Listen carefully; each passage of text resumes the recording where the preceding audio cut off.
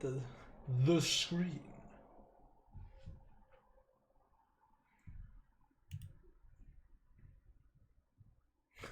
I'm gonna pull that over here.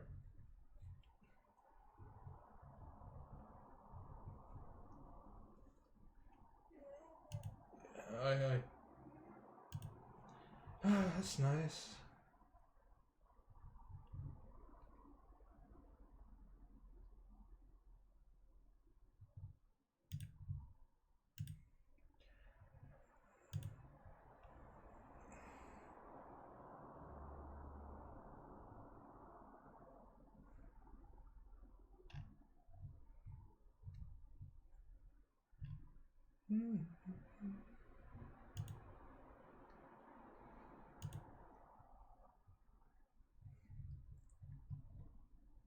Well, you mean Rick Astley?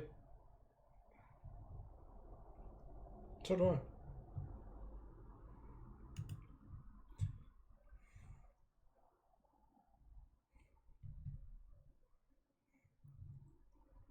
Yeah.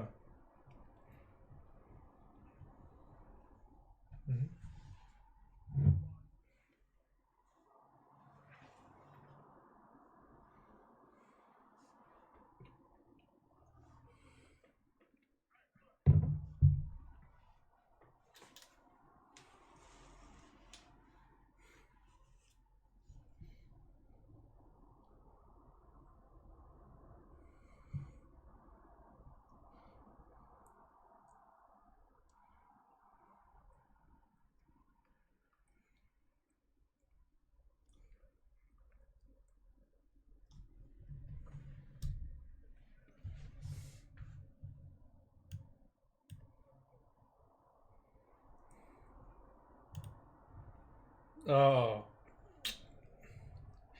I love it. Joe likes the original, and I was like, "You want to see the superior version? 10-hour version?" Like, yeah, watch it. And he prays. Oh my God, do a pray.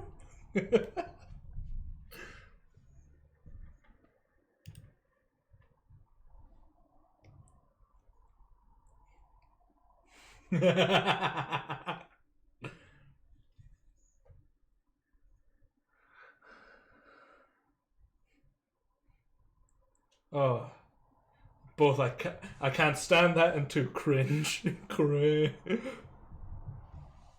Cringe.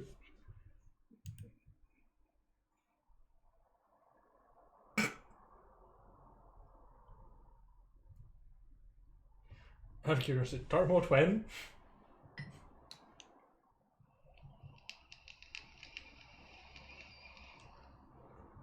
I'd kill for a dark mode. Kill for dark mode.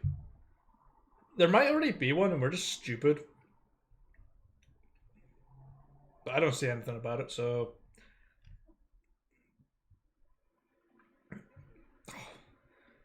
I'm just. Oh, no. Nah.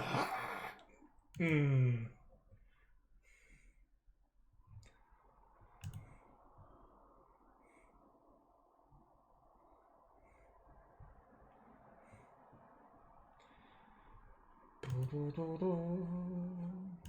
I just want to look at the GIF again. Yeah. I'm just so glad I found that GIF for the party notes. It's still funny.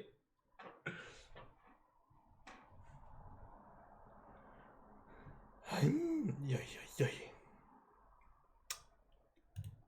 Oh.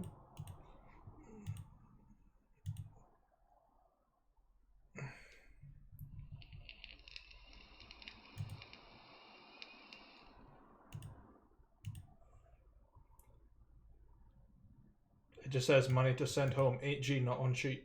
That's all it says. Give it a few sessions. Not yet. What?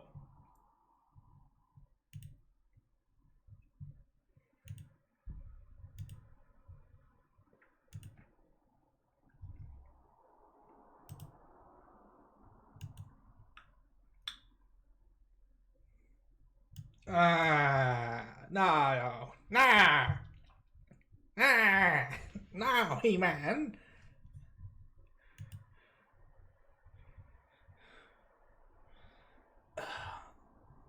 Just make it. You just click invert and you're done.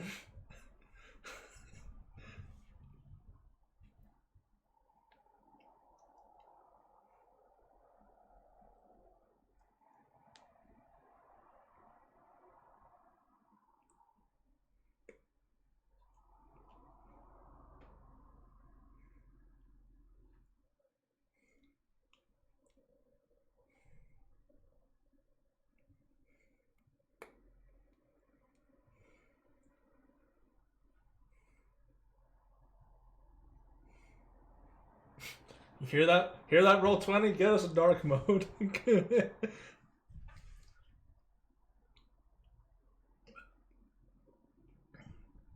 I have so many beers.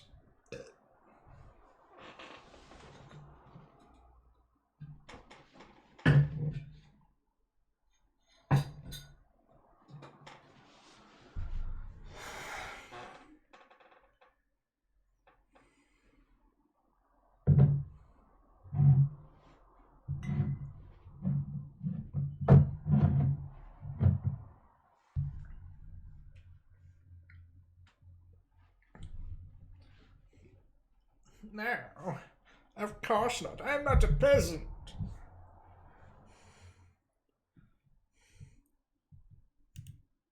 Probably.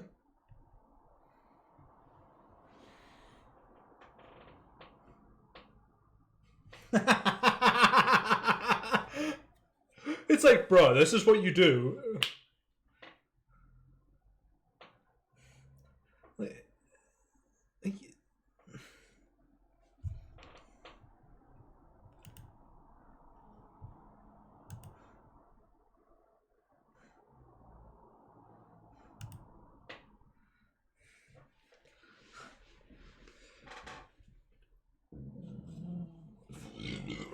Oh, excuse me.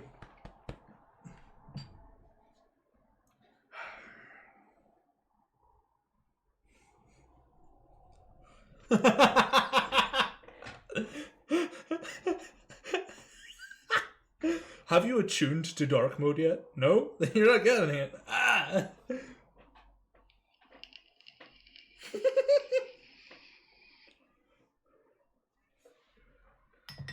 Got our objective. Okay.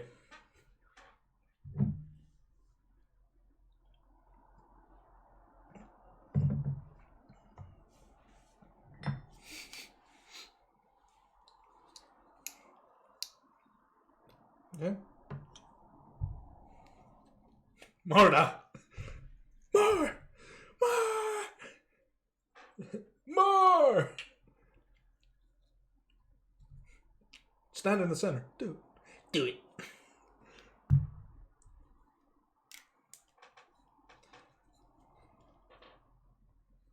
Evens, you're odd. Odds, you're even. Right, you're left. Left, you're right. Huh? You know what we should do one day is just get Among Us and just oh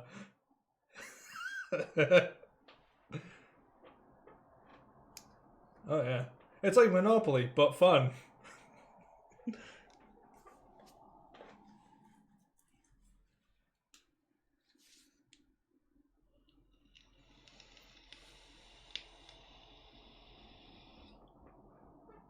Yeah, it's pretty good. It's been out for ages, if I remember.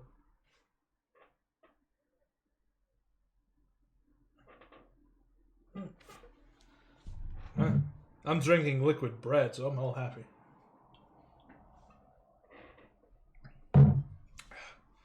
Ah, 14 more to go.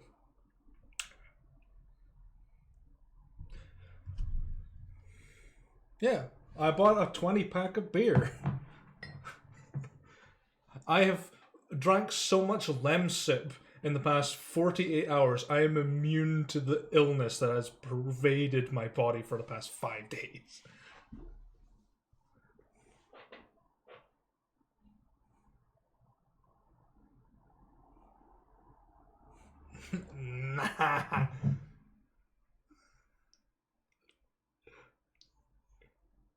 No, I got tested. It's negative. I'm all good. And it is the most uncomfortable experience ever. It's like, oh yeah, I'm gonna gag reflex. Right up the nose. It was like I was getting mummified, like someone tried to claw out my brain. I was like, oh. It was horrible. It was so nasty.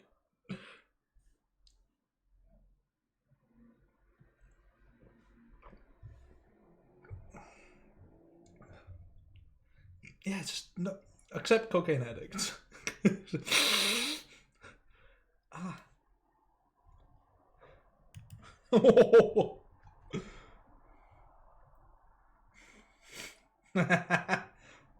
Hey, if it's been active for long enough, then it's still going.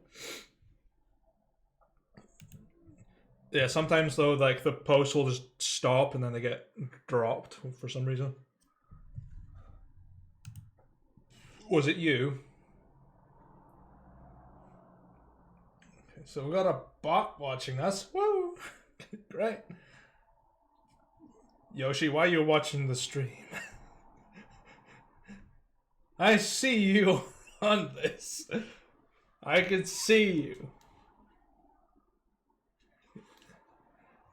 I know. I'm gonna pick up my physical dice and just roll them for GM rolls, and you'll never know.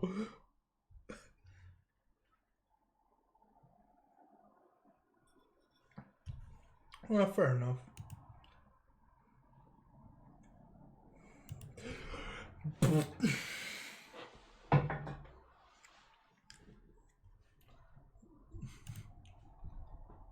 Six tabs.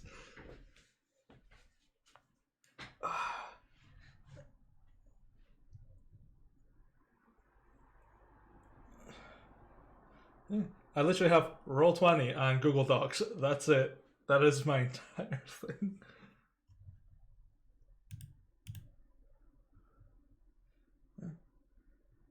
Oh, let's see. Oh, that's something I never thought to upload onto the page. Now, Mitras map, the local map. Man, the Growlins map looks so fucking empty at the southern part. It hurts my feelings. That took fucking ages. It took so long. Mind you, Mitras looks quite bland as well. Like, if you look at Mitras and the Growlin, there's like patches of nothing because I couldn't think of anything to put there.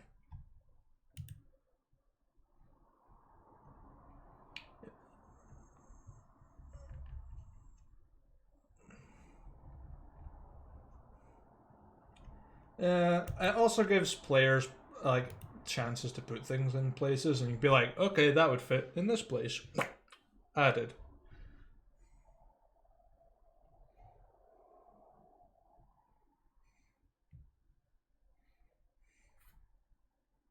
Hmm.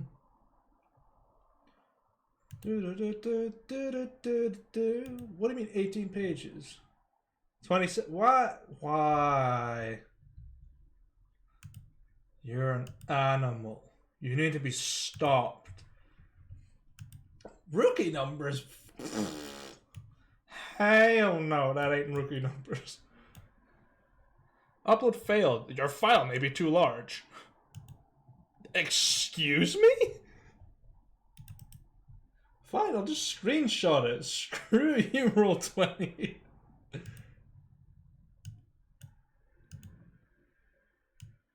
What do you mean?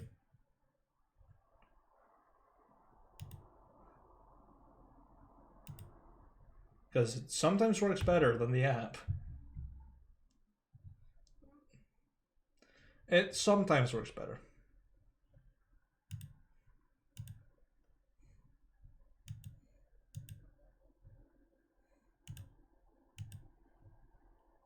Oh, that looks like AutoCAD to me. It's got an Orba. Orb.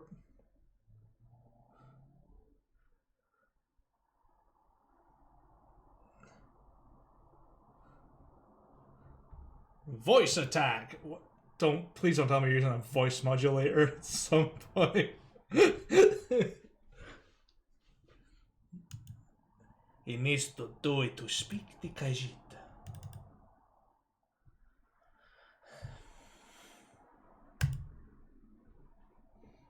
Hey, there we go. Right.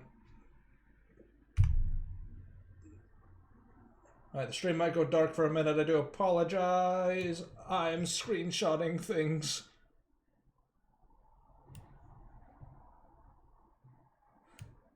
Pancakey. Peking duck fire. That didn't work. What the hell? Okay. It's gonna go dark again. I was like my humor. Delicious. And I need to go to documents. Documents, please. Why won't you open up fucking document?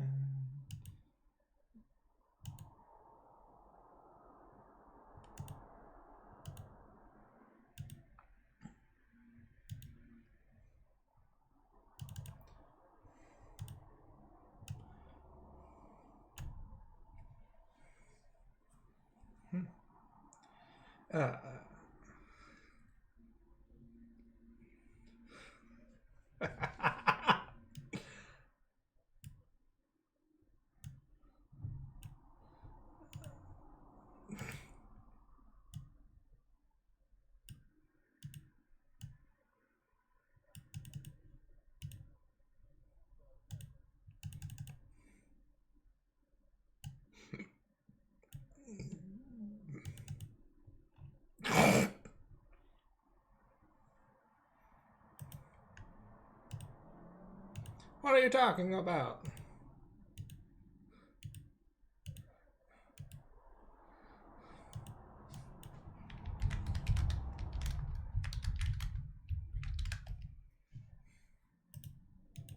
A ship. Beep beep.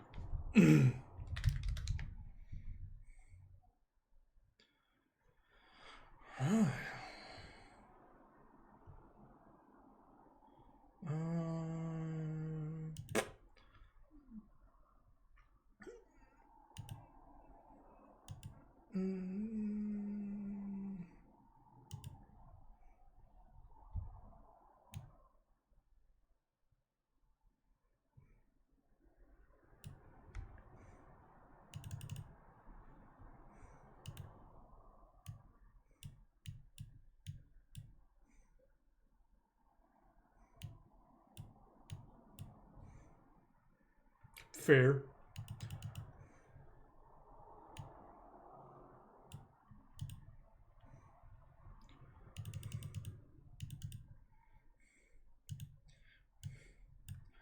Okay, there is Mitrus, finally.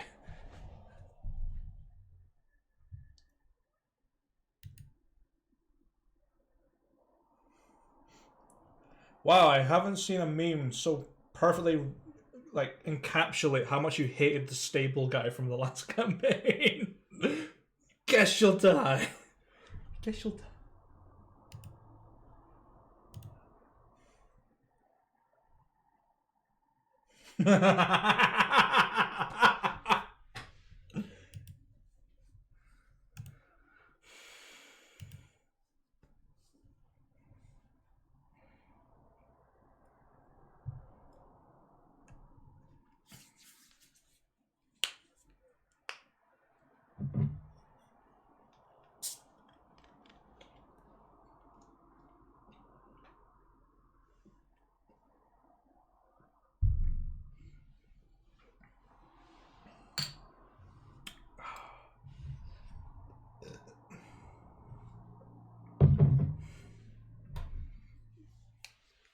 Yeah.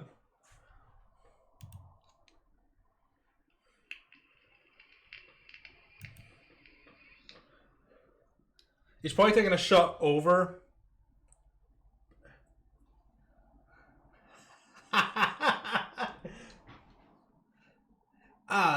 Your curvature frames this area perfectly. Let me just. Eh.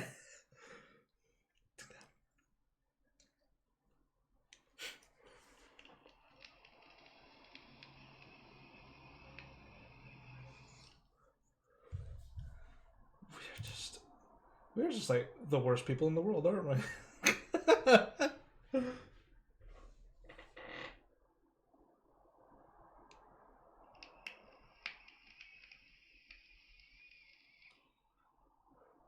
She's like, hers said like the, and like, huh?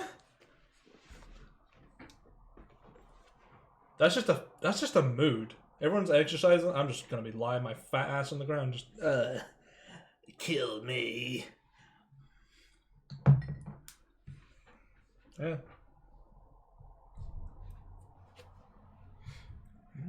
Ooh.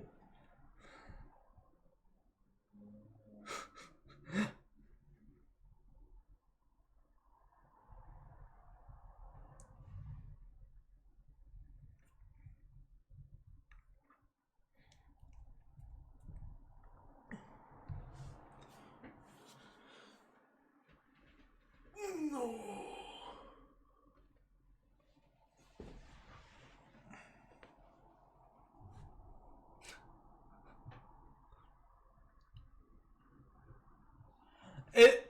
It's just like perfectly straight past it, and then it just sort of dips slightly, and like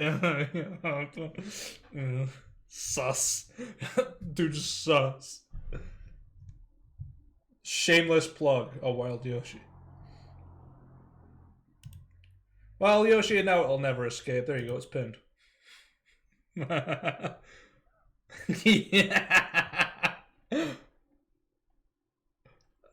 The weekly roll this week is pretty good. It's pretty fun.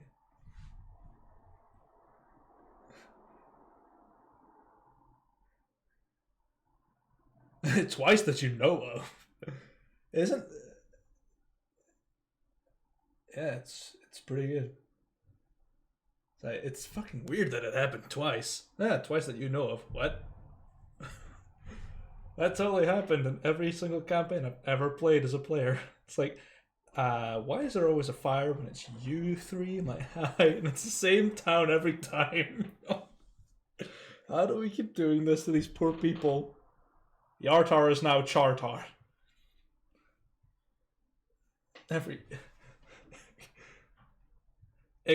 We did it so many times that a rival guild took over because the other guild couldn't afford to keep rebuilding.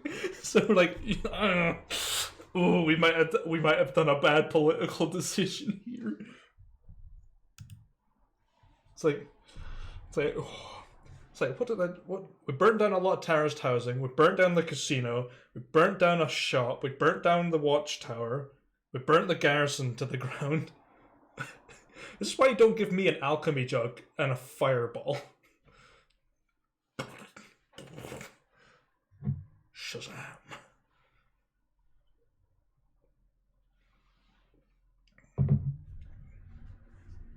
Yeah. I cast Wall of Fire. This is a circular room. I know. And I'm going to rotate it every turn. Yes.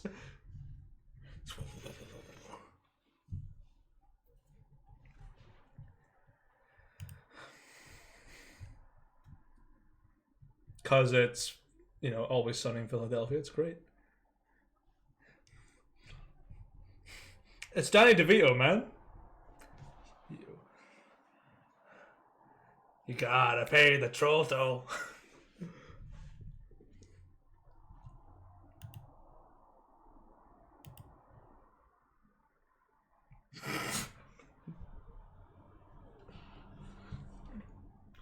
This is like Bucket's distant cousin that no one talks about.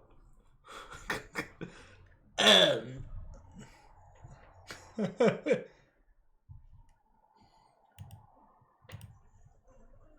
now to Bucket with the weather.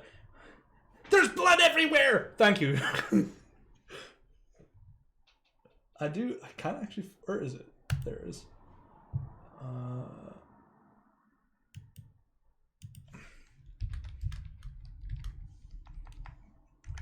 I do need to make a few edits for anchors.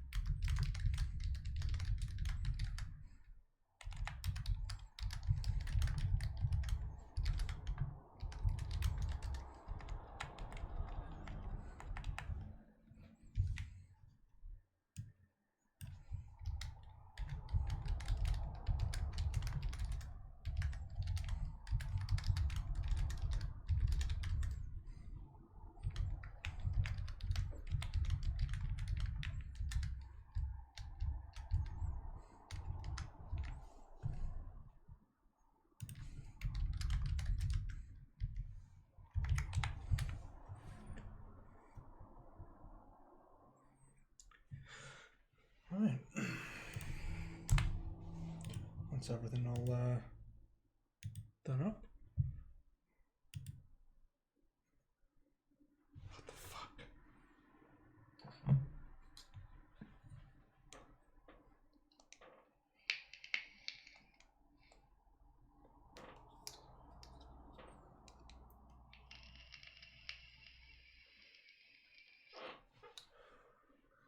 Man.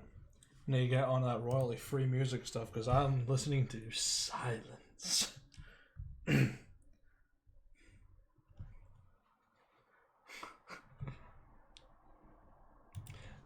I've got Anchor's mini recap ready for you. Just gonna prep you old. Hopefully I've fully recovered enough to do this.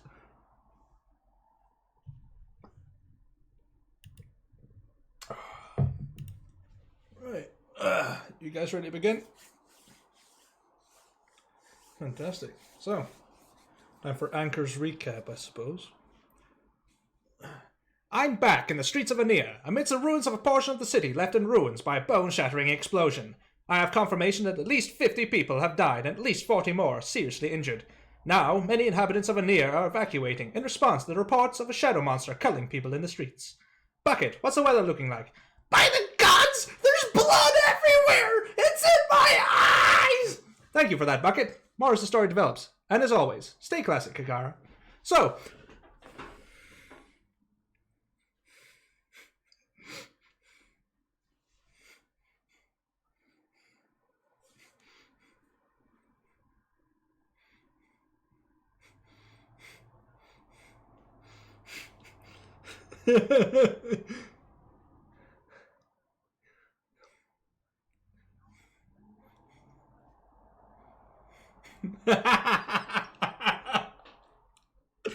You'll hear it in the Twitch stream because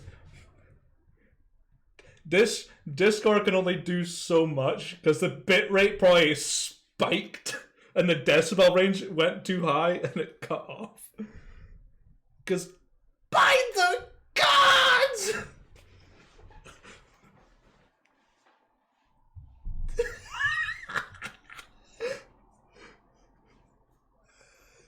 It's in my eyes!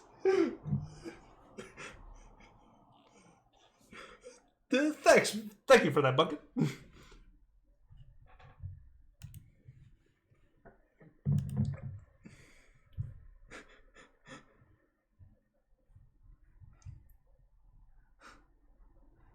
What? Hey, well, what I'll do then is I'm gonna pull down my audio sensitivity just. No. 64 is fine. I'll increase it. I'll double it. I'll break. Bite my ass. Nah, I wouldn't.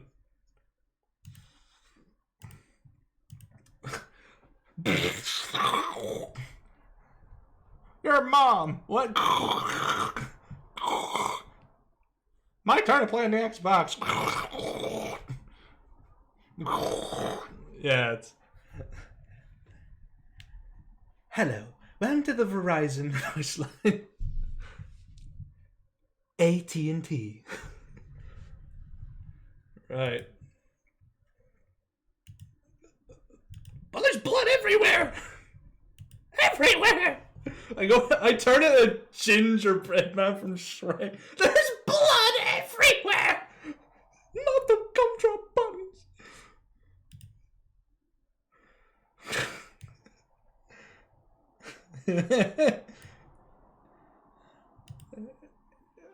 It's in my eyes! Every session, the weather reports is going to be Bucket getting into more horrible conditions. It's like, there's guts everywhere. Oh, you just hear the jackpot machine going off in the background. It says it's okay, though. Oh, it's the big one! A comet hits him and he dies. Well, he can't technically die because he shows up in the previous campaign after this, so... Okay. Somewhat. It is a chaotic item. It's designed to do that. It's like, hey, you want a cow just to randomly appear? Okay. It pretty much is. It's just randomly determined things that will happen.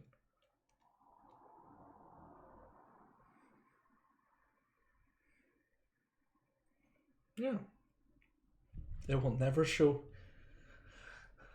That is one of the potential chances. And there's also a chance that an anti-magic field that is 60 miles in diameter will appear centered on the jackpot machine.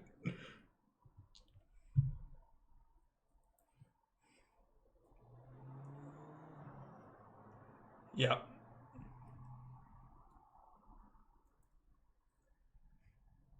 There's only one to ask. Oh no! Scott's on the stream! No! He's found me! How you doing, Scott? He's found us. No! No! Damn. Right. So, you boys are in Lindenwood. You have woke up in the morning. It's fine. You smell breakfast. Not bad, not bad. Oh, yeah, cool. So, what do you want to do?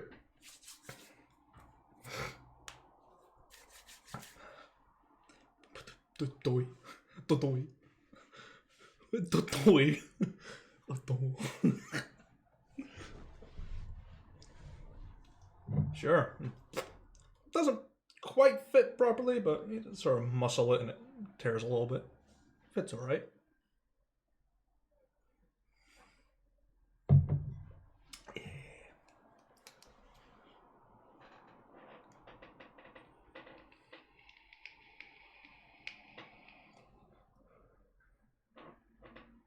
Yeah.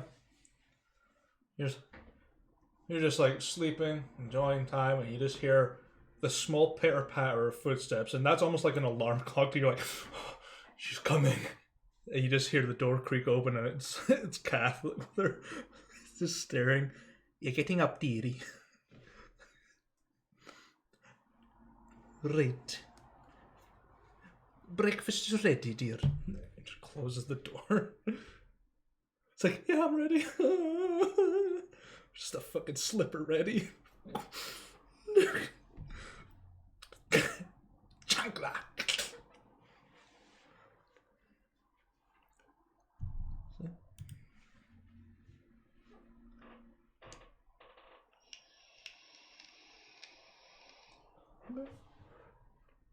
Sure. Breakfast looks pretty hearty. It's like an oatmeal with some honey through it. It's homegrown. Got some fruit as well as available. No, they're sitting at the table, quite disciplined as always. Old Grandma of the Slipper, worshipper of the goose, war domain cleric. Kath Meadows is a war domain cleric that's retired.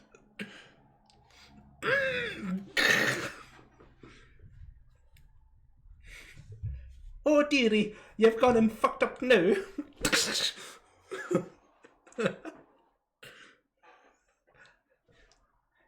She never. She just casts her slipper is her arcane focus. She just casts inflict wounds with it. Oh! Eat your breakfast, dearie. Got a guess, right? I'm ahead out. Have fun. Ciao for now, Scott. Ciao for now. I know who that guest is.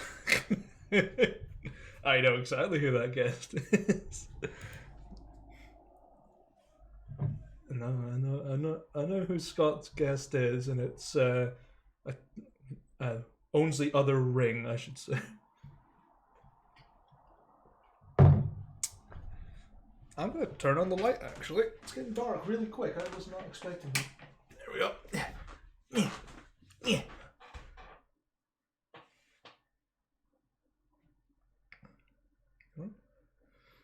Yeah. Oatmeal with honey. It's homegrown and some fruit. And there are some nuts as well that are just sort of picked out. Oh. Well, dearie, it's homegrown.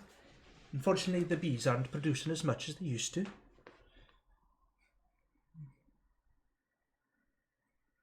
Oh, it's just getting a bit colder, so they're not making as much.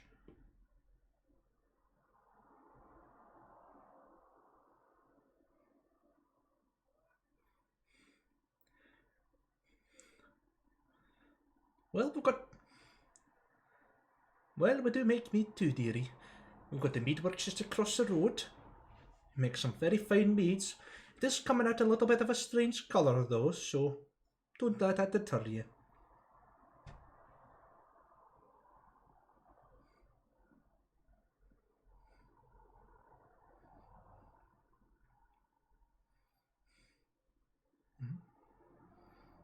Yeah, there's nuts. There's fruit nuts and oatmeal. Answer the call. The call to battle!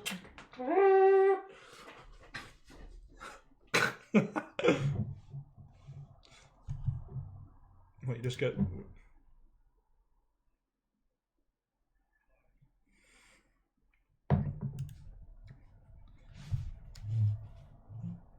Yeah. It's,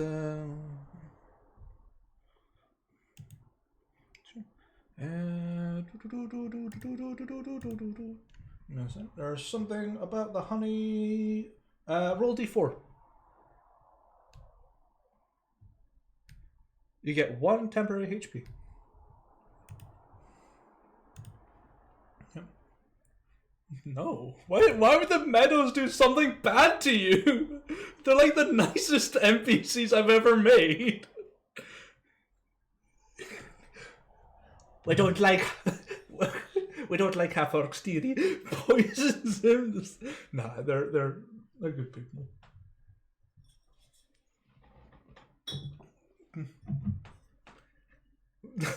Come out and face me like a person. Ah, thank you. Now prepare to die.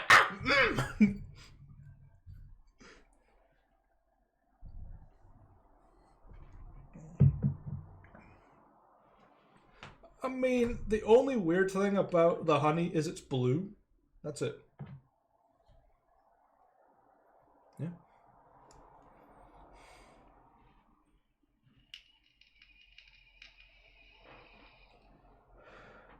I mean, how long has Spitz been in a near?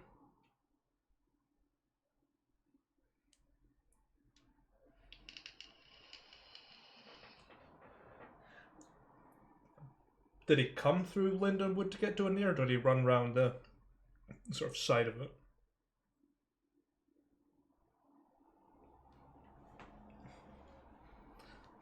No, so straight through Lindenwood. You will have seen blue bees around, called the Lapis Bumble, if I'm not mistaken.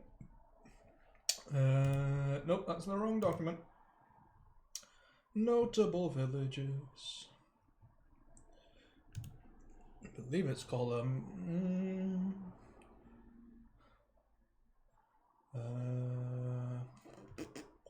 nope, it's not in there. Where would it be? I know. Oh,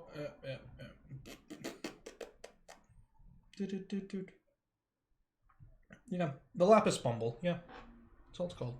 It's a blue bee, like a carpenter bee. What, Lapis Bumble? Yeah.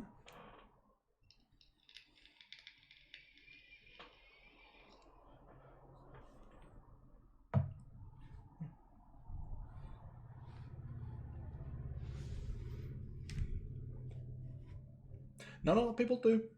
Some of the breeds that come from the mithril forest have different colors. There is one that makes spicy honey, which is not glass, by the way. Ah, yes, spicy honey. Like kind of like like a sweet chili sauce, almost like kind of like sweet, sticky, spicy a little bit, kind of like that. Yeah, they are very hard to come by in the winter, so you won't find them. RGBs, rainbow bees. You know what? Fuck it. In the plain of cows, there's rainbow bees. So why not? Looks at keyboard. Like, maybe I'll just turn it off. Right. They all attach to one warforged who just sits casually in the middle of the plane, just.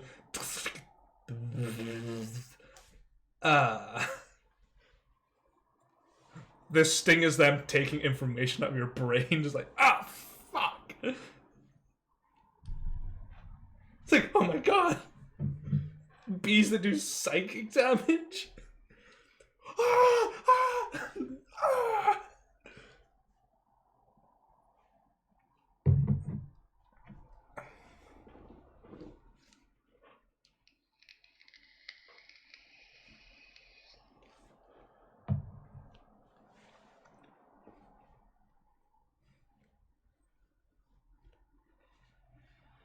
Well, dears, if you're needing to go about and get a place to stay, there is a little place that's quite open. It's next to this place. Just a stone house, just next door. You can stay there if you're wanting.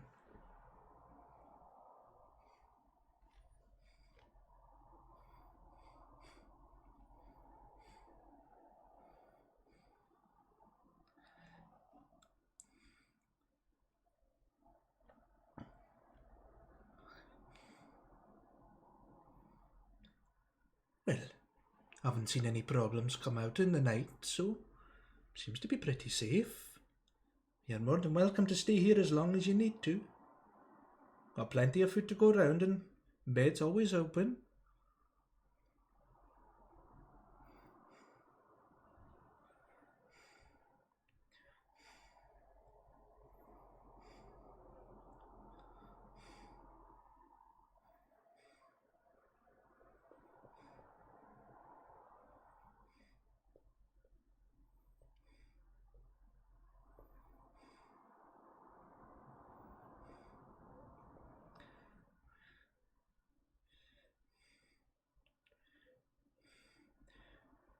Oh, yeah, and it.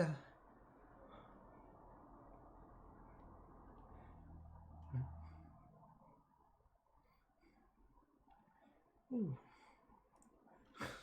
Gable's just eating his oatmeal, just staring like.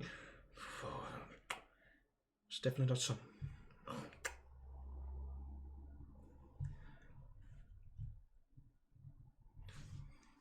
Oh, you know me, dear.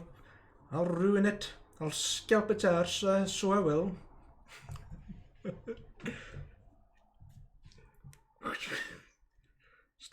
Steel-studded fucking slipper.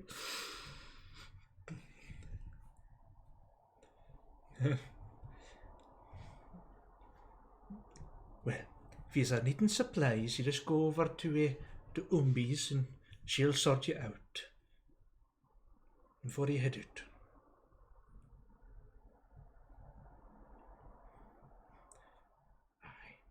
I'll get you some honey as well, just for the road.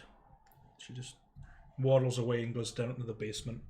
Comes back a couple minutes later with a jar about not that big, maybe about 16 ounces. Just of blue honey. Just that'll do you for the road. No worries, dear. How did you survive?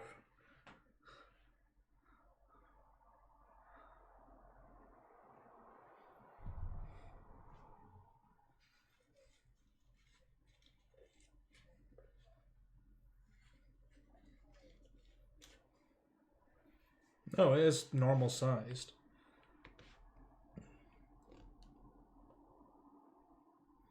Normal size is about. You would just probably have to bend down a little bit. It wouldn't be like a full bend. It's more like a head tilt just to get out.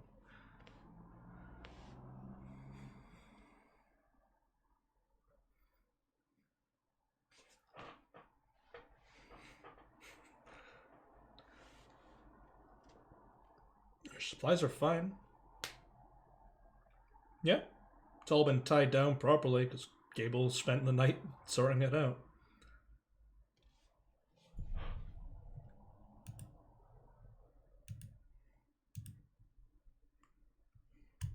White Putin.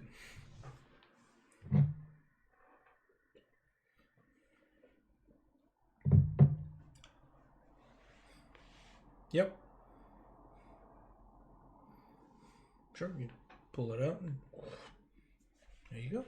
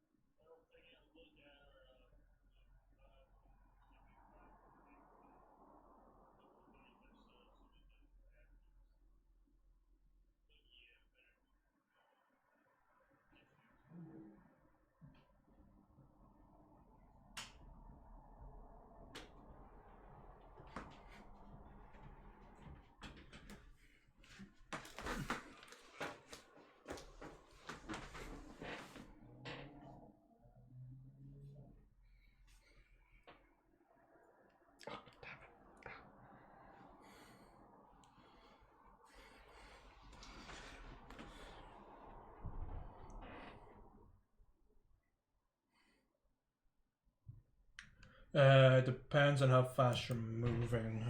Travel speed. You have a car.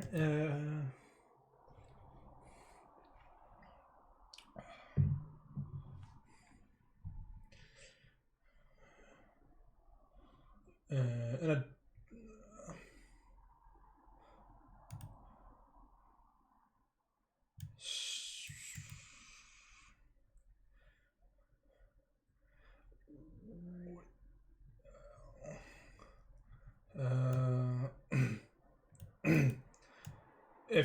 if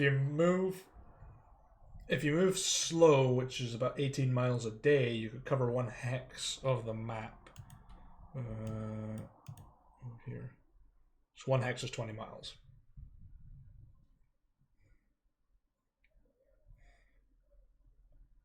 Yeah, and the forest is difficult terrain, so it slows you significantly.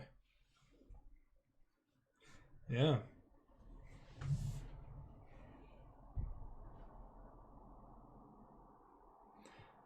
Lots of monsters too.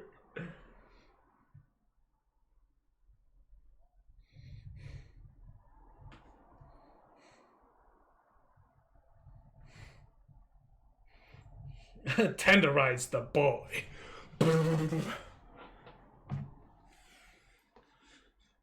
Sawarudo.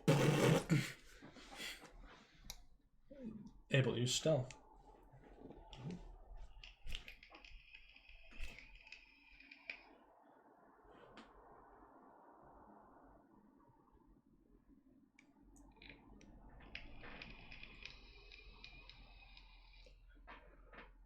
It just comes under rations, so it only takes up a day's worth of rations. So you divide it amongst yourselves. You'll have enough for about a day, and it gives you a 1d4 temporary HP boost.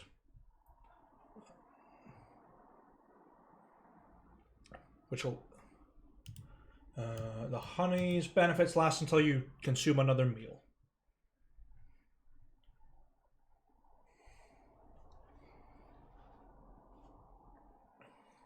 No. Well, you technically are if you're putting the honey into the oatmeal.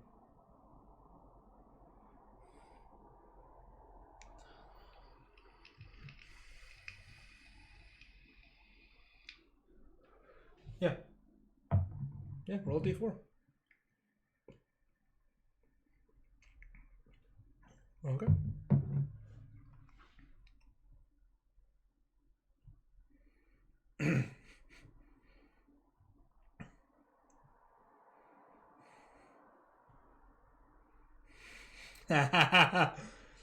All right. Rogue's up.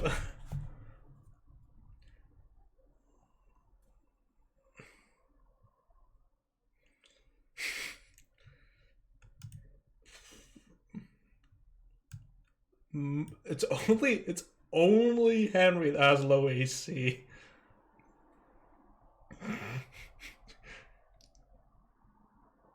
Yeah. Temperature.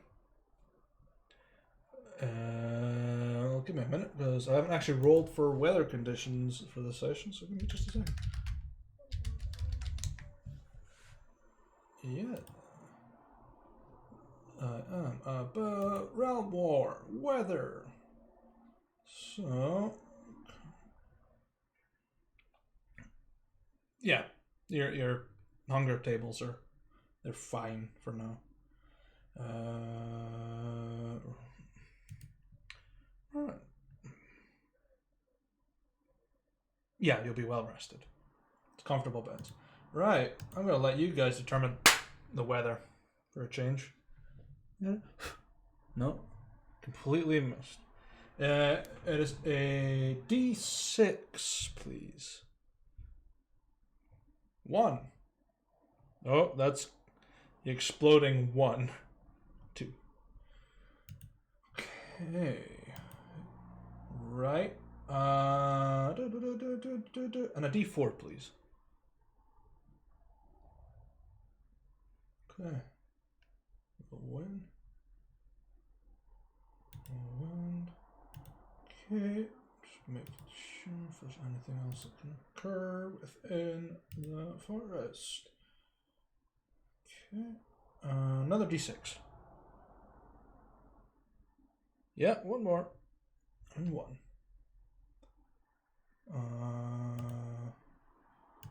Okay. Another d4, please. Okay. So the weather outside, it is cold, light wind, and mild rain.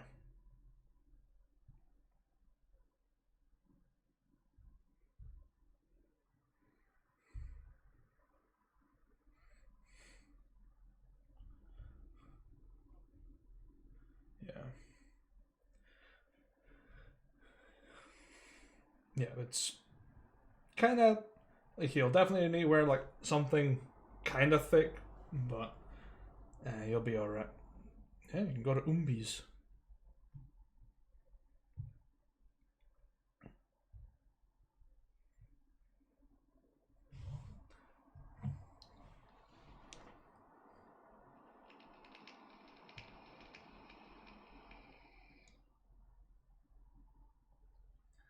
Oh no, one of you will eventually get sick.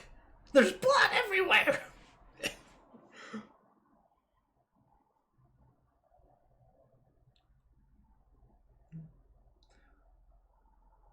The disease?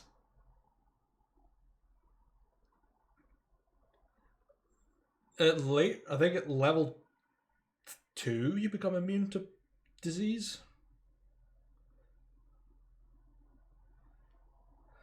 Yeah. But paladins become immune to disease at a certain level. I think it's 2 or 3. Yeah, it won't be the dwarf eventually.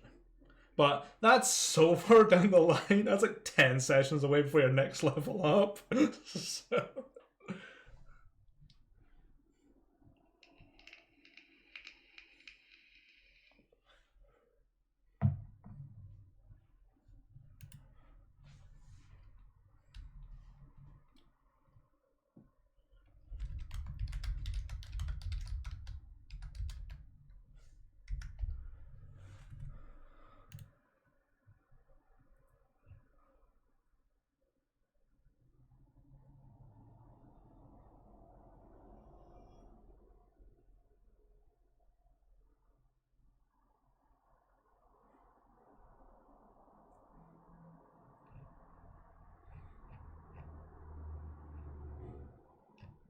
Okay, you go to Umbi's shop.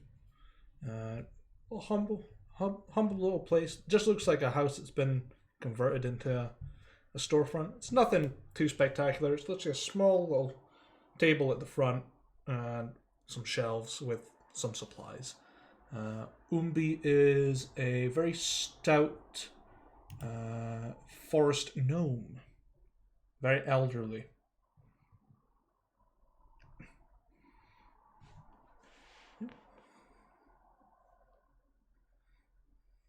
Sure, you have a look.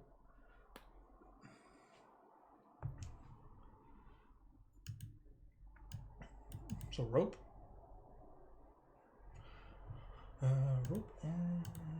Rope or fine wire. Okay.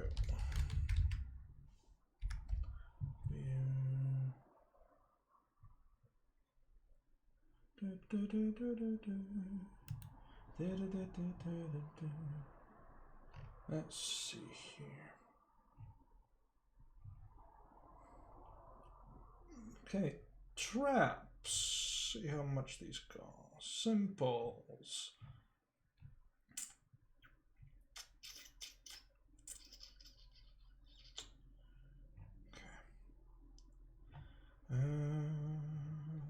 see. Be similar to. Definitely not Sphere of Annihilation. That's a different trap altogether. Similar Falling Man.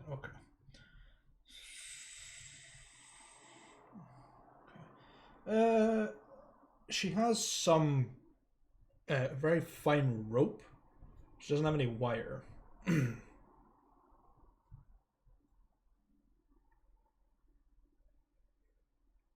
Just a thin rope. Yeah, it'd be a fine rope. I mean, a thick rope would work too, but fine rope would do the trick. Just anything really. I mean, it's still going to snare and catch someone, but.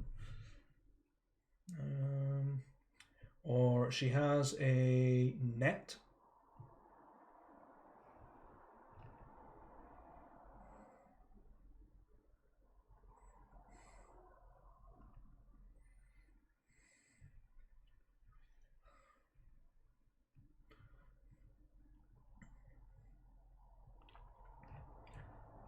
It's just a net for like catching animals, really.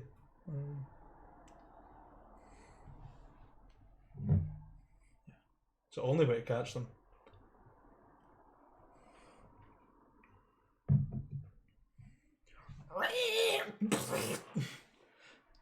Fatality.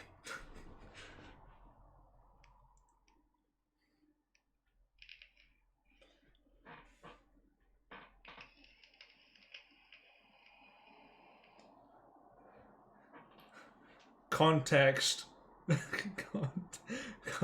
Fist solves a lot of problems.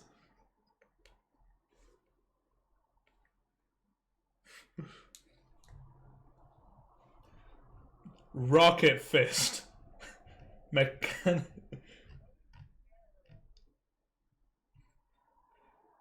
It's just an arrow with a hand on the end of it into a fist.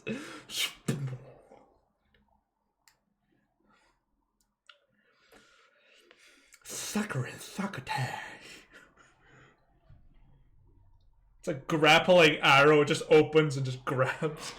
It's like. Ugh. Gonna end up like fucking Venom Snake with a rocket hand. Dumb.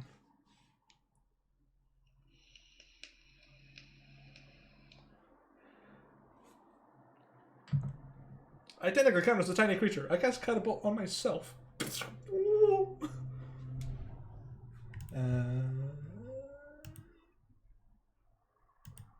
No. Shrink. Go into body and then cast Enlarge.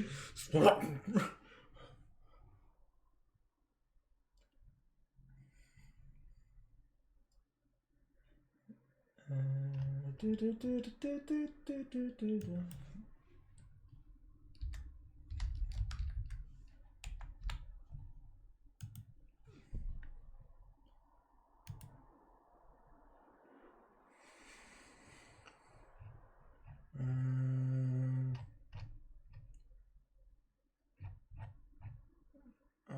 gonna work my way back.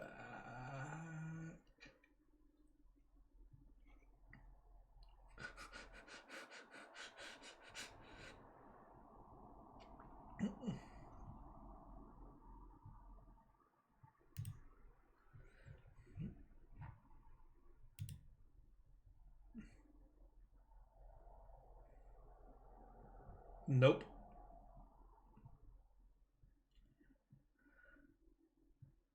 Why would they write down their secrets? No. Right.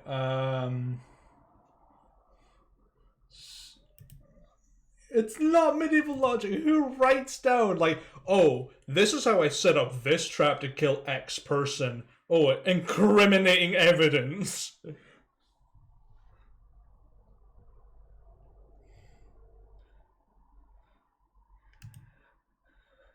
Right. So, Umbi is selling two kinds of rope. She has a silk rope and a hempen rope. One's for 1 gold piece for 50 feet of hempen rope, and then 10 gold for 50 feet of silk rope.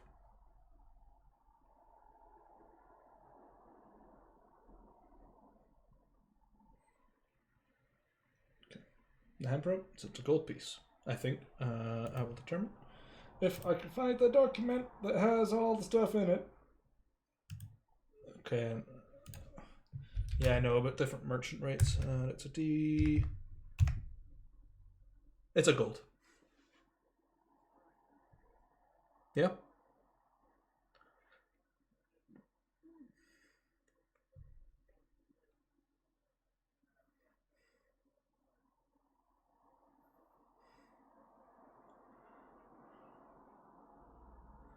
A bell? Let's see. Umbi bells. Do. Doesn't have a bell. No, nothing like that. Has a whistle. A little wooden whistle, but that's it.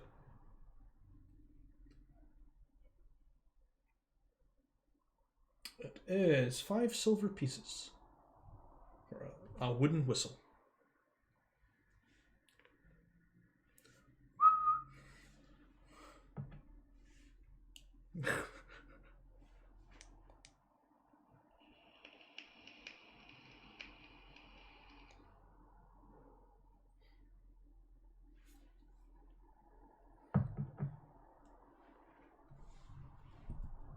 I mean, yeah. Yeah, it's a bear trap. Yeah, it's...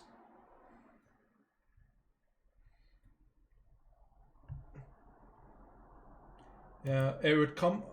Uh,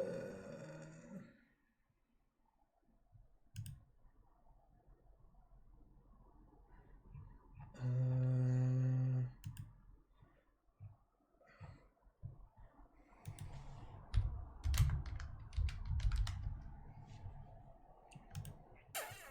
she does have about 10 feet of string as well. About all 5. Just checking how much. I'm currently looking because I don't actually know how much they cost. It just says string on my list. It's a great thing about having access to the legendary pack on D&D Beyond.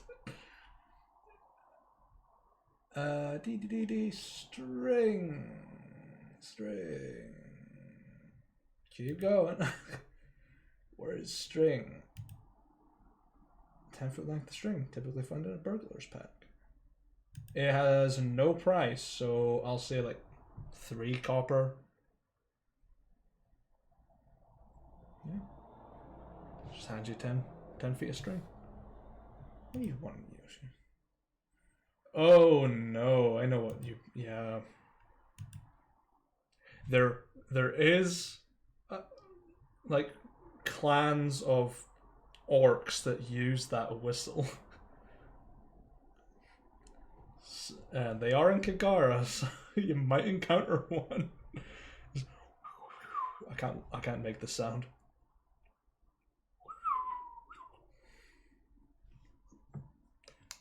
That sound is the it's nightmares.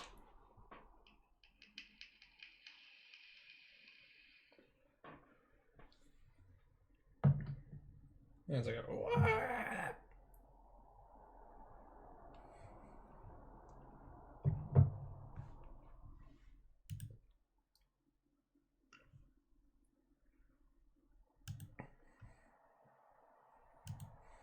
yeah.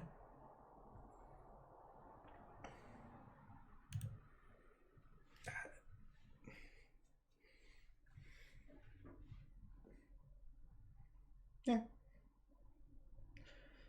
She doesn't have any. Yeah. That. Yeah, she doesn't have anything like that. You could ask peg-legged Jeth if they have it. Probably not. But there's a reason that Jeth has a peg leg. Yeah, big old bear trap in it. Stood in one. Yeah, to a commoner.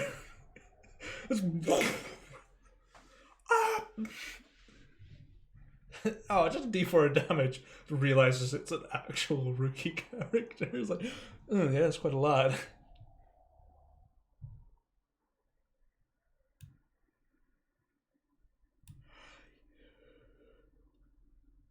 Mm-hmm.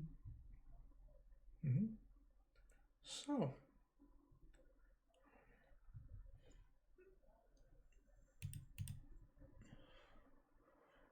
I'm just looking to see if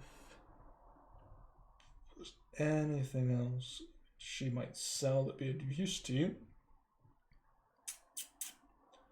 Uh,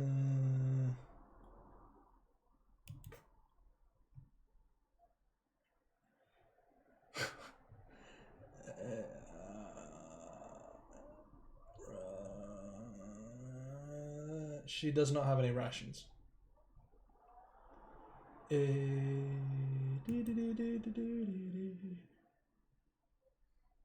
She has blankets, some incense.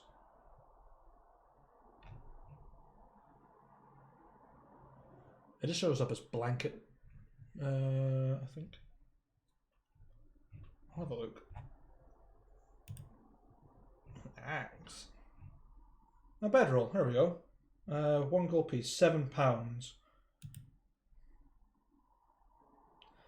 It's a gold for a bedroll. In an emergency, it can double as a stretcher.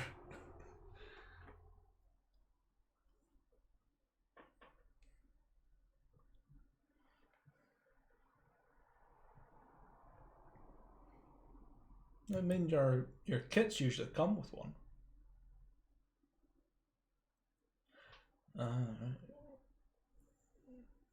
Alright. I mean, you can easily... I will determine, see how many she has. Because that would come from the... That'll probably come from Old Marley. That does that. So... Yeah, 1d4. She has 4 bedrolls.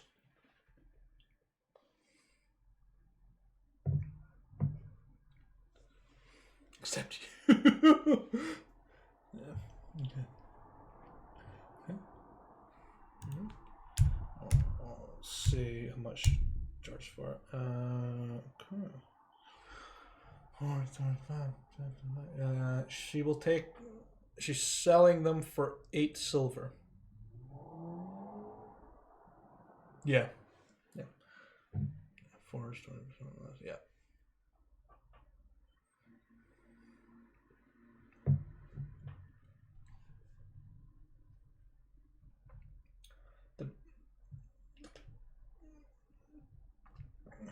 We'll just.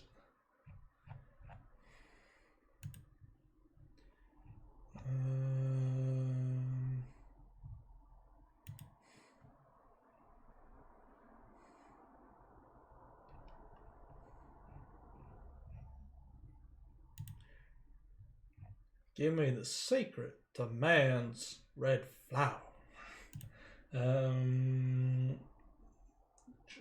Hand axe. It's worth 5 gold. There's no one. The only person that would sell it would be the carvers, who are the family that like cut down trees.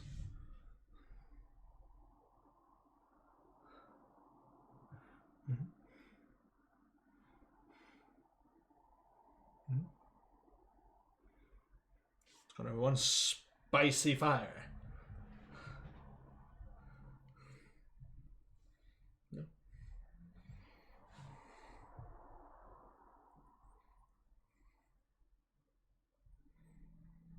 It's easy enough.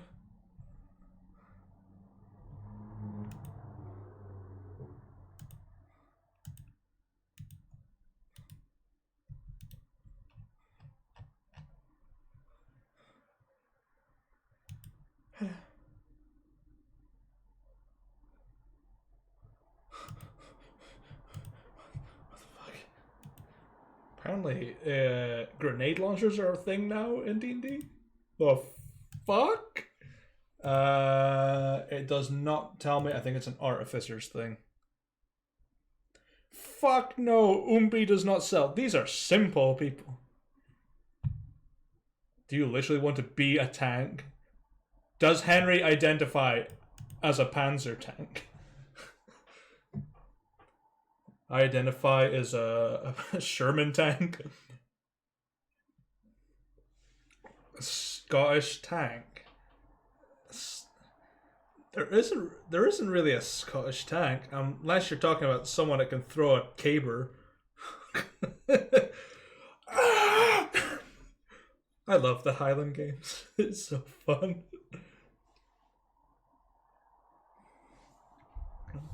Oh, Panzer Girls. Or Panzer Girls, I don't know. Pantsu.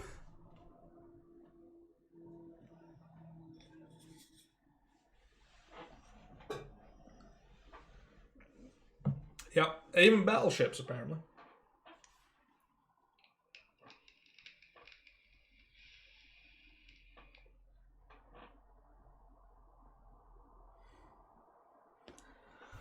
Yeah, I've seen their actual Gundam that they built. That's just cool. So, gather supplies from any other supplies you want from Umbi. She has a few other things that might help you, but depends on if you want them.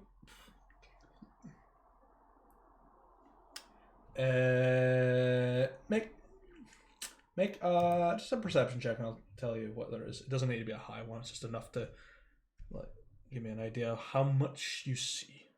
5 will do. She has tinder boxes, charcoal, a small bale of hay, some edible berries in a jar, a heavy crossbow with 10 bolts, a dog sled. What else does she have? She has the yeah. That's like lightable, yeah. Yeah. Yeah. It's not like writing charcoal, it's camping charcoal. She has a few bits of paper that are like purchase rights to steeds. So she got one for an Ardendale. Man, when you create a thing, it's an Arbendole. Arbendole. Yeah, an Arbendor. Yeah. So that's a big like Shire horse if you need one.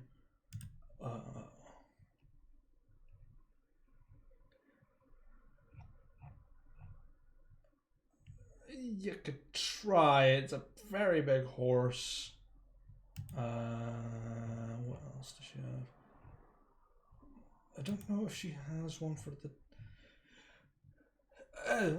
She does have a few rights to a pig. If you want one. Yeah. Yeah, and then you have to carry everything by hand again. Yeah, she's got a few.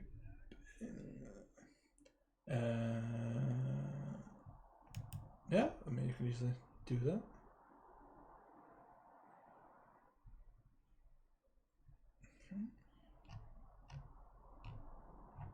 She is. Where are you? Like, Hank Hill? Propane! She has £2 worth of charcoal and she's asking for a silver piece. £2 of charcoal. So that'll do you enough for about 4 nights.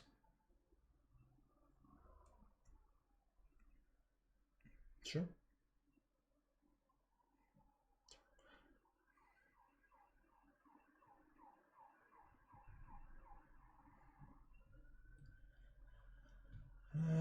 Just check it. Northern door.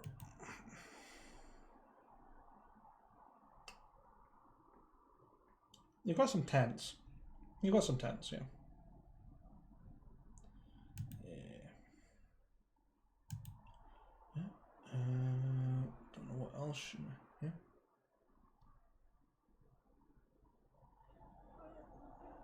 Yeah. Either you go to the arbors or you go to the carver's place. So pretty much right next door. Umbi is. So you're either looking at here or here.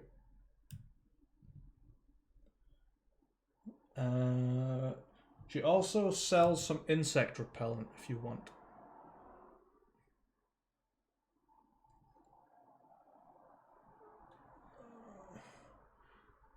Pretty bad. They can get pretty bad. She sells it. Oh no, it's not the mosquitoes. It's the wasps.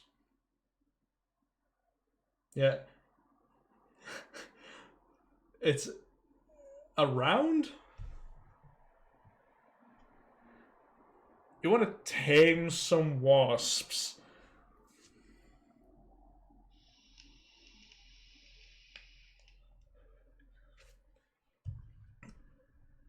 Well, if I look at the stat block for the wasps that are actually there. Yeah, it'd be a really hard check to tame them.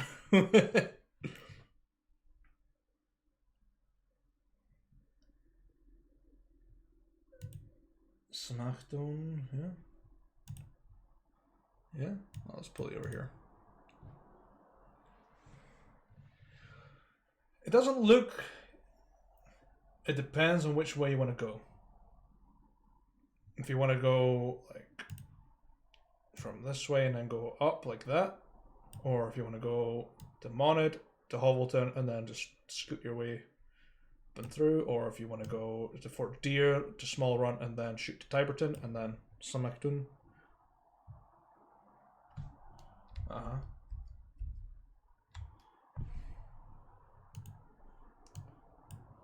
Yeah. I just never had the actual drawing, like the brushes to do it. Yeah.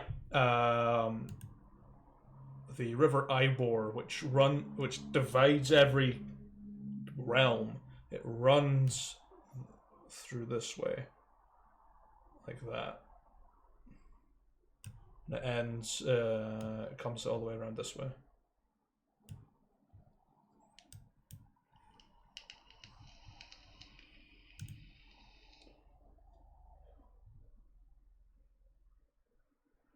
Yes.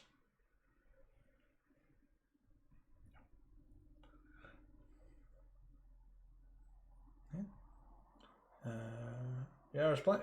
Like, if you want to find like a place that can give you supplies for like fishing and that, Monad will have more. So you have Boot Squelch. Yeah, you already got. Do you need? How much bait do you have? Doesn't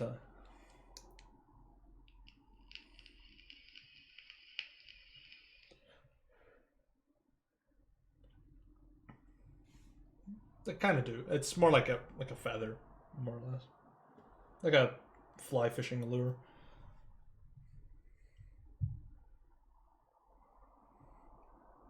It is survival. Yeah. Make a nature check actually. See if you know about how, because if I remember, I'm gonna just look at this up.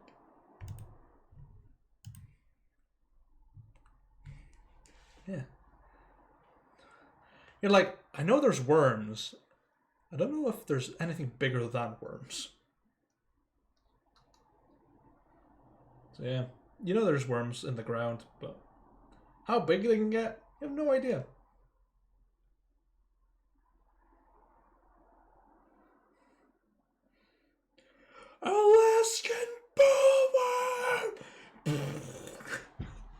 There are legendary fish if you want to try and catch them.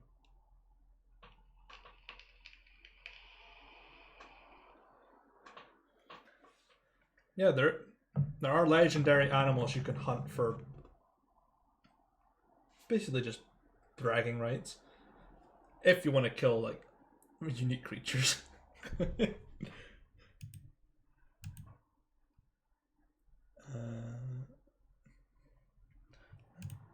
Yeah, just doodle on the map and just tell me where you want to head.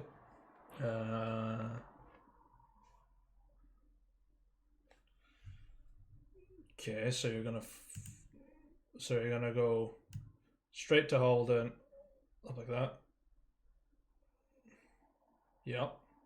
The road stops after there. It's just forest and hills after there. And then are you just going like this way?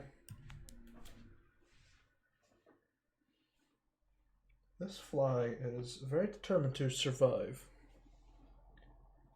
That is a house. Yeah.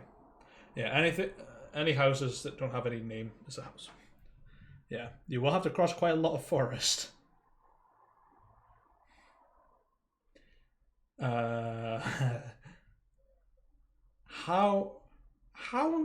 Who is the shortest character? How short is the shortest character?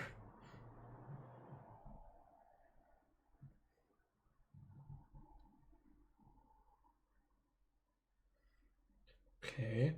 What's your athletics?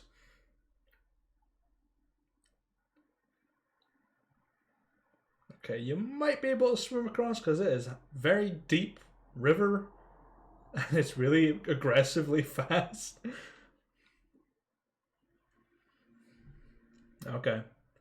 Just curiosity because the river is 30 feet wide and it's about 7 feet deep. And the current's really fast. So you will have salmon trying to knock you out in the process. The salmon cast flurry of blows. Monk salmon. Quator. Way of the salmon. It's just like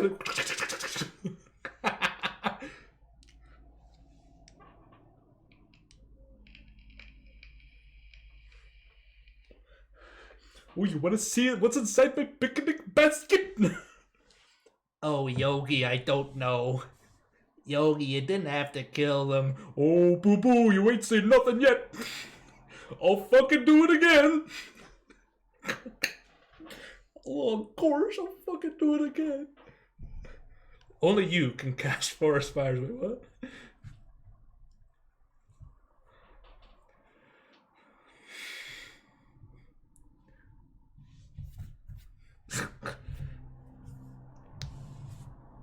Okay.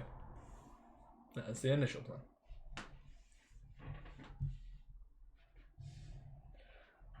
It is...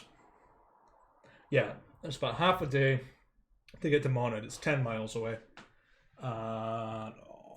Hovelton is 50 miles from Lindenwood. About 40 miles from Monad. So about 2 days travel.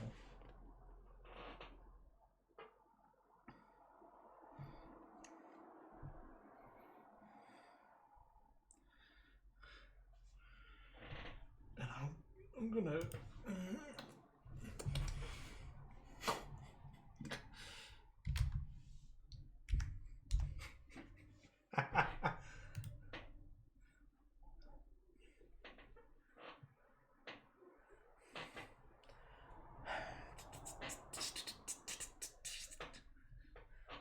Gesundheit.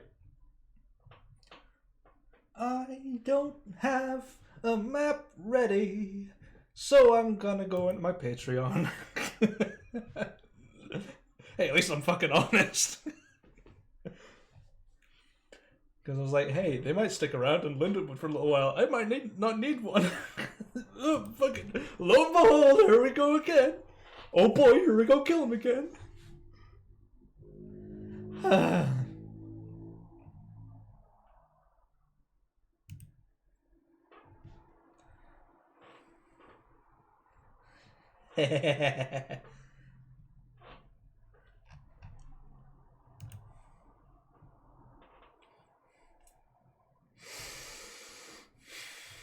Oh.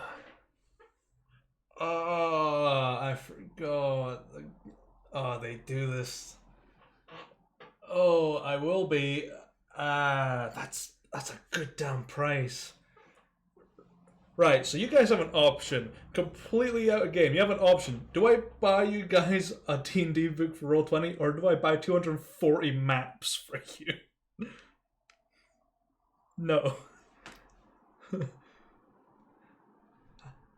No, I support 2 Minute Tabletop on Patreon, and they do an everything pack, which is like $70 down from 240. So I was like, hey, I could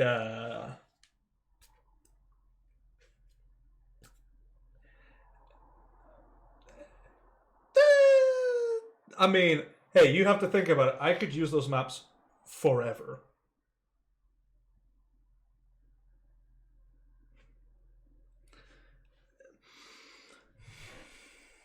And it's about 5 years worth of work.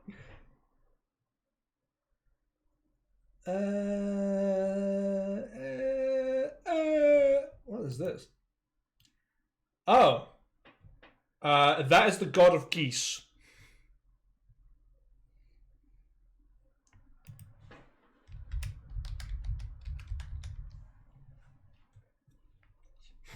Hyungtra. Hyung. Hyung, I'm Goose.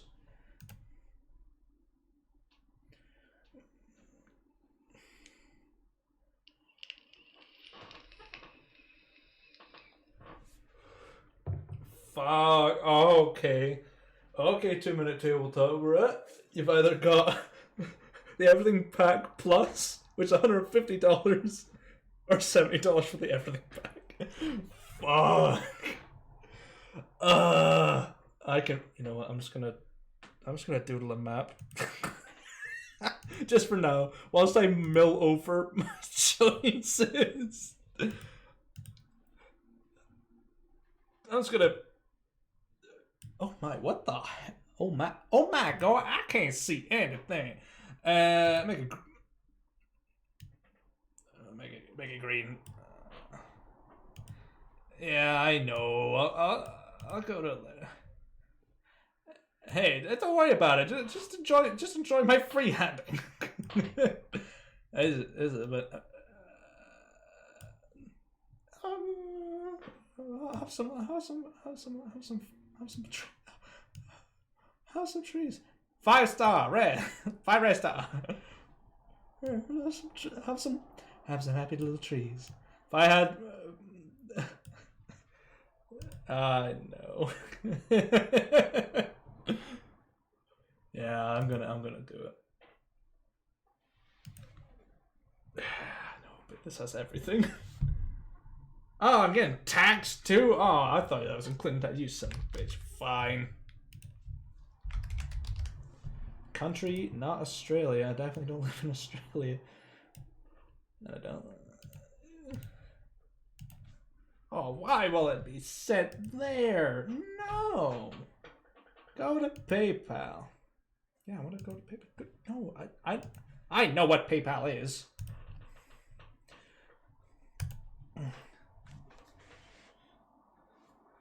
$70 US. It is a lot of money, and I'm paying for it right now. No books for you. Oh, you know what? I'm okay. That's £56. That's fucking nothing. That's not even a day. That's like half a day's work to me. Yeah, I'm a salesman, dude. Oh, I do pay a lot of money to be a chartered guy, so that's and yeah. Thank you for remembering your transaction has been completed, and a receipt for your purchase has been emailed to you onto your PayPal account. Could I get the download pack, please? Oh wait, no, it gets sent to my email. Oops. For some stupid reason, why not just have a link where I can just download things? Ooey. Ooey. Your order is complete. Holy shit! Dude, no! Oh, there's so many. Oh my god, no! There's so many things! No! There's so many. Why do you not have a download all? 2-minute tabletop, why are you doing this to me? Cook the cat! Oh well, guys, I guess you're gonna have to wait until like the 30th before I buy a book. Yeah. Yeah. Yeah, I know. Things I do for you boys.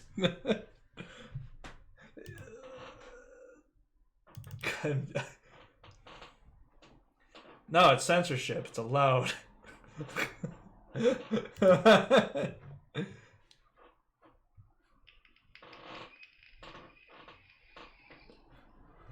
Censorship? Please, medieval times. The church knew what they were doing.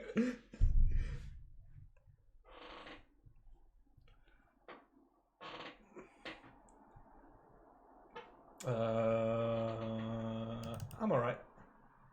This folder is empty because it's not finished downloading yet. Oh, whilst that's downloading, I'm gonna quickly go and refill my stock of beer. I shall return momentarily.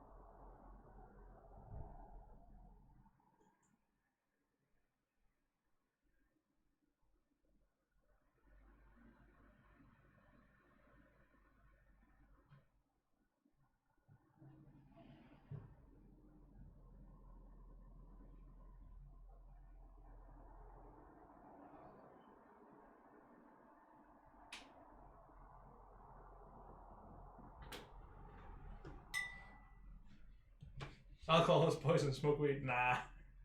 Nah, I'm past it, man.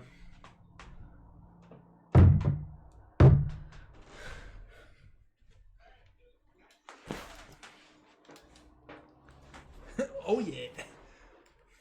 Right, I think that. Yeah, boy. That is fucking huge. Oh my lord.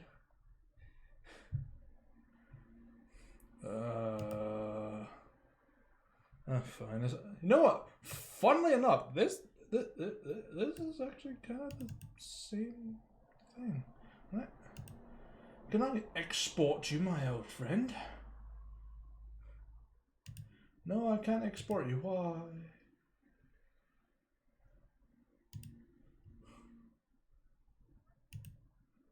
Sorry, you want to run that by me one more time?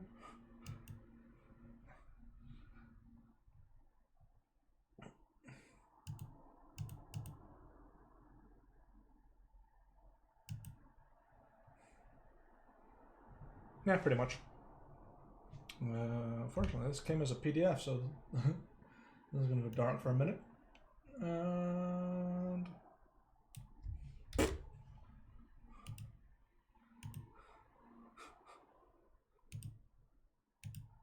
I cast counterspell. I counterspell your counterspell. It doesn't work.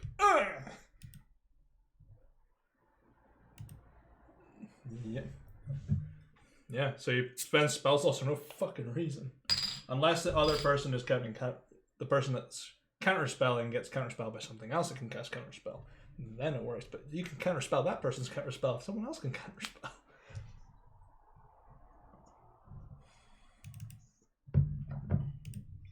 Circle jerk counterspell.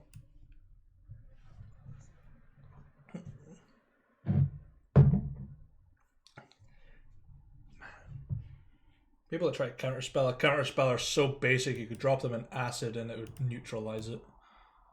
Fun science joke. Science burn. Those are rare. Yeah.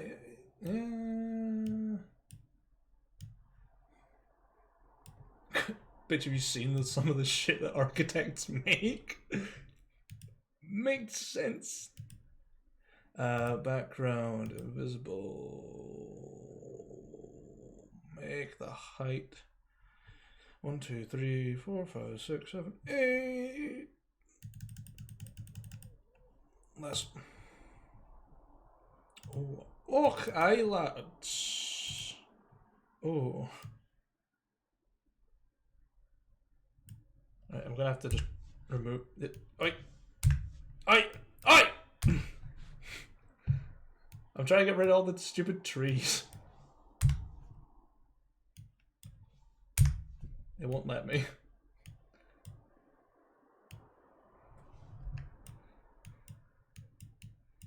No, it's not. No. No!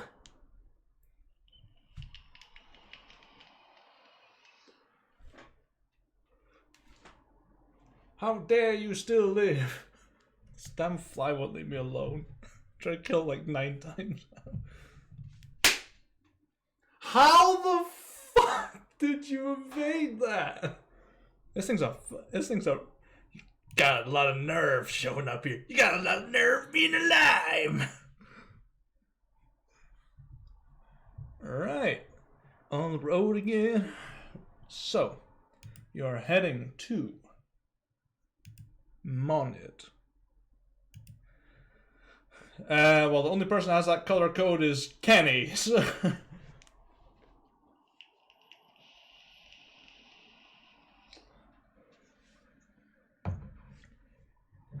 high charisma doesn't make up for high intelligence.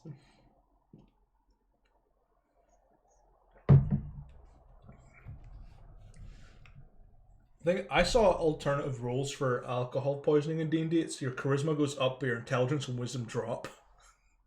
Like, yeah, that's quite good actually. And your strength gets like a bonus. you go to 50 strength. Just, oh.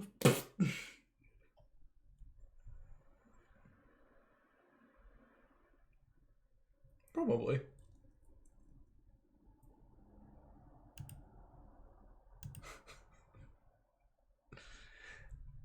You have touched the spaghetti. Spaghetti. Right. What monster shall I drop? I don't know because it's randomly determined. I think I've got a token for it actually. Give me a minute. It'll be isometric, unfortunately, but it'll do. Just let me enlarge this. Alright, Flanders. Here we go. That's a terrible weapon. It looks like a soup pot with wheels.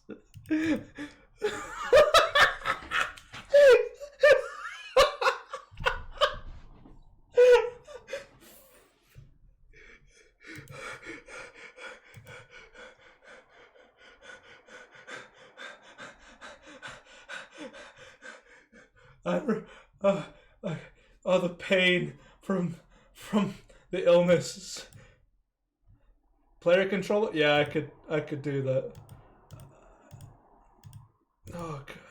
I actually do need to give the cart stats because they do have stats.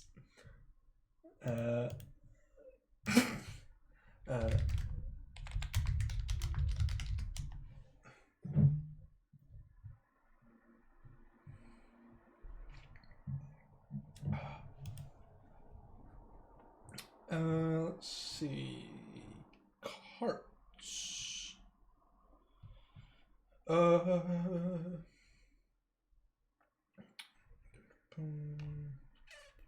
10 AC and it has 15 HP.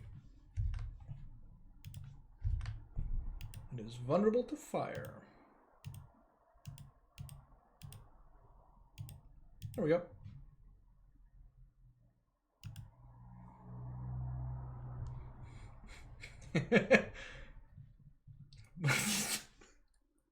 Chariots of fire.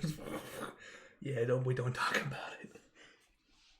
So you're heading to Monad. Who would like to roll a random encounter table?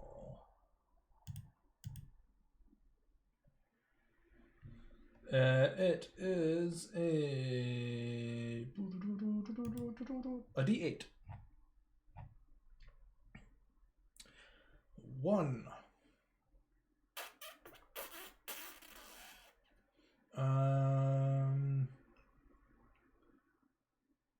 Okay, I need to roll a D6. Okay. I don't really have the tokens for it, but as you're walking, I'm just gonna have to freehand this. It's terrible.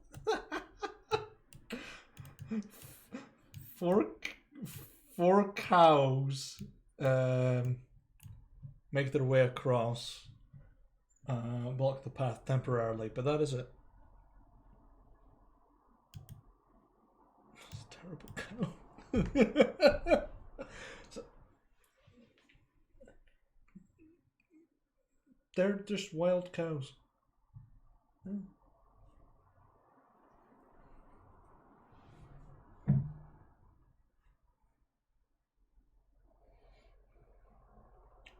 Do any of you have butchering skills?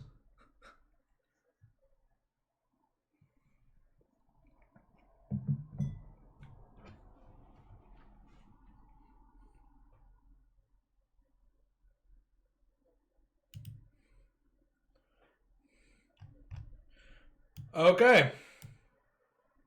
Okay. All I'm going to use is just I'm going to use pigs as a template.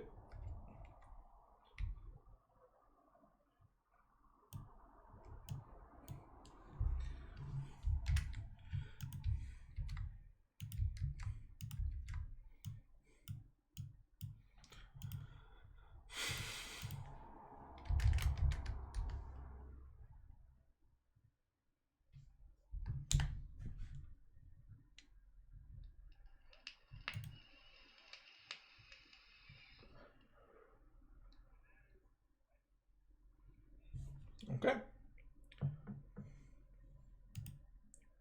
Roll initiative, please. Yeah.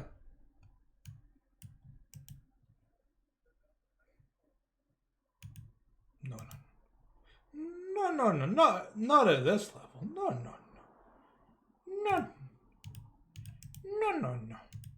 I can't apparently add a turn for it for some reason. Okay. Yeah. Apparently, because it was a grouped item, it doesn't have that. Don't know why everyone's rolling this. If it's him, it's kid punching the cow.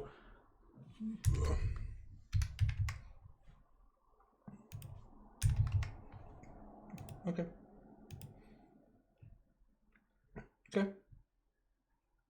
I do not know. What was that? Timer? Oh, yeah, it's a combat tracker. It's to limit the amount of time you guys are spending on your thing. I forgot I added that.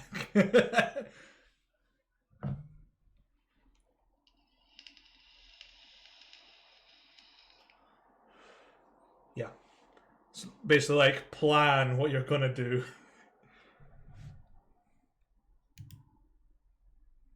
Yeah. Right, it is. Yes.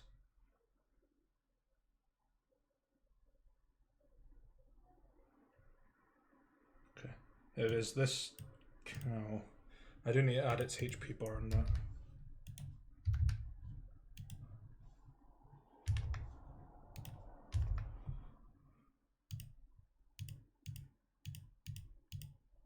Hey.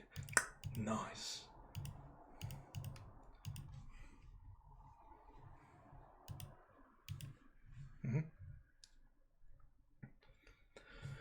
It's the cow's turn. Okay. You've moved. Have you dashed to it? Okay.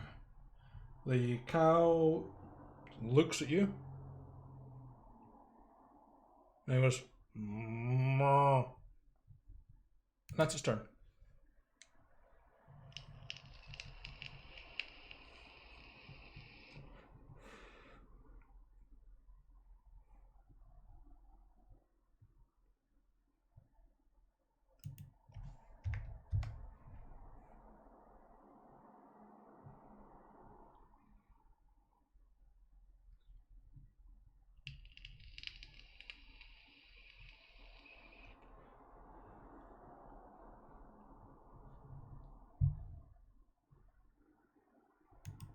I'm just gonna skip this along a little bit. Get it going. Oh, it counts it for me. Okay. Set it to 0.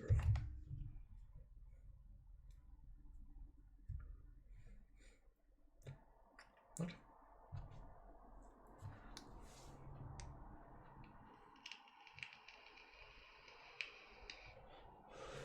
Of course you hit the cow. 9 points of bludgeoning damage. It goes. It's not happy with you. Yeah, they're fucking cows. They're beefy. Okay, punch again. Sure. You hit. Okay. It is not happy with you.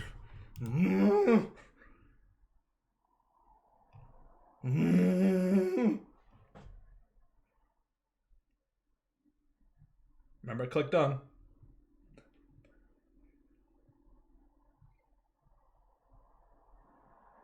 Yep. Okay, it's now the cow's turn. It is going to ram you with a 23 to hit.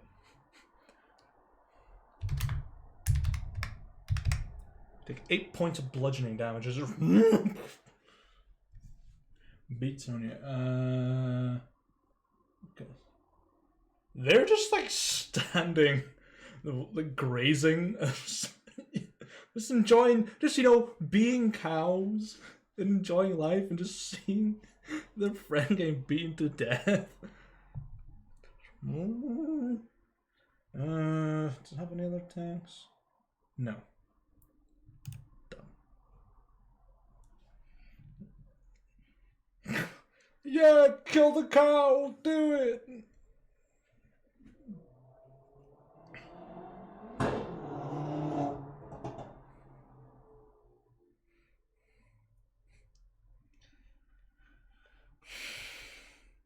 What, another cow? Just. You just hear moo.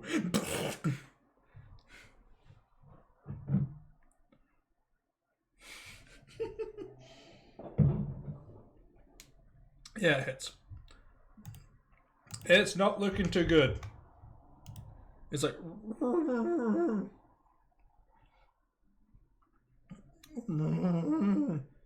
That hits. Yeah. As it's just all mangled and just looks at you with its eyes glistening, and you kill it. How do you feel good about yourself? Killing an innocent cow. Okay. See how much meat you get off of it. There. Counters have been cleared. Okay. Good thing no vegan will ever see this. Any vegan viewers, these people are horrible monsters.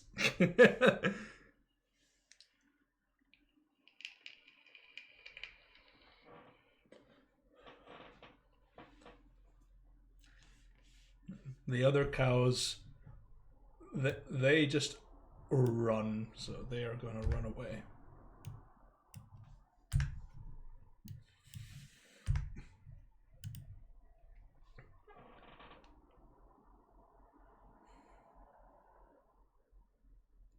Yeah.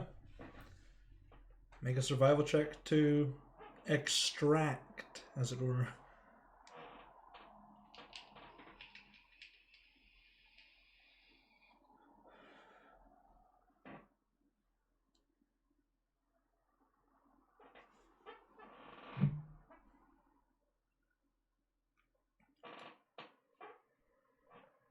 Then if you have butcher's proficiency or just survival.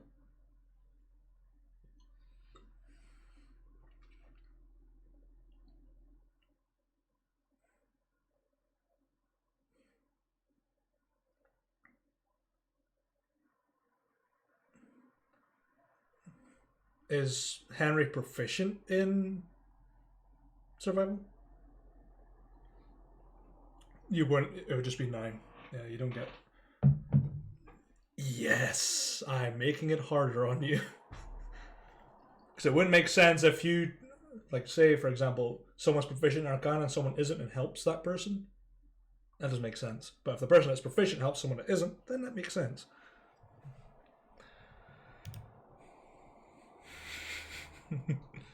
So 9, you cut into it and you peel off a big chunk of the flesh that's attached to all the leather that will be. Get some rough cuts out of it, enough to supply for maybe a couple of days. You'll have to cook it first.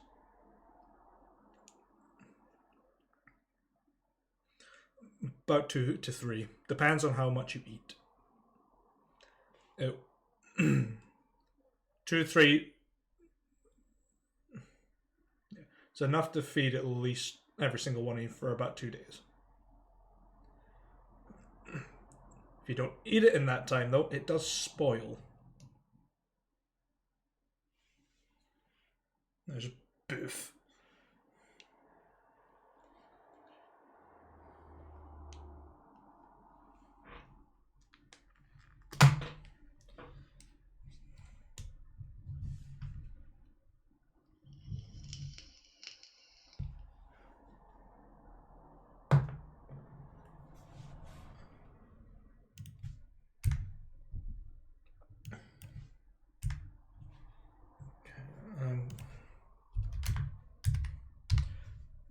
Yeah.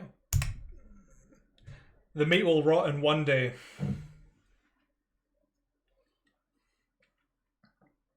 I mean, you would have to scrape all the meat off of it because you didn't do a good job, but you have some. Probably got about maybe a pound's worth of potential leather if you get it to a leather worker. Yeah.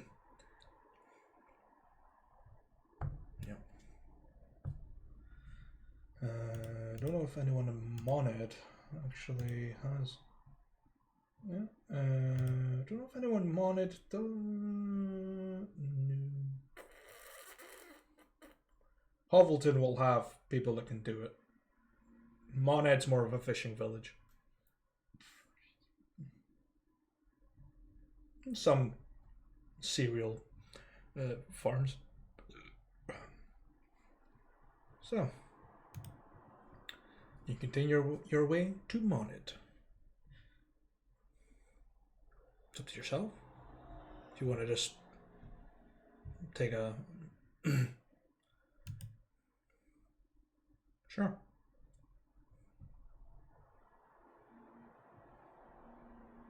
Yeah, it's a short rest, so you can cook up and spend hit dice. Yeah. Pull the cart off to the side.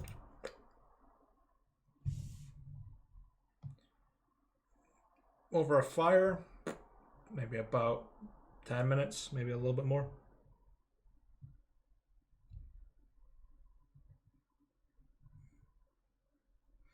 Probably about 2 hours. A short rest can range between. On the road, it can take. Mind you, did you guys want to do the long, the like more realistic sort of thing, where it's a day?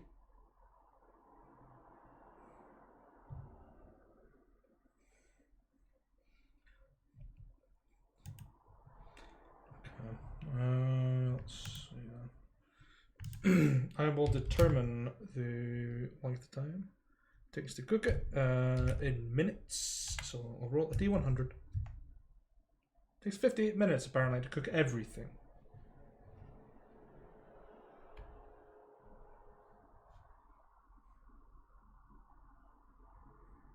That's just. I mean, a long short rest is. It's a short rest, so it'll be about an hour. A normal short rest is about a day, and then long rest is a week. If I recall, in the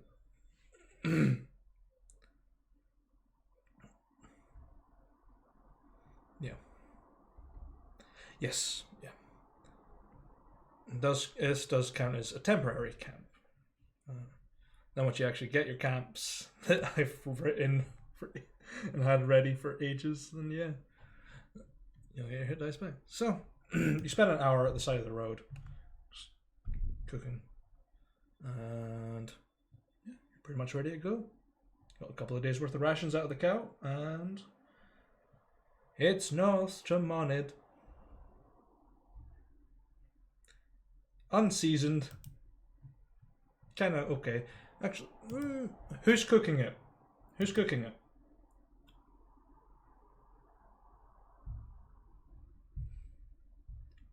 Sure. Okay. Right. Who who's who's keeping an eye on the food? If Coroner's using the flames, who's making sure the meat is cooked properly? That's it. Okay. Can I get a wisdom check from you? Just a straight wisdom.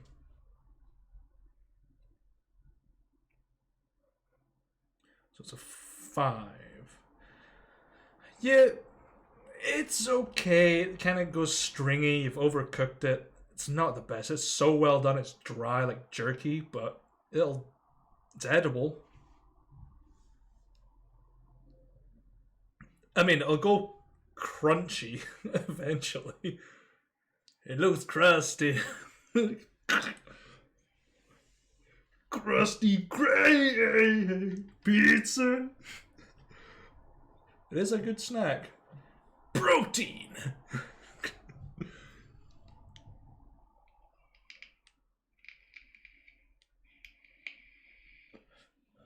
Yep.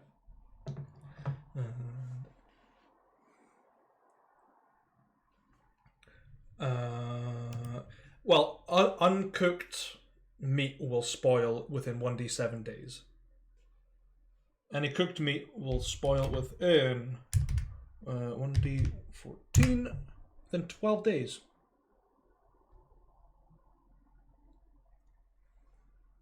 Yeah.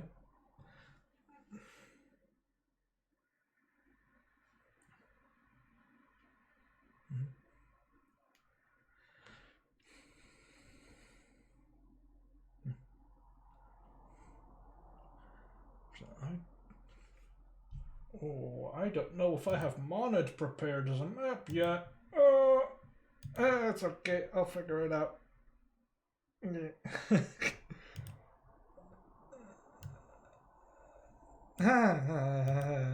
It's more like I've been ill for like 5 days, so I haven't had the power to do it.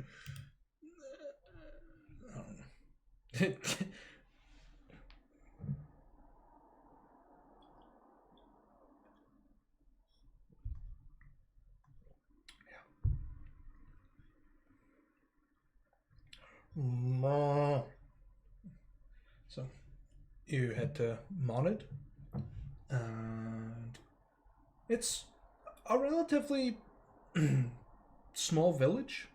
Maybe a couple of houses. See a few people walking about, fishing rods, and some people with bales of what seems to be like wheat, just roaming about. Standard day. You can hear the river flowing past. There's a little inn just at the back with a sort of hook-shaped sign just dangling away. It's kind of an okay place, a little dirt track that you can drag the cart along with.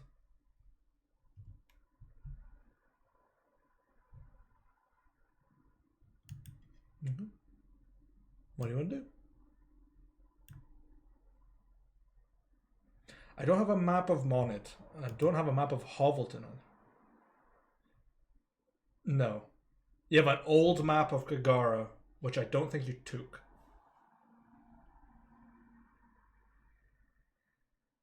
No, you didn't take it. No. Yeah, okay. Yeah, you've seen an old map of Kagara that's got the old sort of realm sort of shapes on it, which is like the OG Kagara map. And yeah, so you've definitely been to Monid. Henry's definitely been there. You'll know a few of the faces, especially Targ, who is quite a grumpy person, but probably the person that taught you how to fish.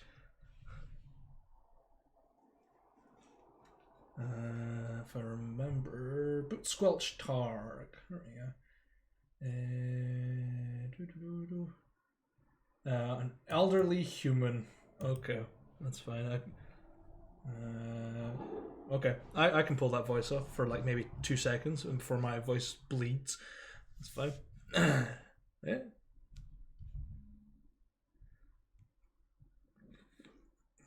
Mm-hmm.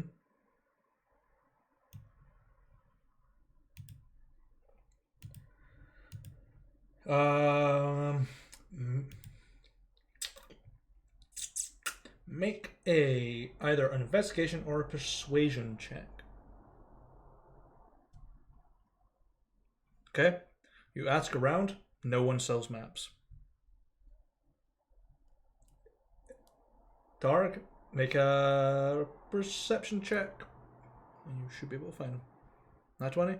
You literally just turn your head and look, and almost kind of like that quick zooming pan in to Leonardo DiCaprio's face in Django. Just you will. That's what you see in the corner of the river. Just Targ, big bucket, like almost a barrel full of fish, still zipping away. Little fisher hat on, a couple of feathers sticking out. Sure. And sort of pulls it out, looks at you, squint in the face. He's over there watching me. Right?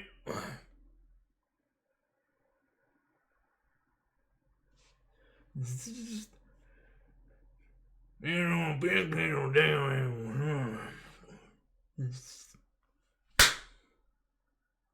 Oh, killed it. Yeah.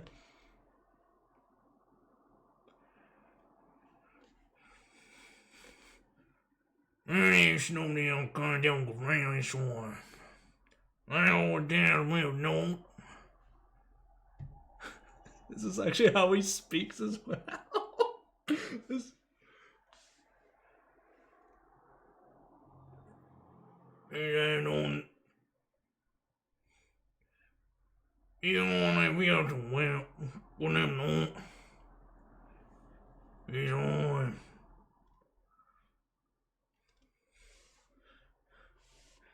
Is there a quest to get his teeth back so you can understand? He has teeth. He just speaks like this. You need like there are people in the town that can translate him.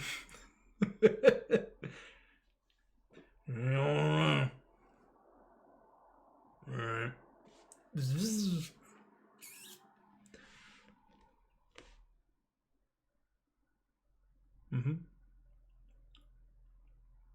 And just grins like, "You're all running.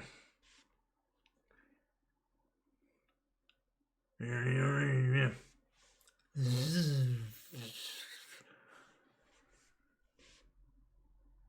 Yeah.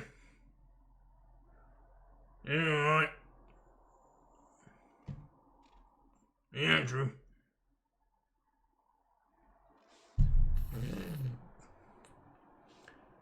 Very good line.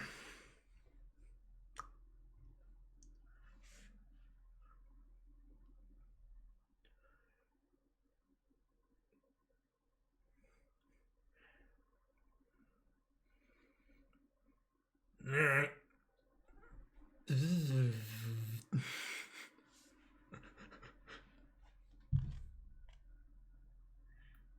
Yeah. Sure. I love.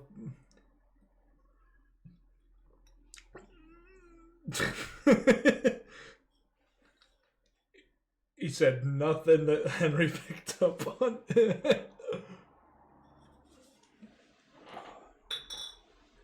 that that voice hurts my throat to do, but it's so fun to do it.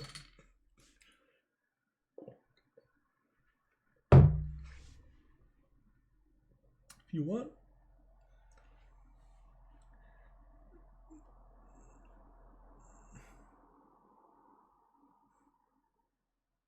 He did mention somewhere, but that was it. He didn't understand him.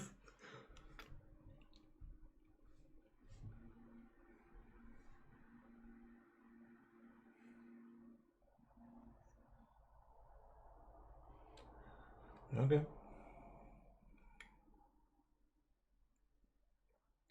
Okay.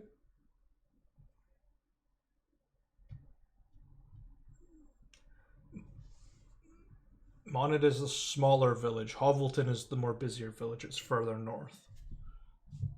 So you're in the sort of middle ground. It's just a fishing village. You son of a bitch. Yeah, Targ owns it.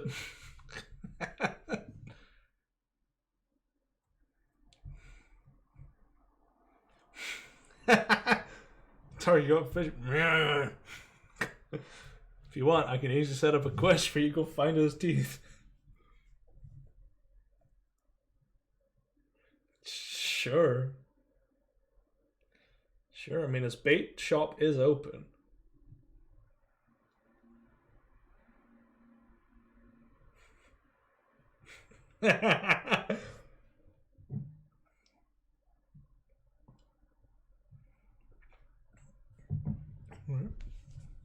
So, where do the rest of you guys go? Yep, the Crooked Hook Inn. It has a very small one. Enough to fit one horse. But there isn't a horse in there, so go fit the cart in.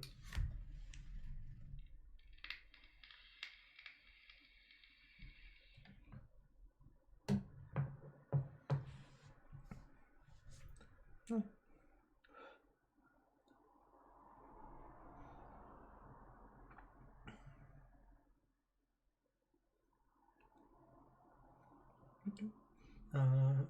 Helming the sort of bar section of the inn is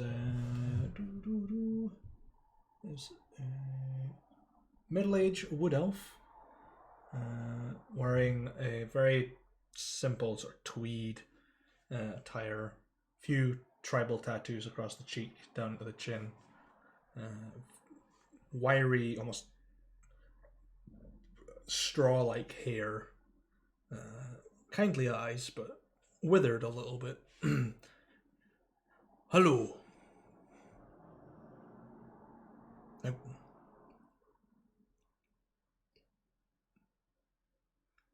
got plenty of rooms.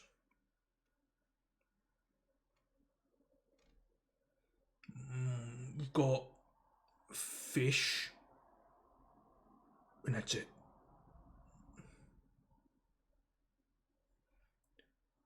A cat.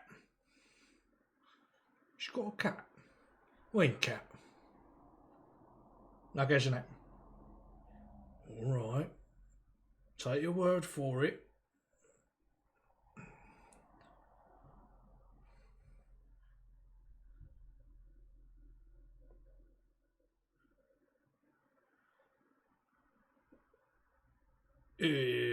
Well, there's 4 of you, so you all fit in one room. Well, it really is only one room. Be about 8 copper to stay in the room for the night. Food depends on how much you want to eat. Really.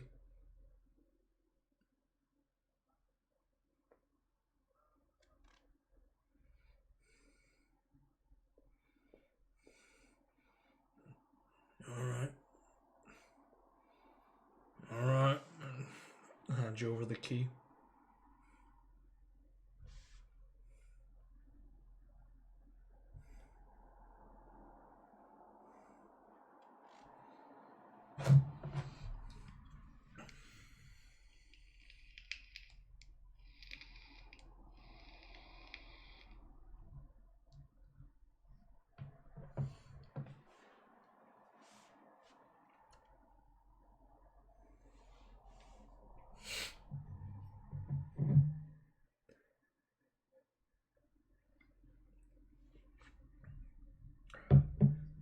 I just imagine Lucius turns pages by going, "Bleh. Bleh."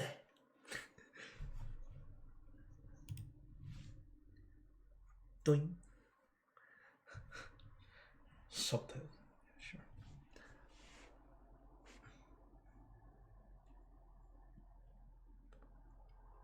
Henry's currently speaking to Targ. No, probably still with him.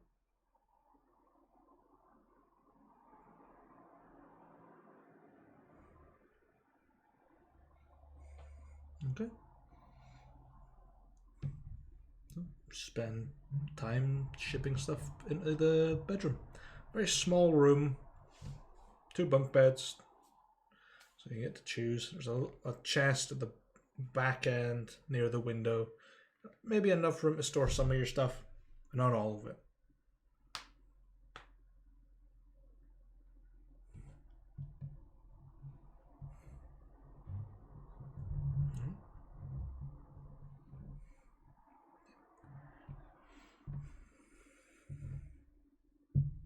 Sure.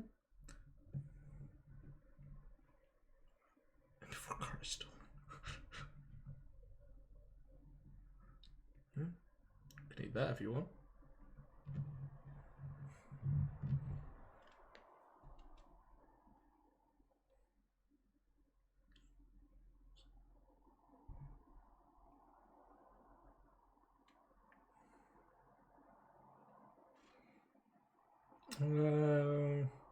Make an athletics check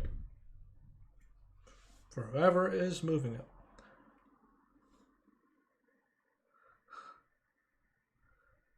Okay. Okay. Okay.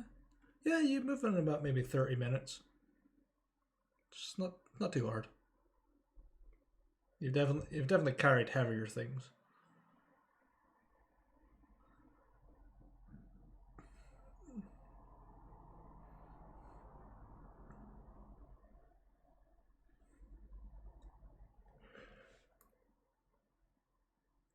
Yes. Okay. Yeah, the shutters are on the outside. You can just pull them closed.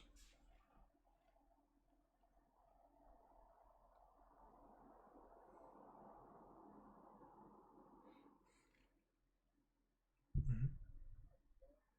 Yeah. It's run by a wood elf.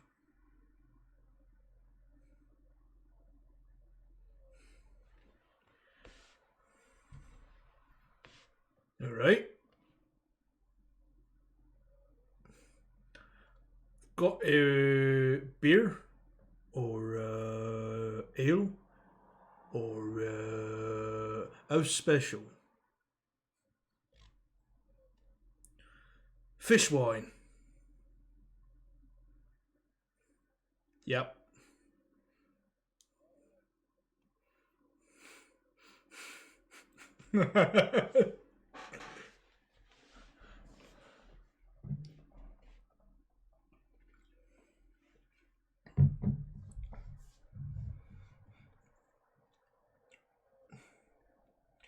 Alright. How big? How big?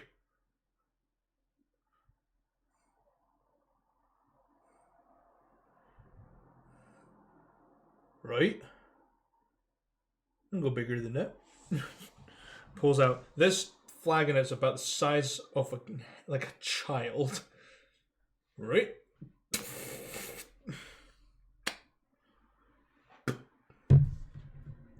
That'll do.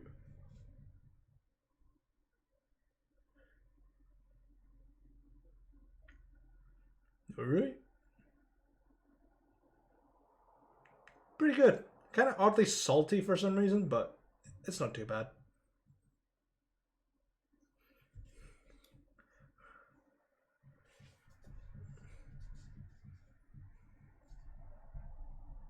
No, it's not fish beer. It's just slightly salty. It's just because of the soil that they grow the wheat with. It's kind of salty. So it makes the beer slightly salty.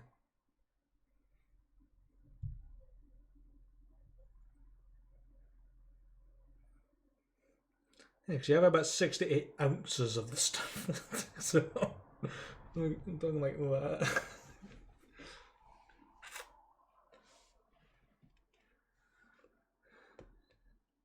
Yeah. So that's like what, 2 liters in metric? That's a lot. That's like a big soda bottle. Like fluid ounces.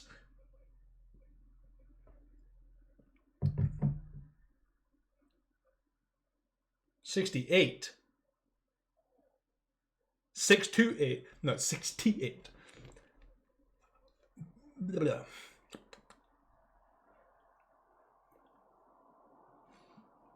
Cost a silver. But it will probably do you for the night. Or more.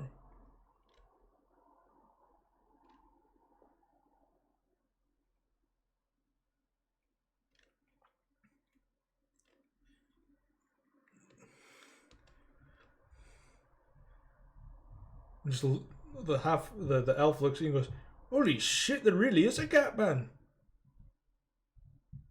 We're lying."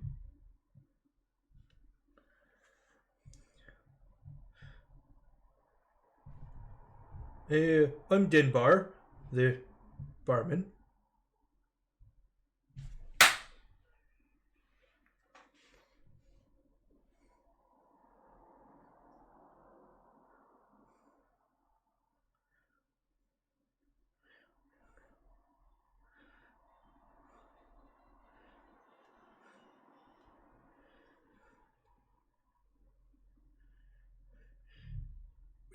How big?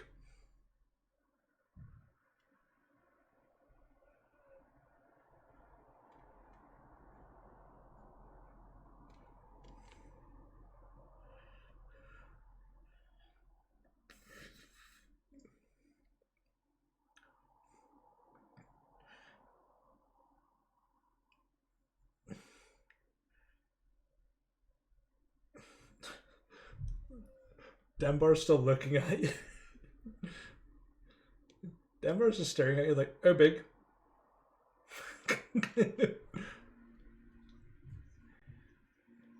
Yeah, how big? Just like, alright. Sort of looks about and then just pulls out a glass. It's a little bit bigger than a shot glass. Like, it's the smallest I've got, unfortunately. Pulls out the fish wine. It is kind of like snake oil. It has the snake inside. It's got a fish inside of it. Boom. Uncorks it. Who's within 5? Well, both of you guys are within 5 feet. I need you to make con saves, please.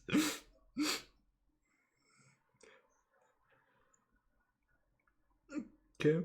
Yeah, you both know it is foul. It smells just of ammonia. It's like what's that sort of is it Icelandic or something? That's fermented shark. I can't remember what it's called. It smells like that.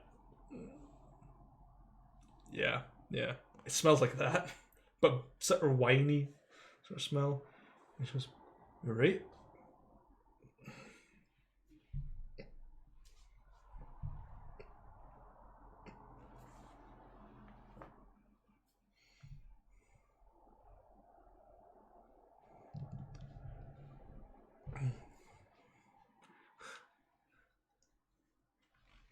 Denbar looks unfazed by the smell, just so used to it. Right?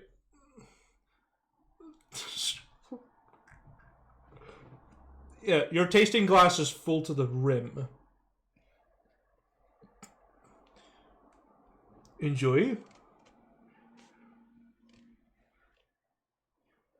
Well, you said smallest glass, and I give you the smallest glass up to the brim.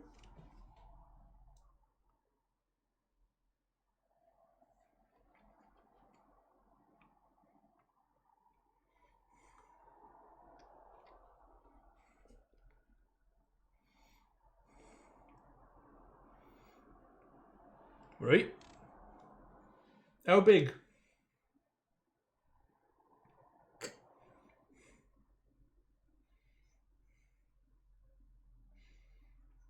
I was like, alright. Pulls just out a wooden sort of barrel keg.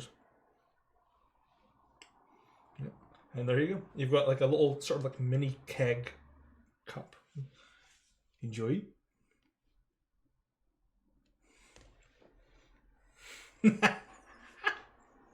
It's like it's the meme like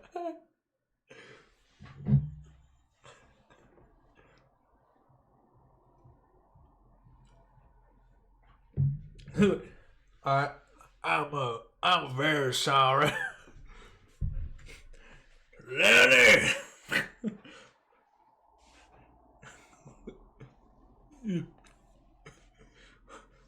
It's like take a sip of it.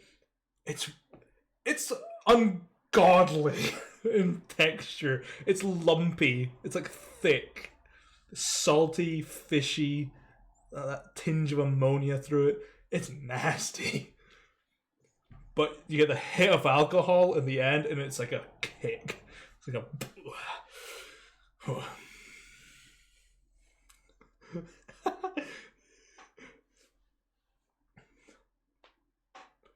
Make a con save.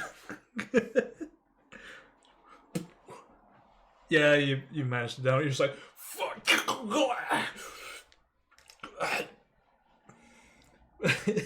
Dunbar just looks at you and goes, right, that's silver for the wine, and 2 copper for the beer. Please.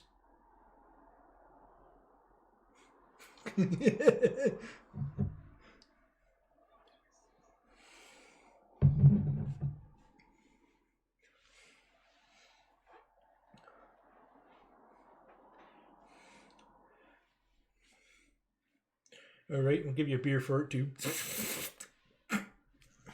There you go.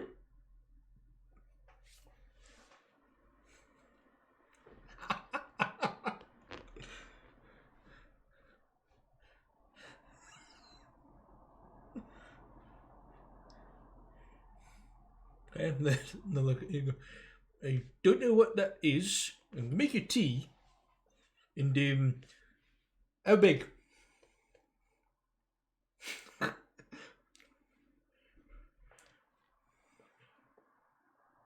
Right? We've got salmon. We've got haddock. We've got snapper. We've got herring. We got some eel. Right?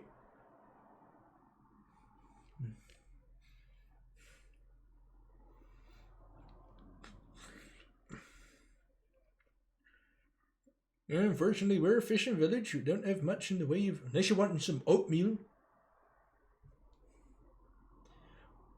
We do have some bread. We've got soda bread. We've got oatmeal. We've got some artisan bread. And that's about it, really.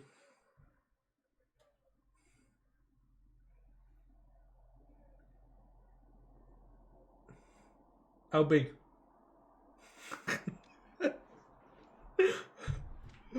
He always asks. Right. Bigger than that or smaller than that? Right. Because I've got to go and carve up a bit of bread. And he just walks through to the kitchen. Comes back with 2 loaves of bread. Just like a full loaf of bread and just cuts it into the 2 sizes. So you get 2 ends of a piece of bread. The salmon takes about 15 minutes to get out. And it's the full salmon with good old like scoring in it and sort of rosemary and thyme, bit of dill across it, some potatoes, some butter, and some. Oh no, it's been moved away. It's been corked and put down.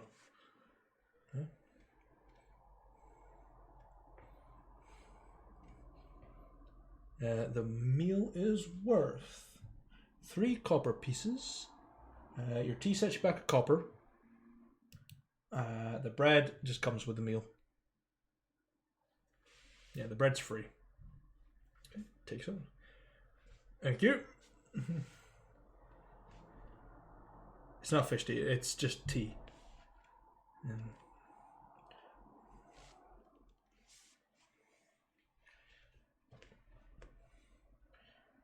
They do have cheese.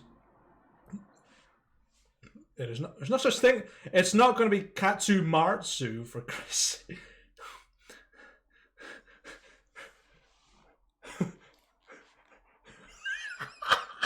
It's just fondue, but it's a fish head.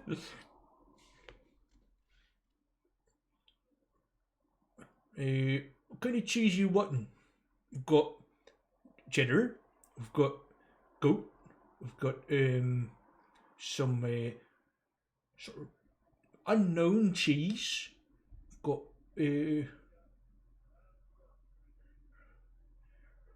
how big?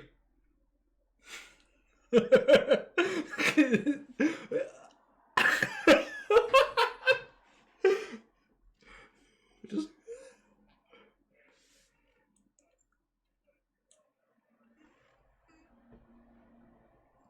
all right. All right. All right. She looks at it, grabs her tankard, fills it back up, and you hear like that noise as it empties. And well, mother that beer. Here, that's your last one. Go and get your cheese. Comes back and just puts a block down. All right, there you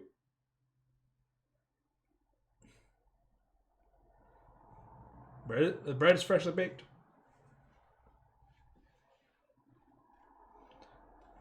All right. It's good. It's artisanal cheese, man. It's homegrown. It's fresh. As fresh as cheese can be, I suppose. Katsumatsu maggoty.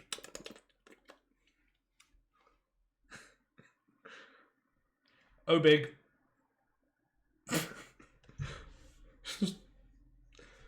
Alright, what you want? Soda or oatmeal or a artisanal or a butter bread?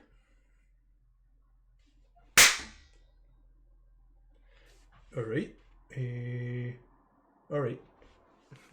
Disappears and comes back with this almost like woven piece of bread. It's almost like a braid. Just plonks it down. You want salt with that?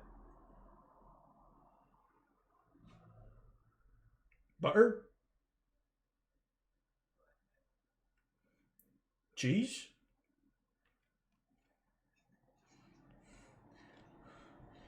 Alright. Like looks away for a second and looks back. Now there's a cat bed with blue honey in my inn. This is Azros's honey, so it's red. So there's a cat man in here with red honey. No, One of those days, isn't it? It's one of those days. And just walks into the kitchen.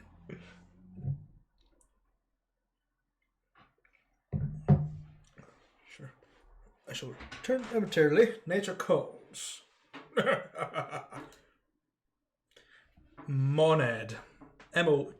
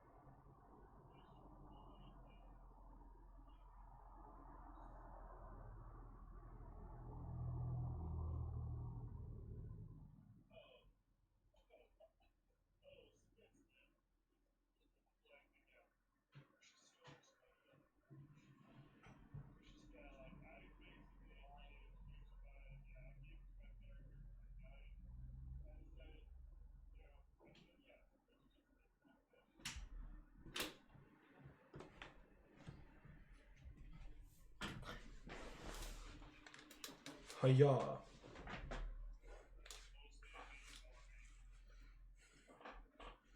Mm-hmm.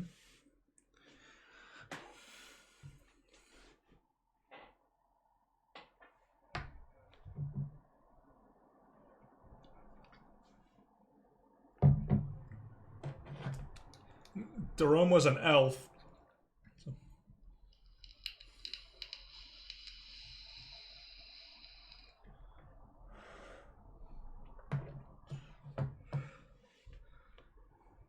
Yeah. Yeah.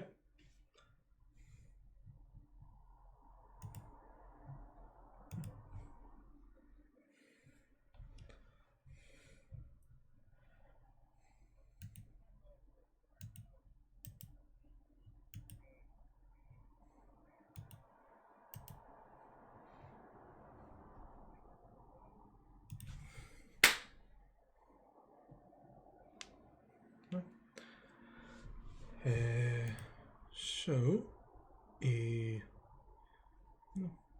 bar comes back with like a almost like a charcuterie board of fish and bread and some like weird jars of spices. Just lays it down. Just so next time you know what you're getting into. Enjoy. Yeah. We've got salt, got locally ground red pepper. We've got some ground up cumin. Got some cloves in there. We've got some of this strange sort of mineral salt. Don't know how we got it. Got some spicy honey. Got some chili flakes. Tarragon, sage. Got some thyme there, some dill. And that's about it, really.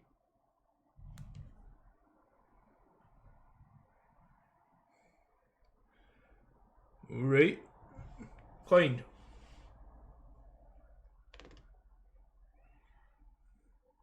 It's like, it depends on if you want a full loaf or you want it with a meal. It's free if you buy it with a meal.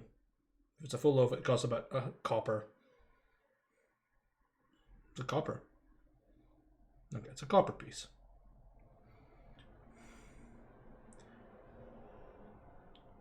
Right. Right. Disappears for a bit. Comes back with a whole loaf and it's down and just starts counting.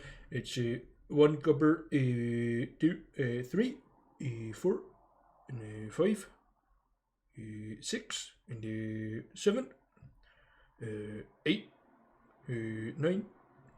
9 copper remaining.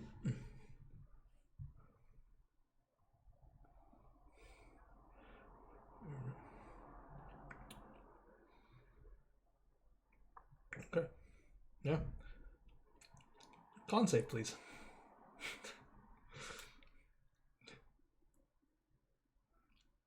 It's very spicy honey.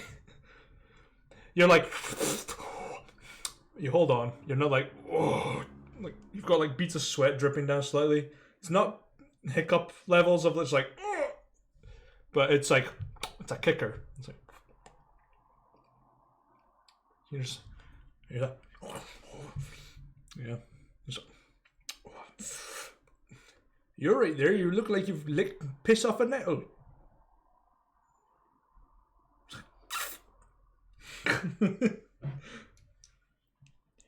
Alright. I'm gonna go refill the beer. Just goes down into the cellar.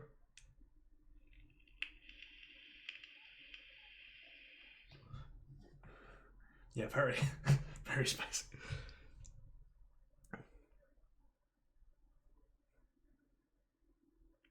Yeah. The word has been rescinded.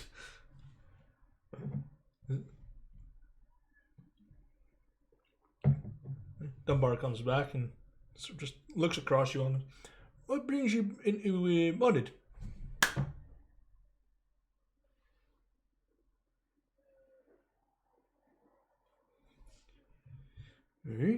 Really? In this sort of weather? It's a bit of a dangerous trek, isn't it?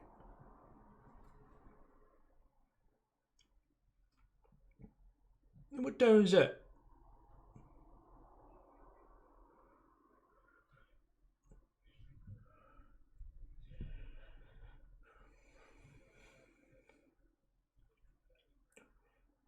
I've outlived most of my family, really.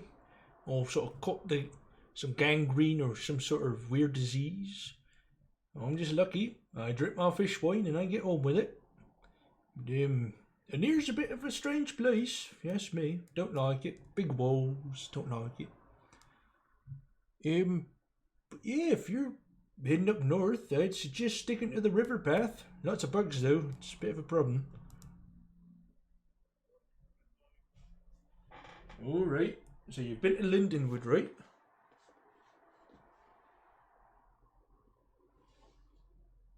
Alright. It's good. How's the Meadow family doing? They getting on alright?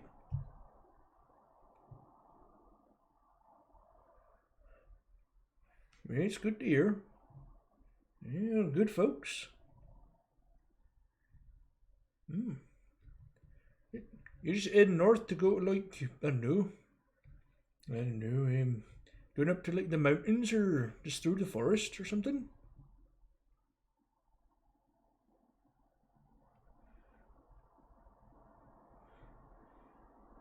Oh, you're going up to Vathe? Alright.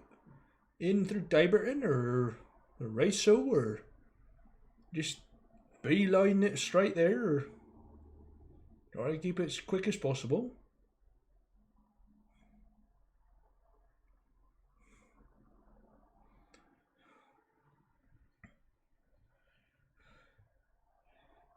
Alright, there's good idea. You say you're from a near, right? You you you know a fella that doesn't know where he's about. He's got strange blue eyes.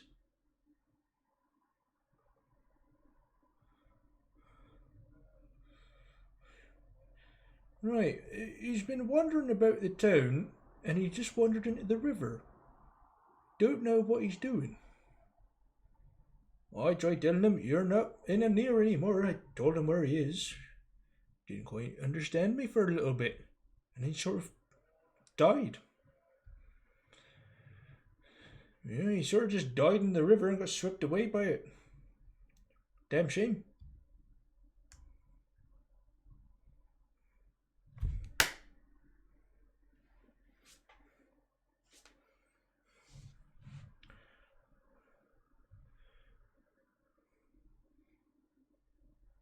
Oh!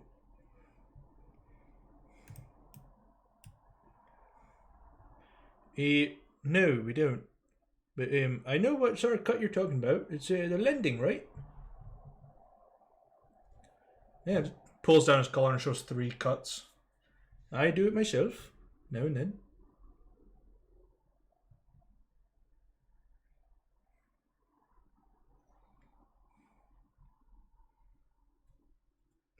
It's a religion like anyone else's. Witness is definitely a spirit in these forests. Been around since before I was born. I don't follow the sort of cult it follows him about. I just follow him straight to the T. What I hear in the forest.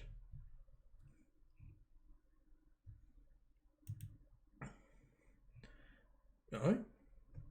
I'm not an yeah, I'm not an intelligent folk, but I definitely not around to burning folk at the stake. Unless necessary. Yeah, I suppose. Yeah. I mean, we have occasionally burned people at the stake, but that's for their witchcraft and sorcery, magic.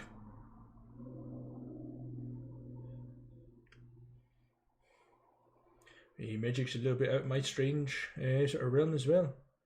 Simple man likes to make people full of bellies, sort of drunk sometimes.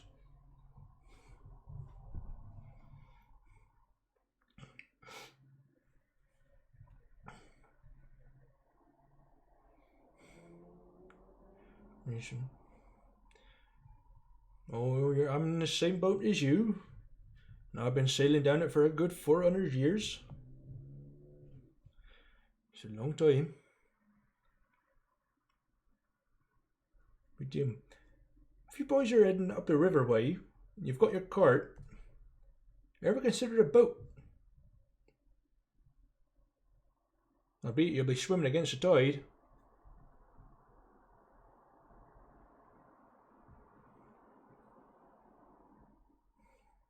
You would be swimming upstream, so it would be very hard to go with the boat.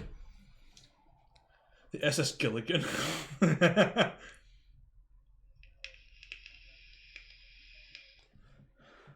Yeah, you go and speak to Boot Squelch Darg, and he'll take you up there. Very hard to understand that man, but I could sort of translate for you. For now.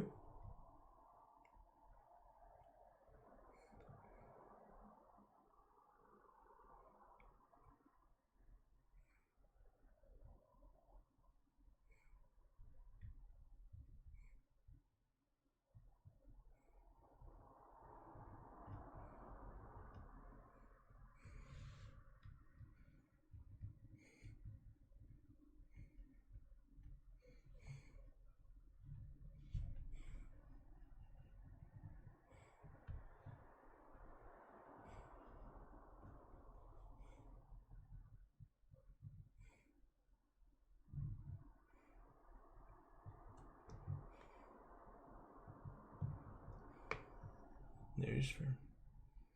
Alright. It was always an option. We'll keep an eye on your cart, whatever's left inside, and make sure it's not napped in the middle of the night. And yeah, pretty much that's it. If you're needing a few jobs around the town to make a bit of money, plenty going around. A few fishing jobs, bit of farming, a couple of rat infestations we've got going around. If you want to take care of them, bit of money. Not much, does the job.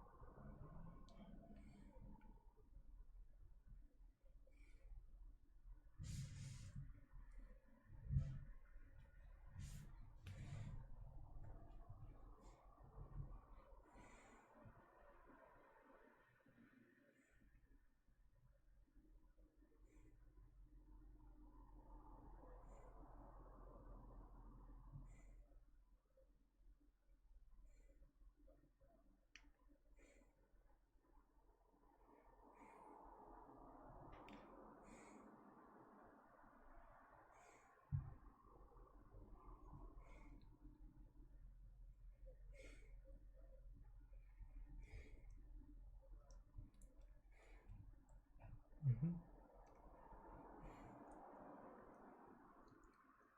Mm-hmm. Okay.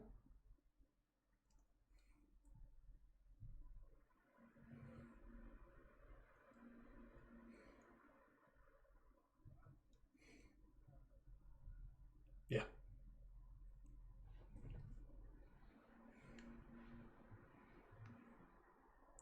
Okay. So, David will probably have joined you by now. Not David. Henry. I'm so used to David being with Jesus, man.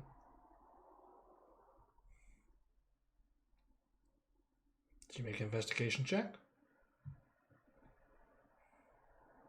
No. You don't find them.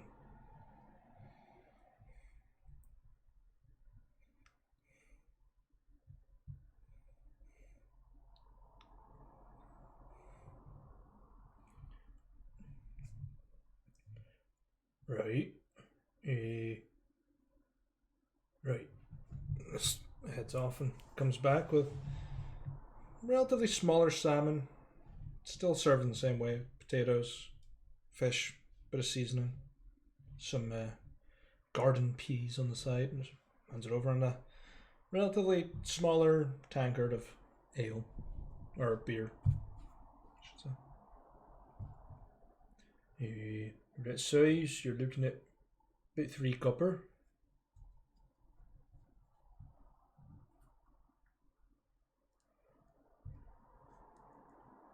That would be 2, and then be 4, and then be 7 copper in return, right? And now you back 8 copper instead.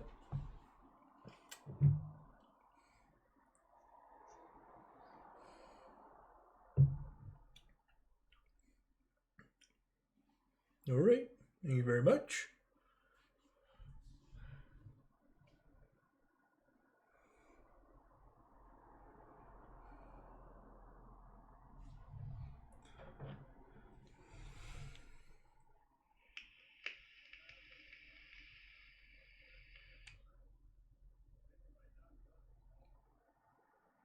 Yeah, you'll be used to it. It's almost like it sings your tongue enough to the point where it's just numb and you don't feel it. It's tingly and it's warm. It's nice.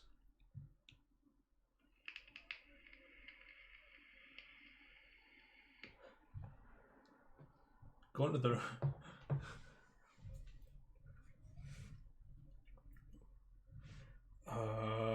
there is a there. It's called something else, and I did have some flora and fauna for it. The only place depends. Do you, would Spitz go for the hottest pepper in Kagara or the hottest pepper in the multiverse?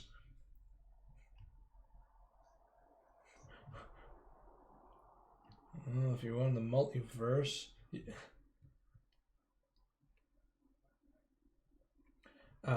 it's in the 9th level of hell. It's called the brimstone pepper. It is about the size of a pea, and it has and it melts through anyone that can't ingest it properly. Just like a hot lead ball just sinks through you, and that's it. Game over. That's a scary place.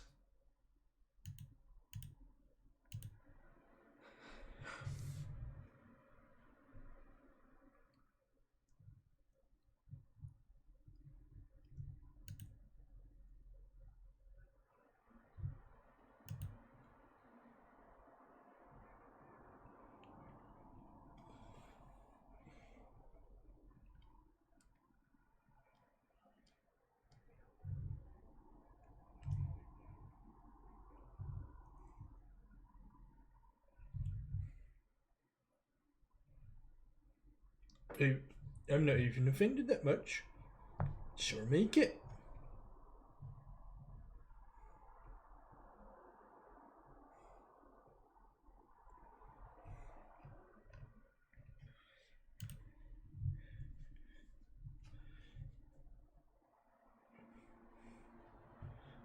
I don't know what a connotation is.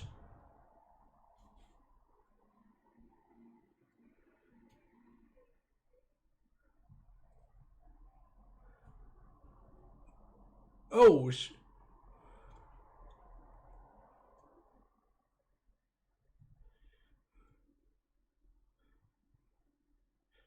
oh, like a glutton or an alcoholic,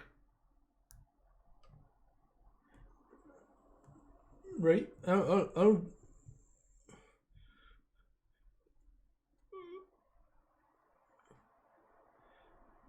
a well-traveled alcoholic.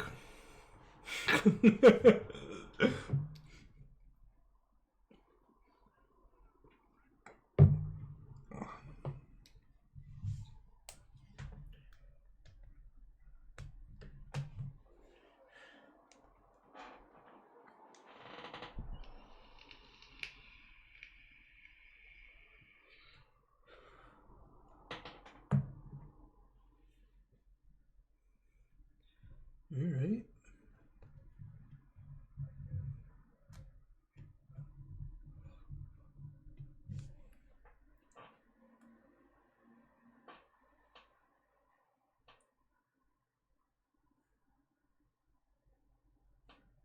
Doesn't look like one.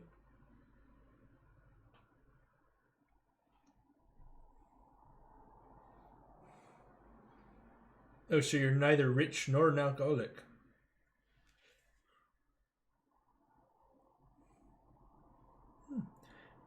Don't mind me saying, you all look like you're coming out of a right shit hole.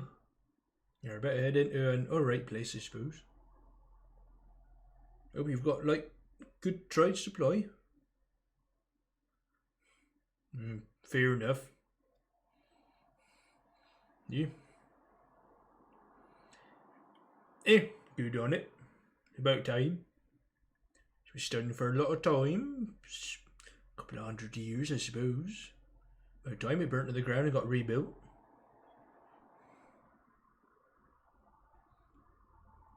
So you're into Vathe. What intentions you got going up in that giant city up north? You try to like ply a trade or I don't know, become adventurers or something?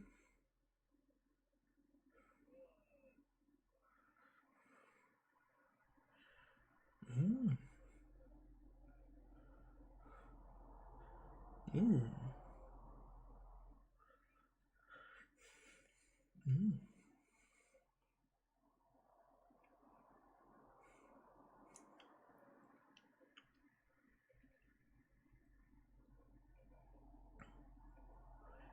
Mm.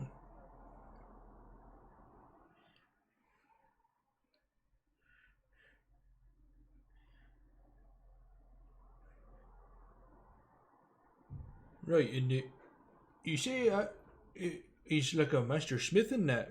You look quite rugged, my orcish friend there. What is it you make?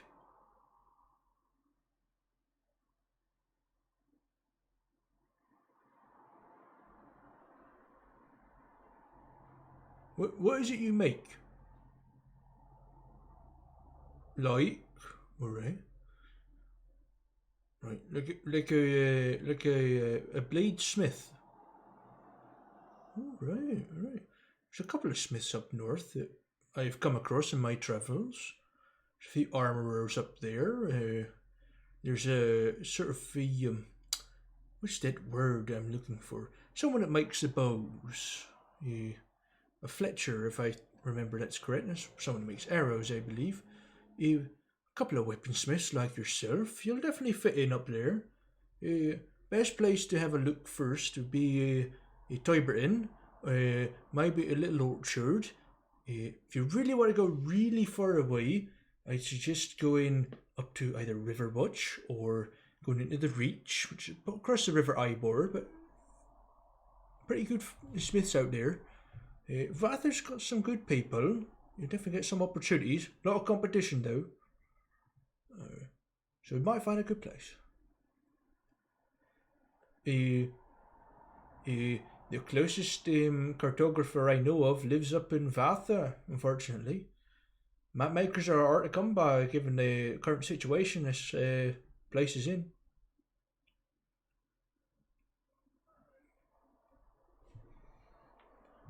Yeah.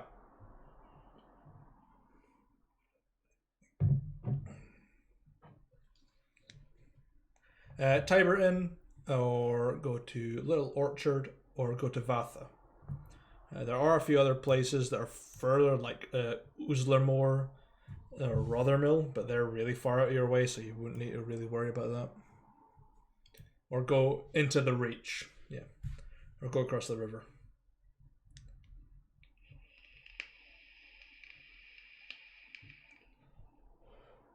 Yeah. Okay. So, is your like plans for the future? You try to make it like an industry or something? Try to make it rich. Try to get about.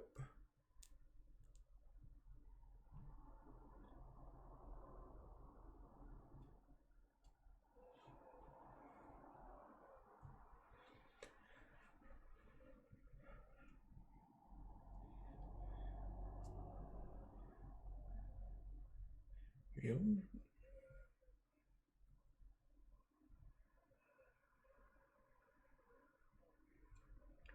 Right.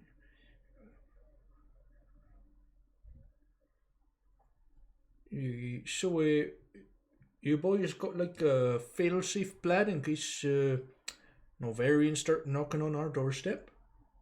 Just in case. To where? To where?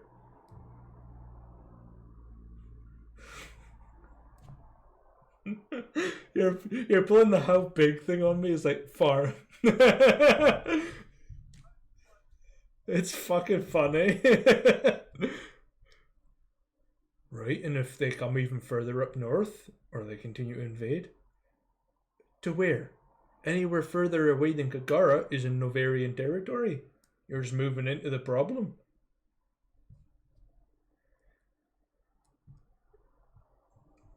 There's nothing that way. There's nothing to the east.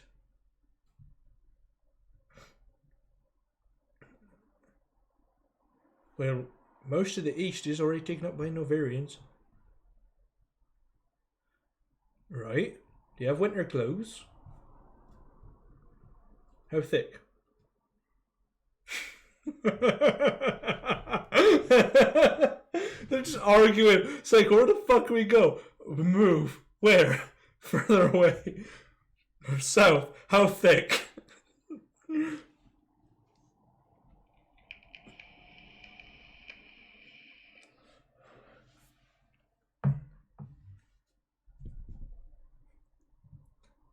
Warm sheets, 5 gold. Well,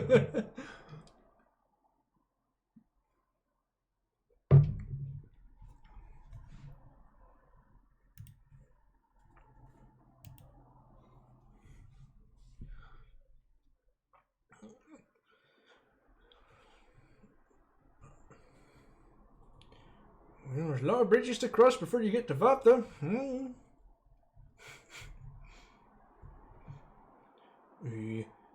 I can't count higher than 10, so 3 gold.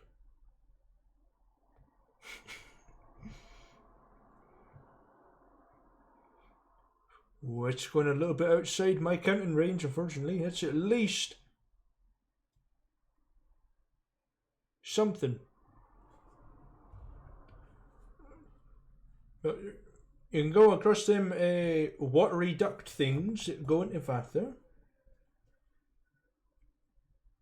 I can count up to 10, maybe 11 at most. I sometimes forget 11 exists.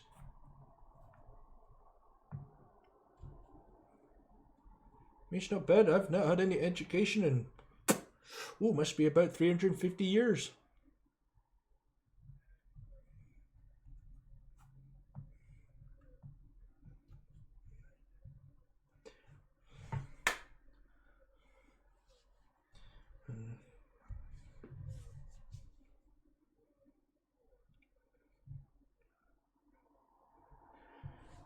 Ooh, 30. Ooh, 30 gold. That's a lifetime. That's retirement fund. That is.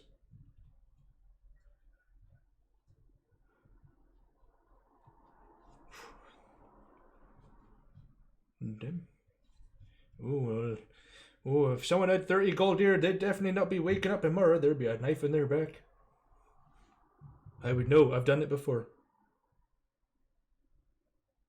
But they can't do it for me. There's no guards around here.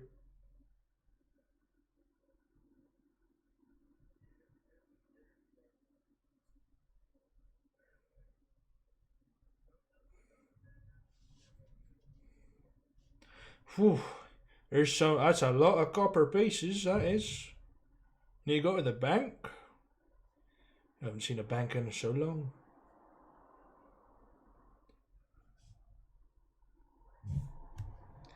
Oof. Don't know. The 1%ers, really? Maybe the first 10%?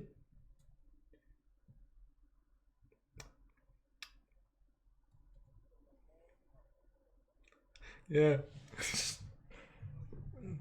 I mean, Spitz has -1 int, right? Dun Dunbar has -2.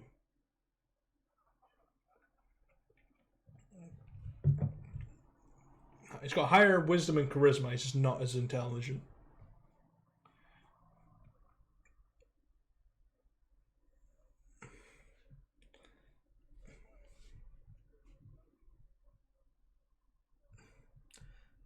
Count 100 just doesn't know the value.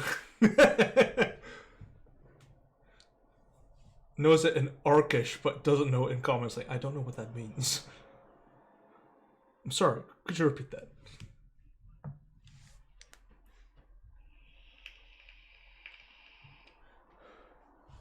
The head of one enemy, the head of two enemies, makes enough for many.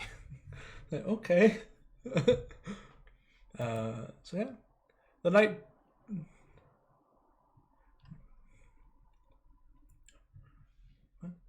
The night drones on as you talk to Dunbar about your life experiences and get some rest for the night. And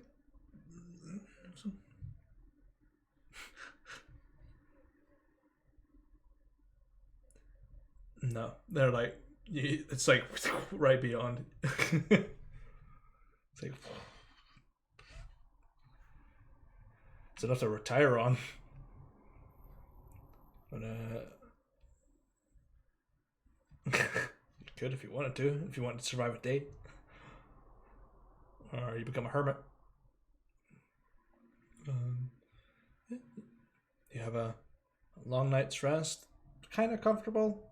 It's not as nice as the meadows, but you wake up nice early morning, and who would like to roll for the weather? And now the weather. Yeah.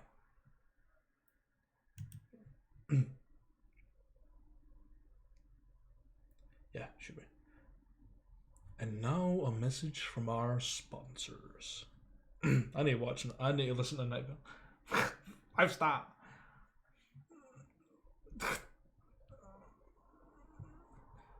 Raid Shadow Legends.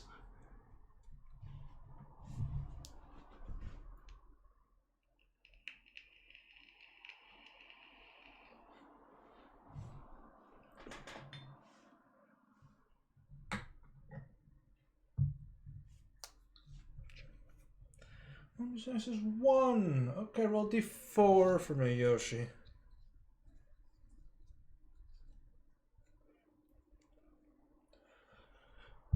Okay. And another D4, please. Okay. It is extremely cold outside, and it is heavy rainfall.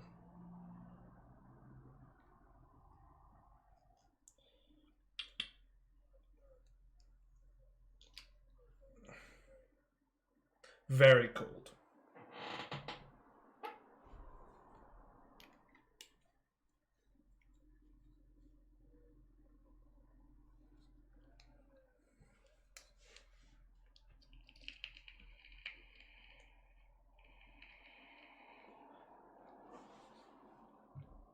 When you're moaning.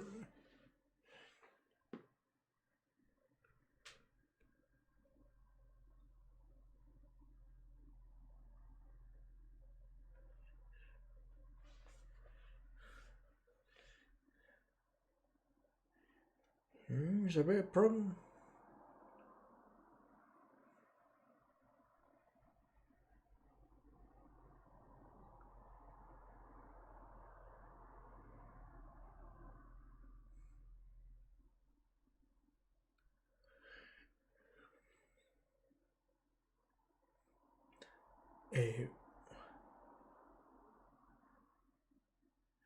Oh.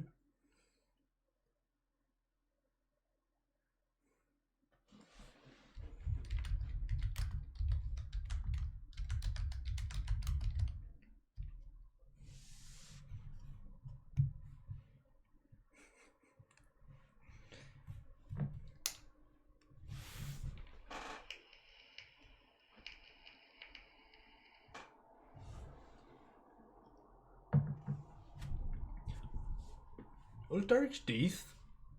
He usually keeps him in a jar under his bed. Right. He's probably just speaking like he normally does then. I can translate if you're wanting.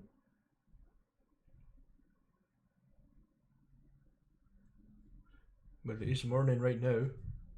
He'll be out going for the fishes. Best time to fish if you ask me. Always when it's heavy raining. Oh, yes. If you are going out to go hunt for the rats, they'll be in the fields. So keep yourselves wrapped up quite warm because you're going to get wet. Offer for getting rid of the rats, it's a copper piece per 10 rats. As far as I'm aware.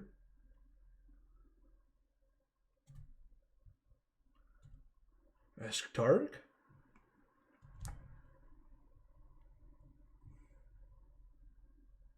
Well, you can ask him and I'll translate him. Alright. And just sort of puts caps on the ends of the small taps on the bar and just puts a towel over. Right? Targ likes fish wine.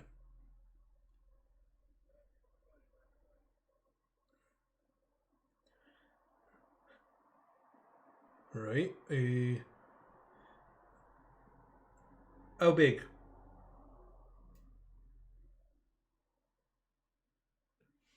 Pulls out this magnum bottle of fish wine. 5 gold.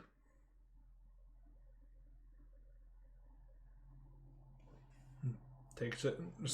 You see like 6 fish in this bottle, and it's just you see like bubbles brewing off of them, and you have the fear if you take the cork out, you will die.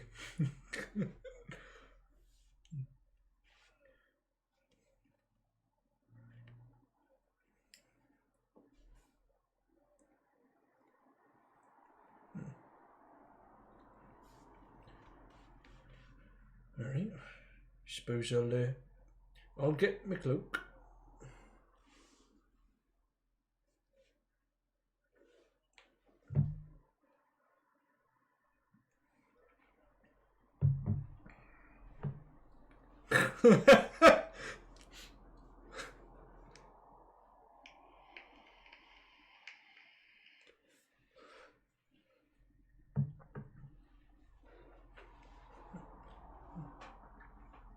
Dunbar throws on. Dunbar. I'll get my cloak on. Throws on this quick tweed cloak and right. Suppose we better go and see Dorg. Be out doing the fishes. Just opens the door and heads out into the very heavy rain.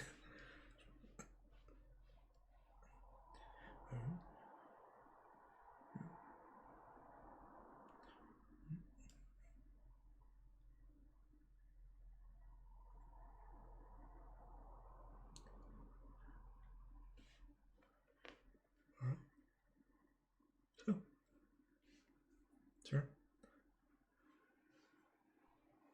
Sure. Dunbar.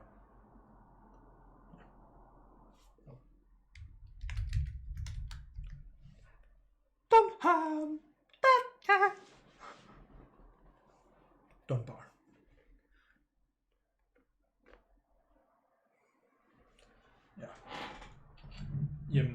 You might.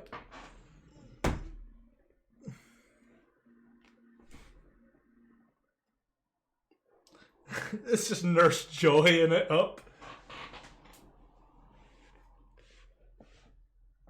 It's some point. Yeah. So you head out to go find Targ with Dunbar.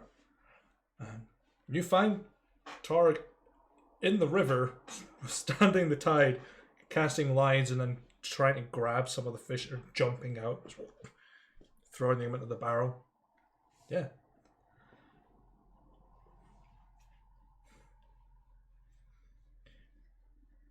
Well, he says it's alright.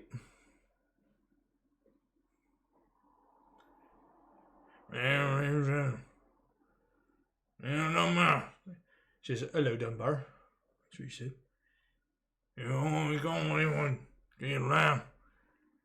She says, you coming in to catch some lines? Yeah, for him. She says, there's a few. Yeah.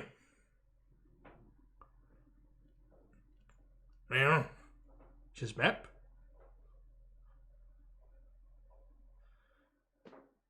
No. He says there's no maps here in Monad. We don't use maps here. You need to go up to Vathe to get some maps. Yeah, cartographers are hard to come by.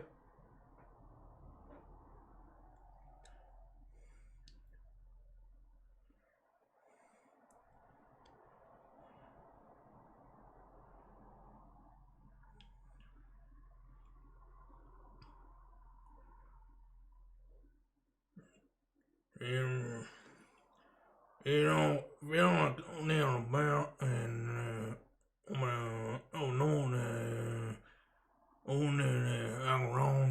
right. He's you go got to fill a couple of barrels full of fish, and up north, if you're coming up the Tiber, up the Tiberton way, and you go past the River Ivor, make your way up to Acheron or Riso. You'll have a good fishing spot there. There's a small spot next to a small little cottage up north, about maybe 60 miles away from Tiberton.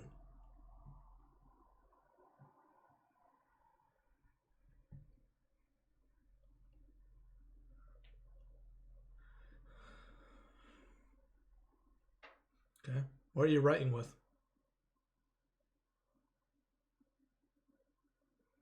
What? Ink? Okay.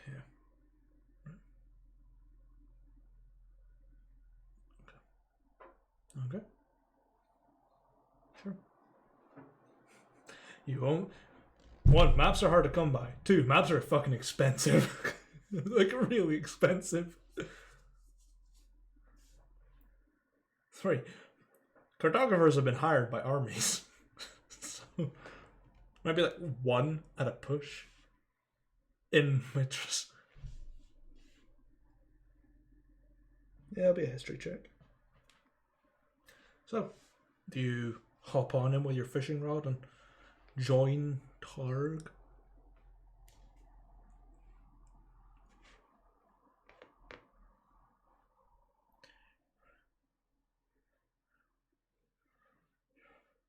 He just looks at it and goes, oh, no, there's going to be one ringing there. He's, oh, thank you very much. It's going to be good drinking tonight.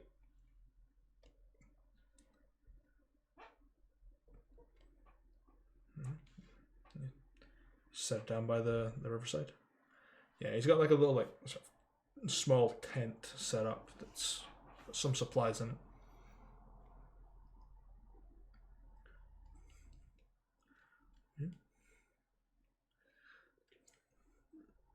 Okay. Make me a strength saving throw, please. You're holding on. It's strong current. So make a fishing tools. fishing supplies check.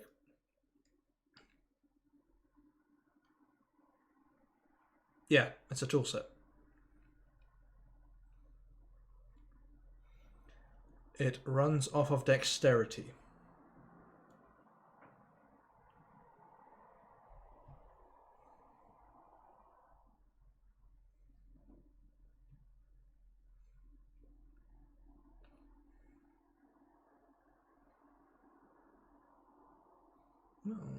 Depends. If it's in your backstory, then you're proficient with it.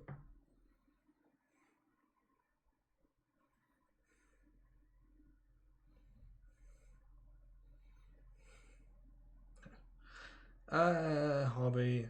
I'll allow proficiency. I'll allow it.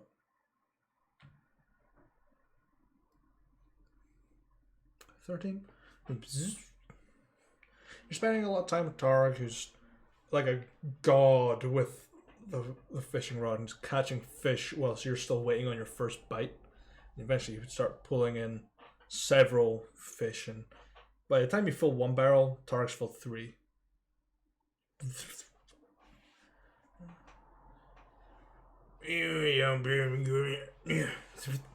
Right, he's pretty good at it. Dunbar is just soaked head to toe, just staying there as your translator.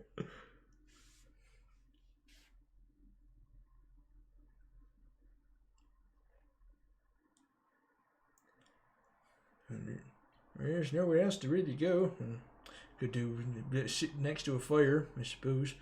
I'll be back in like 20 minutes, give or take. Runs off, just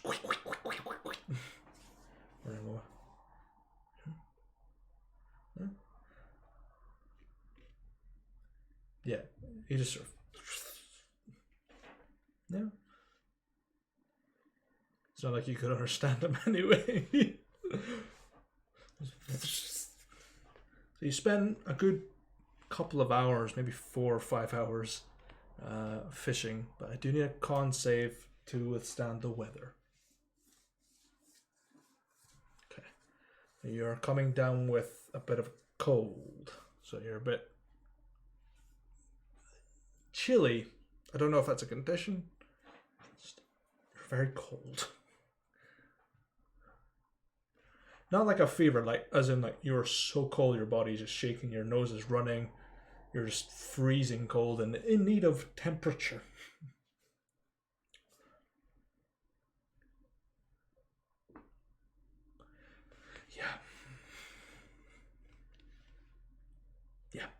Yeah.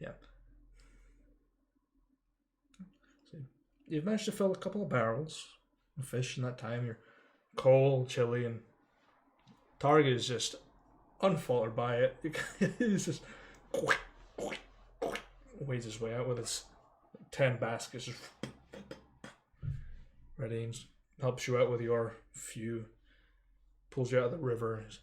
We'll go there and go yum, and just hands you a pouch of coins. And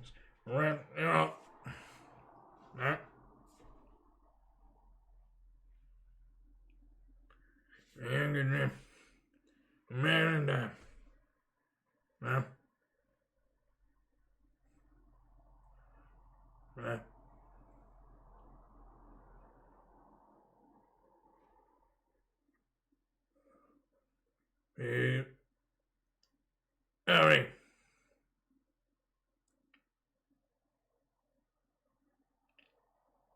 Harry. You hear like squelching behind you, and it's Dunbar. He says, "How big?"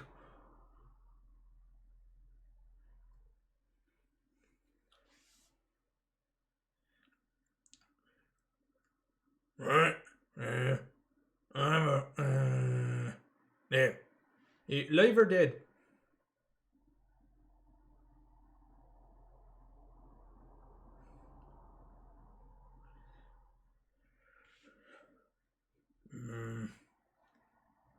Right. And just walks away to his house, comes back with this jar of what seems to be pretty big earthworms. There one.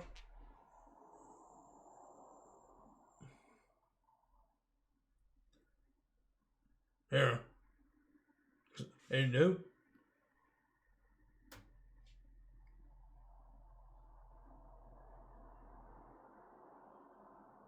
Says he doesn't know. Yeah. Yeah. Says he didn't know.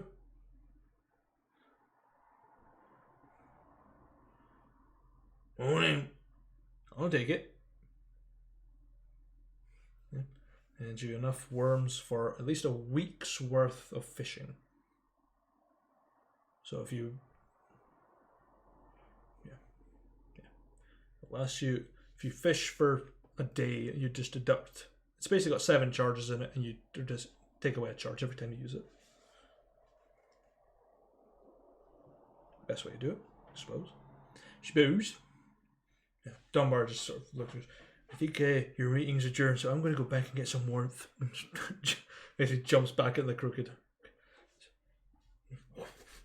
Throws up and starts stoking the hearth in the inn. What are the rest of you doing in the 5 hours that Henry has been away?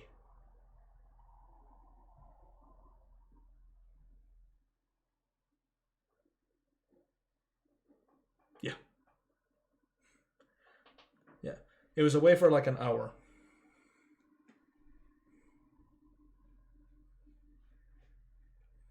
Mm-hmm. Right. Breakfast bread. You want it cooked twice, or do you want it just cooked once?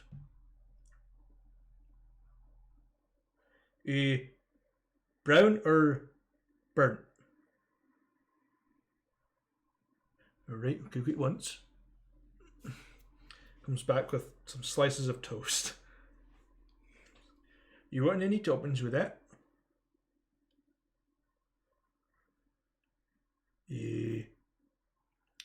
Might you have enough, right? You want a sweet cheese, a sharp cheese, or a salty cheese?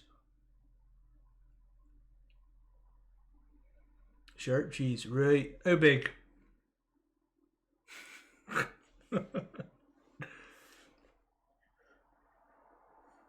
Alright. Comes back and just hands you a big block of cheese to cover enough of the slices you've got. Anything else? Just a cup? Well, like, I knew, like, how big? Right, a big cup. Right. Comes back with this cup. It's about the size of a bowl.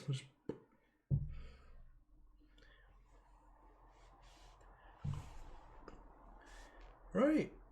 Enjoy your breakfast.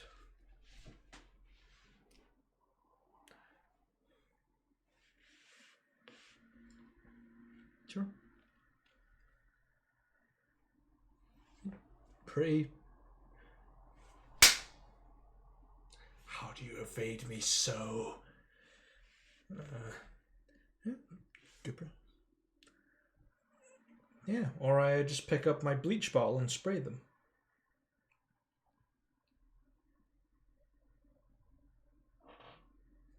I'm not gonna Miyagi them. Just...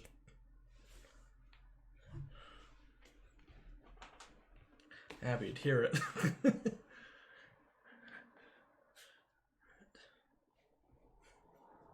Hell no.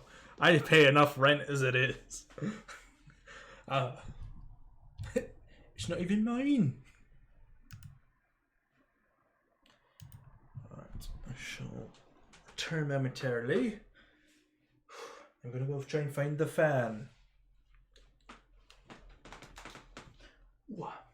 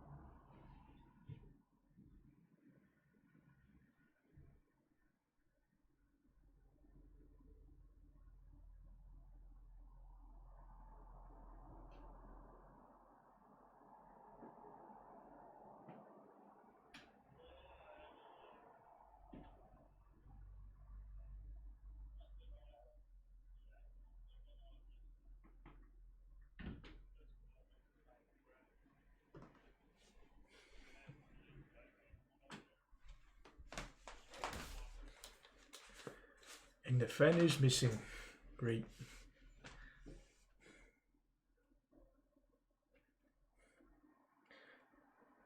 Yeah. You get paid 2 silver.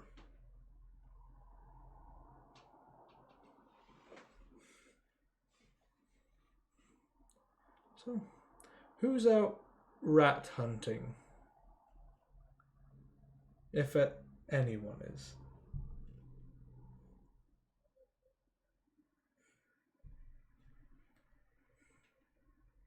Alright.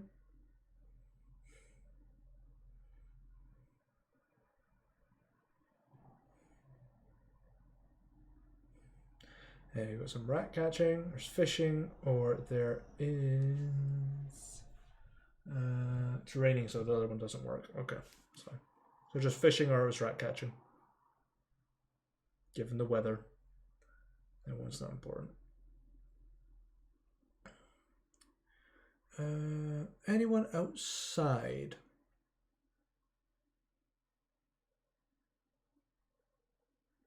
No, it will be after you're fishing.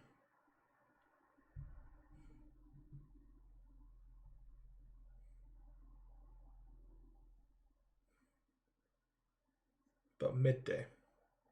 Yeah, about midday.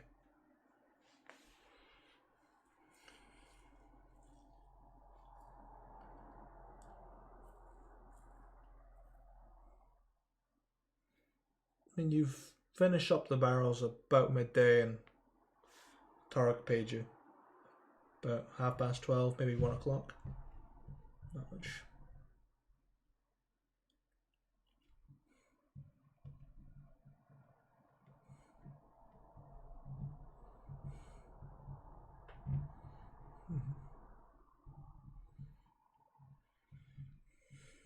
All right. How big?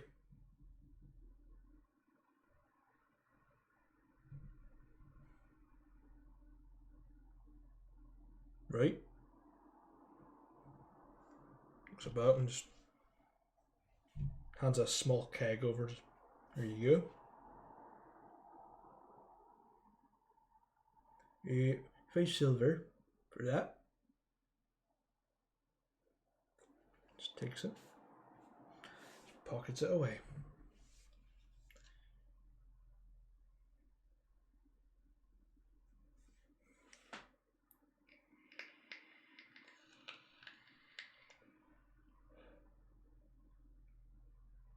Okay.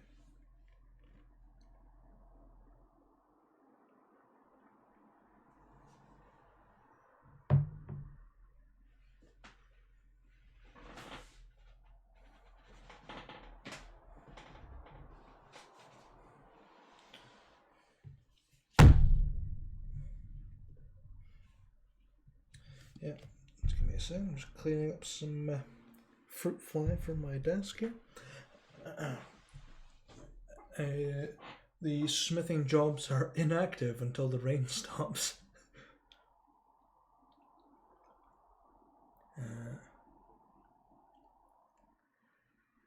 Yeah.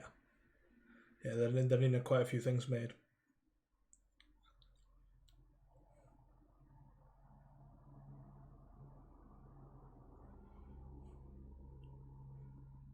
Sure.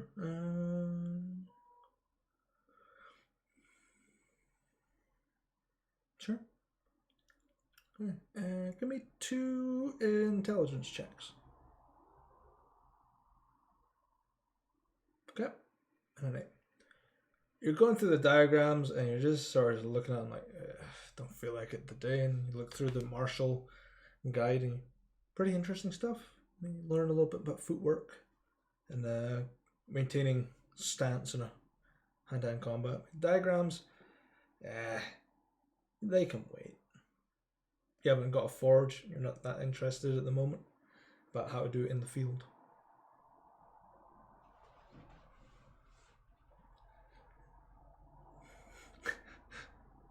Life sucks. I don't care about my trade right now.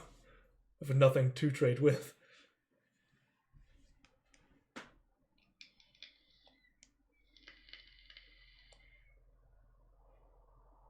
Sad times. Spitz is looking after the stuff in the room, right? Make a perception check, please.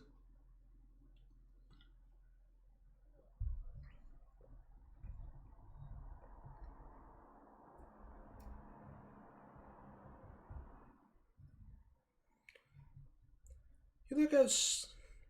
You're just sort of sitting there, minding your business, staring at the door, and then you just hear like a knocking at the window. And you look out, and there's just someone with that blue glint in their eyes staring in the window.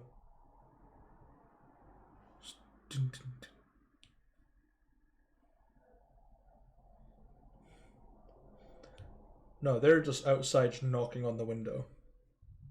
It's the part. No. The knocking gets louder.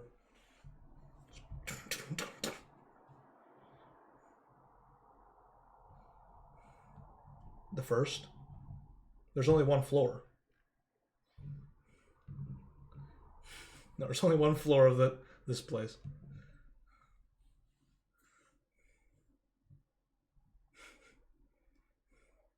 Yeah.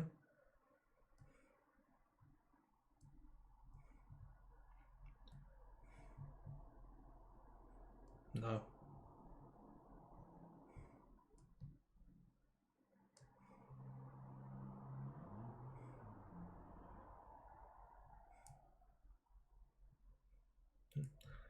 About a couple of minutes go by and the knocking stops.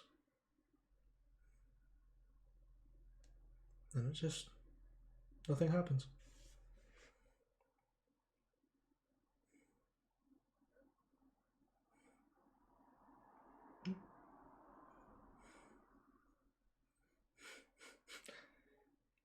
Brings out the slipper.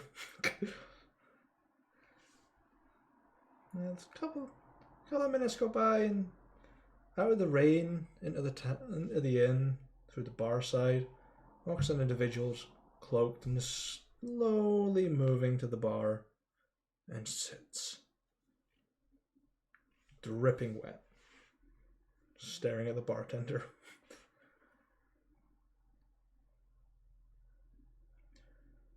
Hello?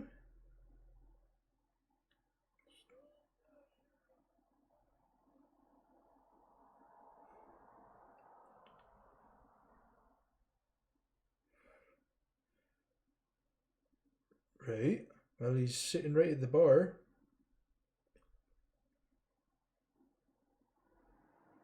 You. Well, yeah, I did just say he just walked through the door and sat at the bar.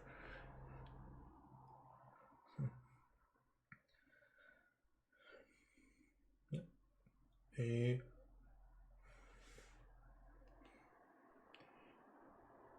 might have been a bit confused, but I know what he's after.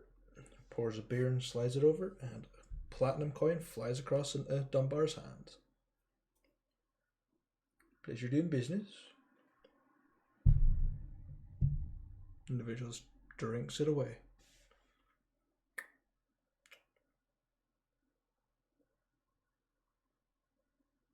Stays there.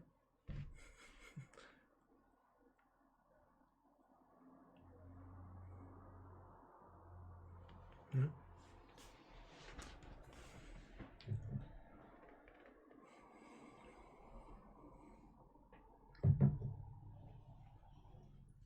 Yeah.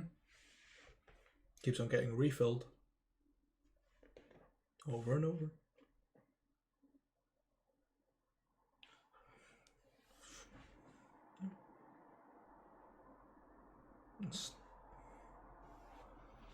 Picks up the tankard, turns around on the sort of stool, stares over the entire inn. It's not that many, just about you four and maybe a couple other people that are in from the town. Just having a couple of drinks, just staring at the glinting blue eye.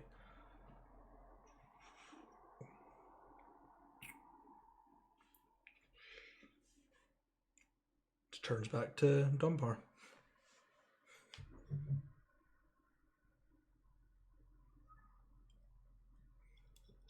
You can see it.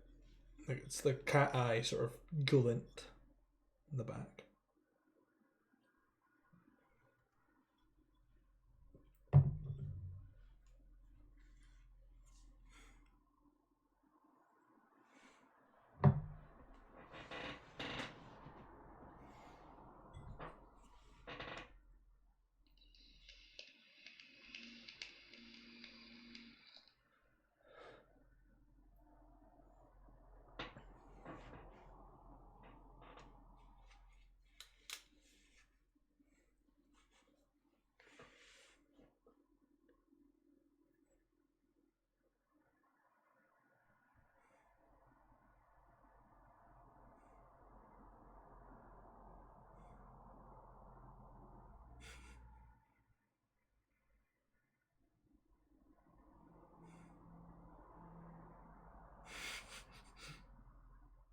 Desecration.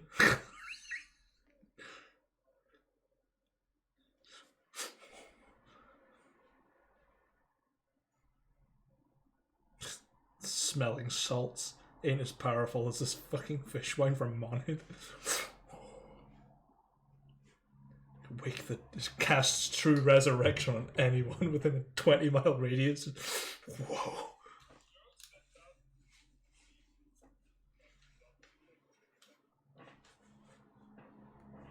Yeah.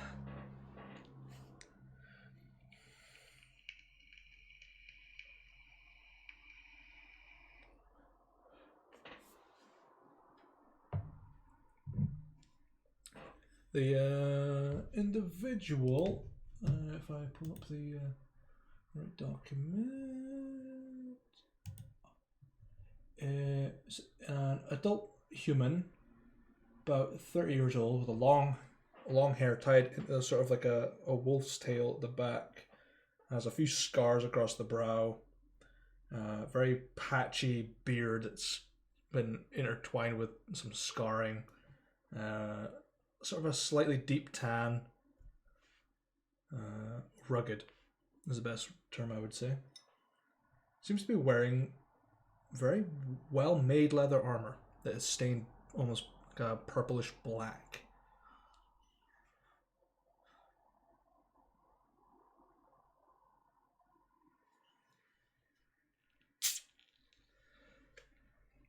No, none of the gangs that you know of. Make a perception check.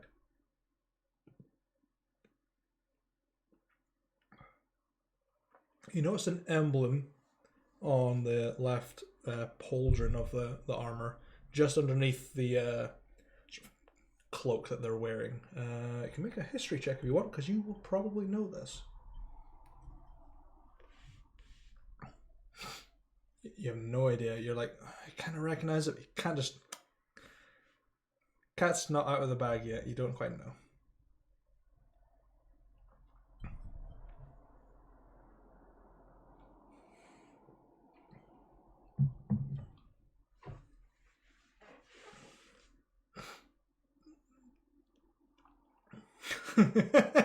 You're the tongue.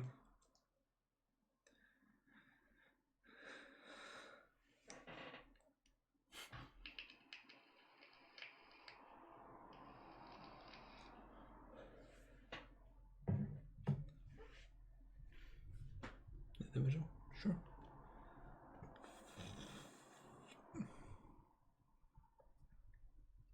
But talk to. Dunbar just looks at you and goes,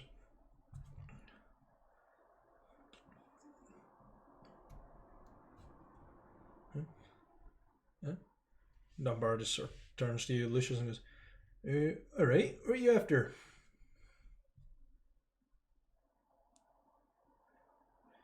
We did get some supplies of wine in this morning before you woke up. We've got red or white or fish or sort of a weird amber coloured wine.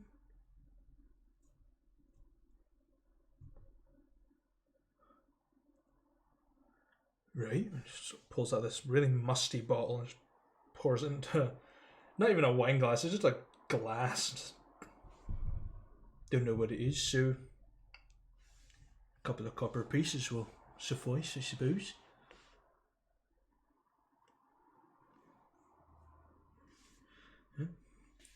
It's sweet, almost heathery lavender sort of scent coming from it. It's very sweet. It's kind of like mead, but it's got that winey sort of taste to it, that sort of dryness. Very lavender, heather florality to it. Very nice wine. Surprising that Dunbar has this stuff. It's probably worth more than 2 copper pieces. But you're probably not going to tell them that.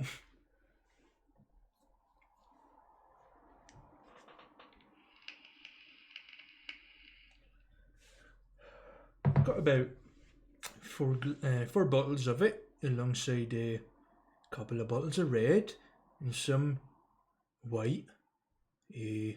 Don't know where they're from. Just sort of get them from here and there, just to fill up the supplies, I suppose.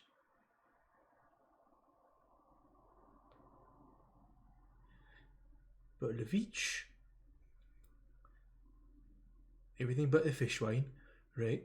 I usually sell a bottle of red for about 5 silver, bottle of white for about 2. Amber stuff I'm not sure about, so I'm gonna say, a little bit higher than that. So about 8 silver pieces for the amber stuff, I suppose.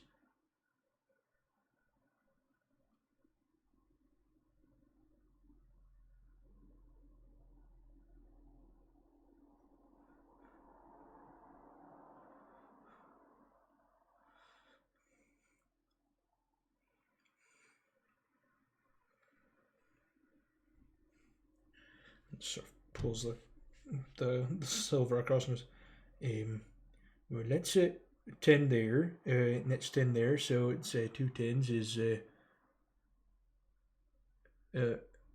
11 and 9, which is 2 10s, which is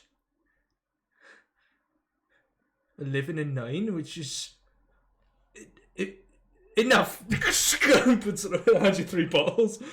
You can see the vein popping, just like stress. Like, you don't know how much higher that goes.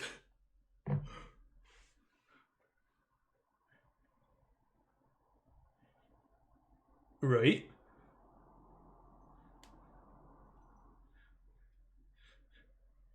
So, 2 10s.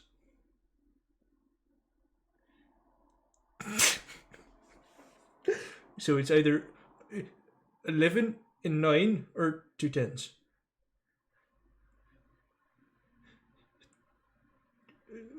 Right, it's 2.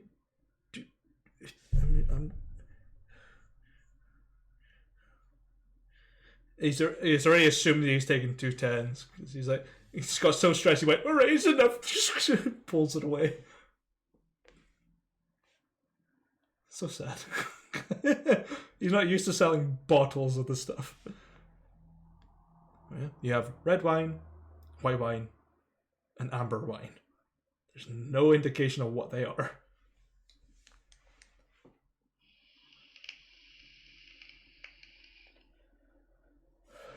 Yeah, welcome back. So, you're just sitting next to this individual.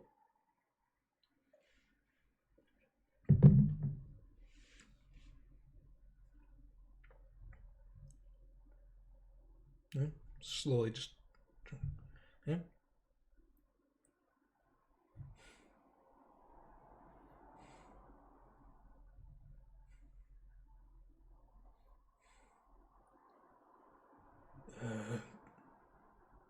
I can't place it either.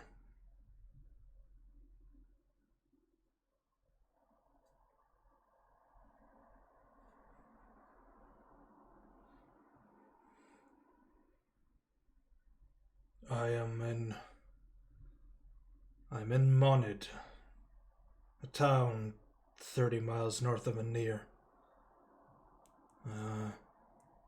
I was a soldier.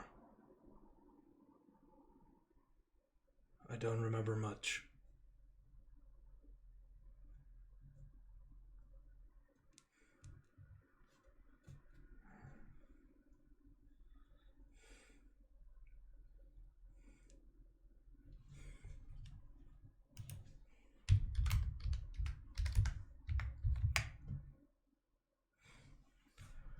So he looks at you and goes, I remember you.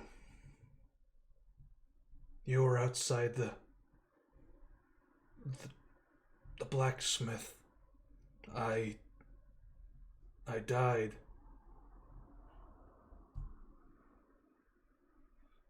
You can see like a sort of weird, almost concern, like he's thinking. Yeah, you're from Galador. Uh, you can make a history check. You don't really recognize this person at all. You've never seen this person before. Ever. But they know a lot about you, it seems.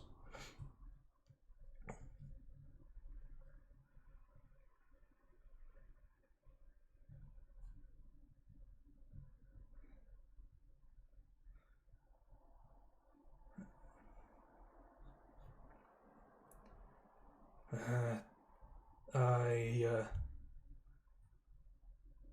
I'm not myself, as it were.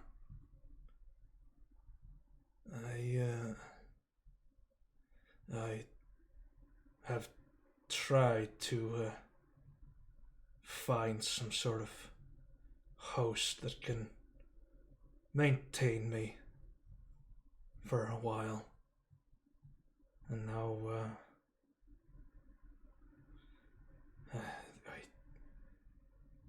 I have been trying to find my original body, one that can sustain me for an indefinite amount of time. This one is withstanding the changes I am bringing to it.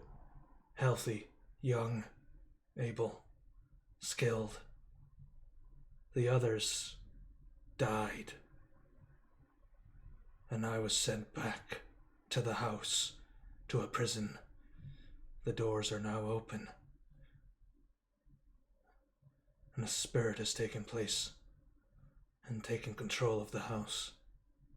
So I have left.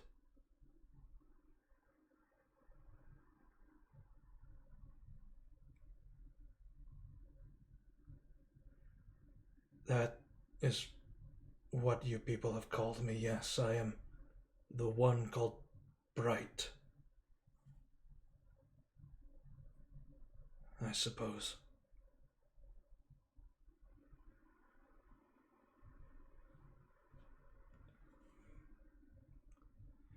I know what this person's name was, but as soon as I leave them, they will be no more.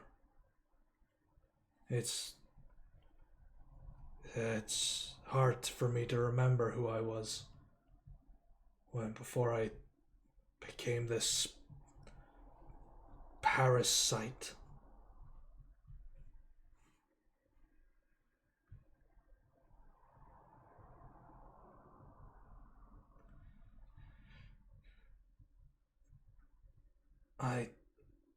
I am not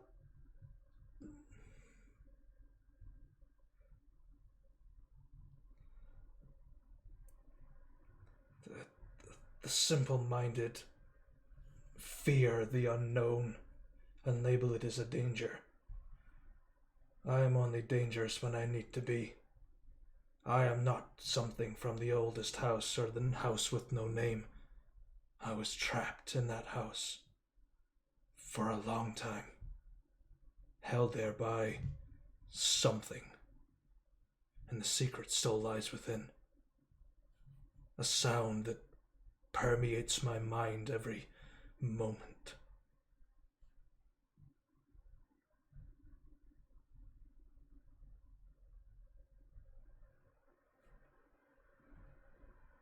Do you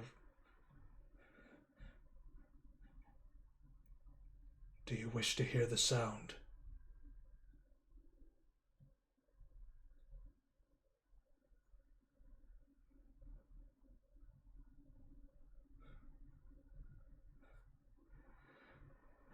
It will not haunt you. It will be a passing sound in your mind. I can give you a glimpse into what I hear for only a moment.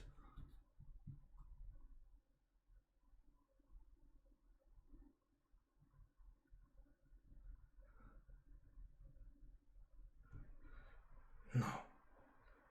I cannot possess things that are stronger than my current host.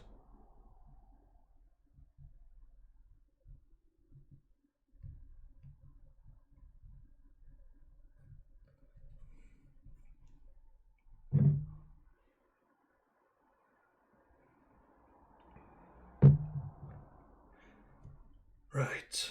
Just sort of reaches out the hands towards your face. Just the fingers sort of touch the sides of your cheekbones. And you just feel almost like something reaching deep within you, like a hand clutching towards your soul. And you just hear the words, "Do not resist." And you feel your mind surge with this sound that permeates, and all you hear is this noise.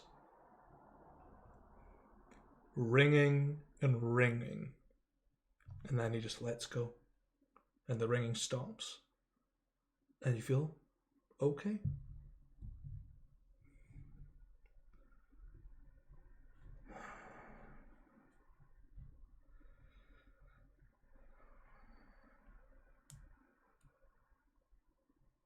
That would have been me. There's, well, not me, but no, no, I am the parasite that is speaking. It is the person I am in control of that is telling you to not resist. They understood my plight. You are somewhat more understanding than most, and I appreciate that. Let me buy you a meal, a drink, at least something, as a token of thanks, I suppose.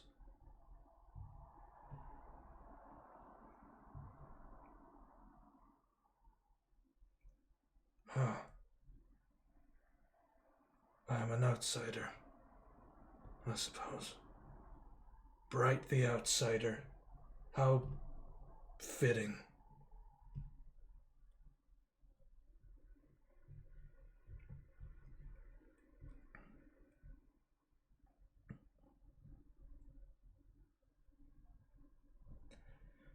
But I latch on to things that are alive and drain whatever they have and take over. I almost did to you what I've done to this person, but I know how to control it slightly. This body is a little bit more forgiving.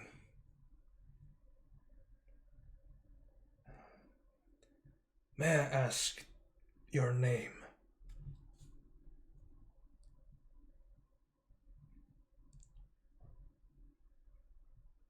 Vasali.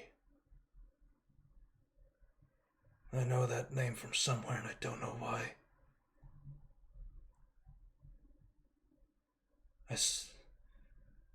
I hear Vasali. The name rings like a chamber of voices. So many voices. Why?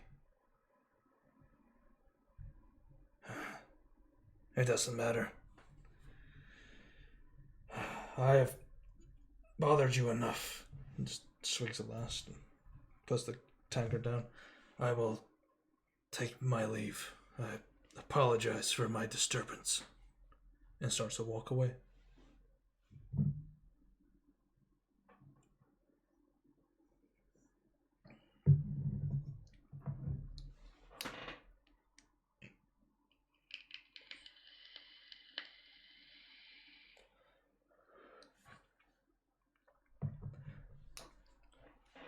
Seems Bright knows a little bit too much about you.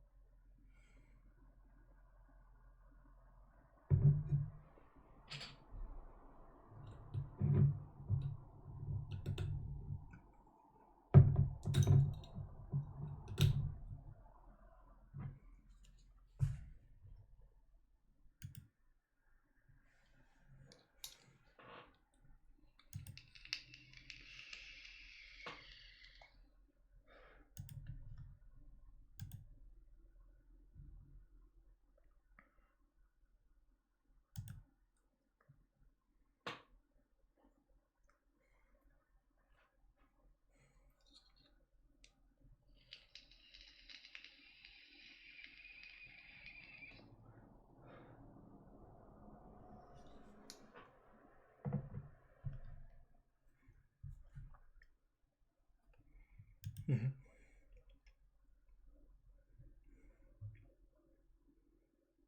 Yeah. It knows who it's possessing. It doesn't know what it is. It doesn't remember what it was before it became this parasitic host. But it appears to have found a more, what's the word I'm looking, not permanent, semi-permanent host that's stronger and more capable of handling the possession, as it were. And you know what's funny is when Lucius called Bright an outsider, that is the NPC's actual full name, which is Bright the Outsider.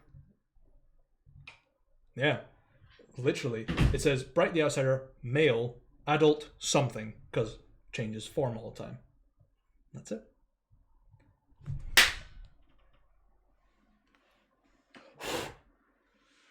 Yeah. Actually, no. I wrote this back in the 30th of June. Yeah, you've already met the other NPCs that are on my list right here, but yeah. An Alheim. Yeah.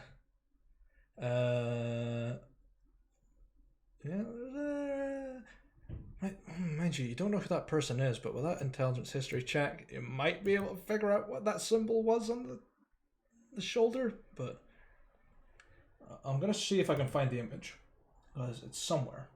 Give me a minute. Oh, will I find it?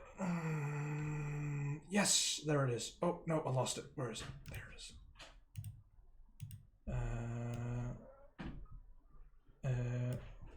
This was a symbol.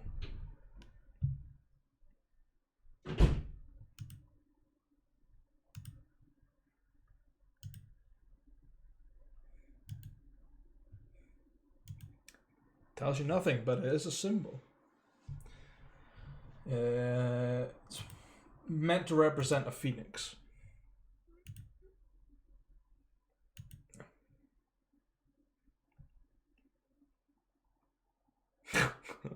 The fire duck. The spicy quack. The fiery hyonk.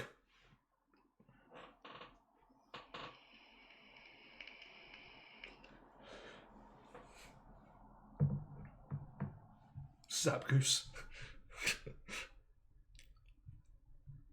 Isn't that what Zapdos is? Just a big zappy bird. Borb. Burp. So, the day continues on without any problems. The weather starts to clear up by the end of the day. And yeah, pretty much get a couple other people into the tavern, just sort of locals roaming about. A couple of the farmers. And so just get on with your day. Lucius is probably still reeling from the fact that he has encountered a parasitic spirit and has not been possessed.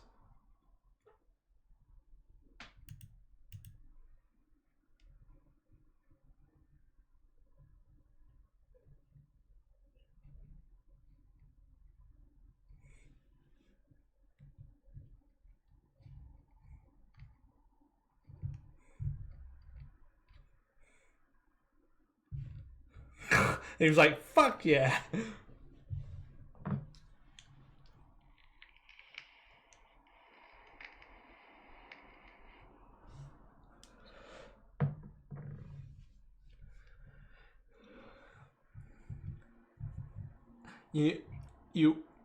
It's not possession. It's there's a word that I call it.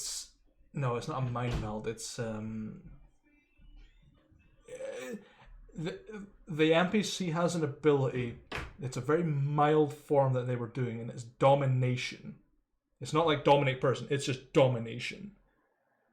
And just reached into your brain and just planted information and just let go.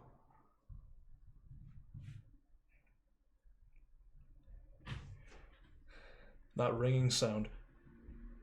If he did the full thing, your head might blow up. Yeah, like scanners. You ever seen Scanners? Oh my god, why would you do such a thing? Man, I want to watch that fucking Abridged series now. Sword Art Online Abridged is superior to Sword Art Online. Don't at me. So, fuck you, I want the ones. Yeah. So, time goes by. You drink up, eat healthily. Oh, trying at me? You wanna fucking go? You wanna throw down, Henry? I'll send Bright back in. I'll bring him back. So, who wants to roll for the weather for the following day?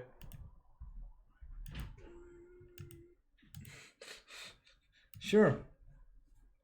Can I get a D6, please?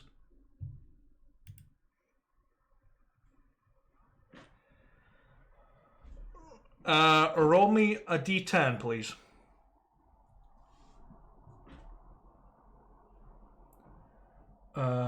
It is a very heavy thunderstorm outside.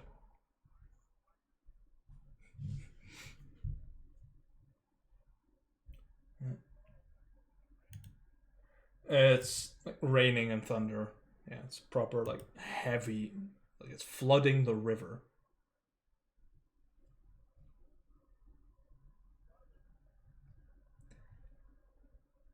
It's very warm.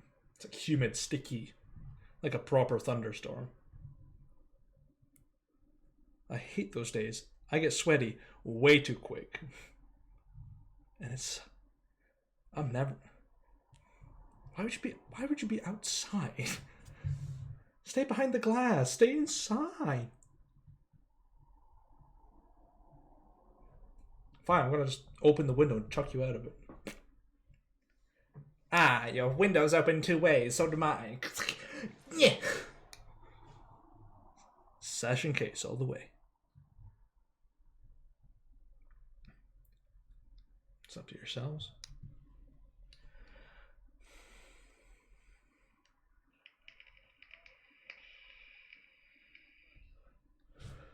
It causes difficult terrain on the ground because it's mud.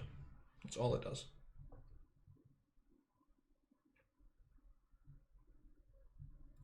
Nah, it just slows you down. You just move at slow pace. There isn't a road further through Hovelton. It kind of goes round a little bit.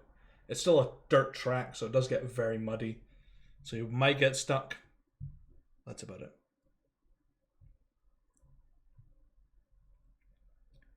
Now I need to roll a D100 for myself, and seeing as how it's pointless doing a GM roll. Okay. So, well, it is, because some of you guys will watch the stream and be like, he was speaking out his ass. I mean, frozen.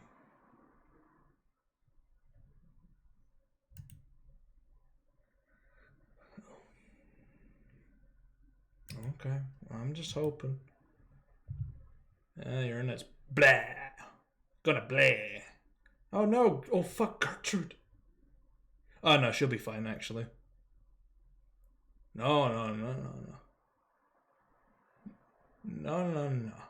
I have plans for Gertrude that you have safely avoided.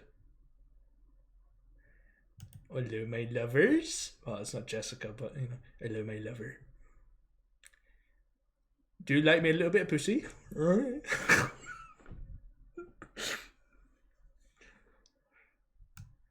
Right. So, you guys gather any supplies before you hit the road?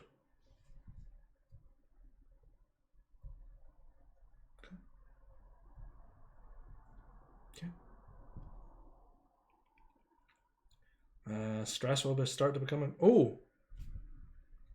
I need a wisdom save from Lucius, actually. It reminds me.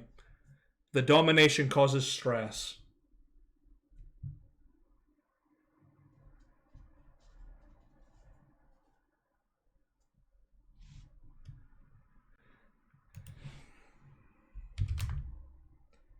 Okay, take a D4 of stress. Take 4 points of stress. Forgot to do that, because that domination does stress your brain. A little bit.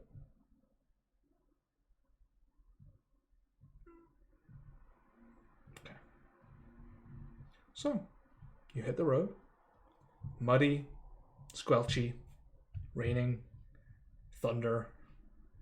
It's warm, so you're a bit sticky. So, who's rolling random encounters? And you have, if I'm not mistaken, 40 miles, so it's 2 potential encounters. Feeling that? Let me see. Not on the right document. Divergence.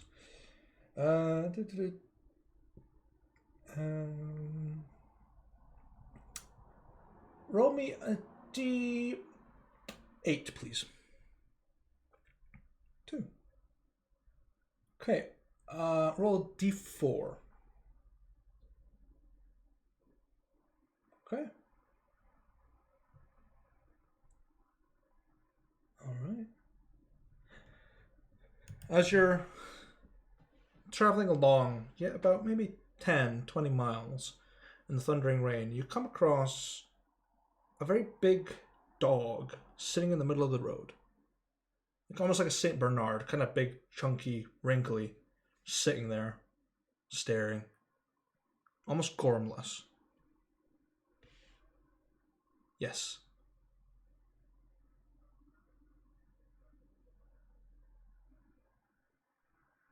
It has brown eyes.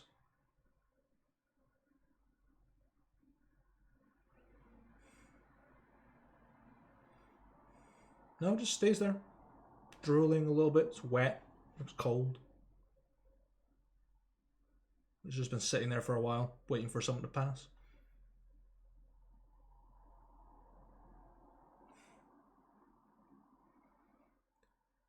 It's Wiseman.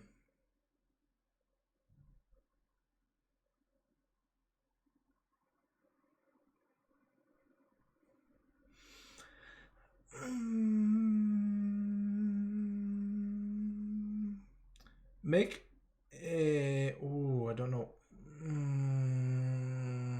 It's either history or religion. Either one. I don't know what folklore would come under as. Probably be history.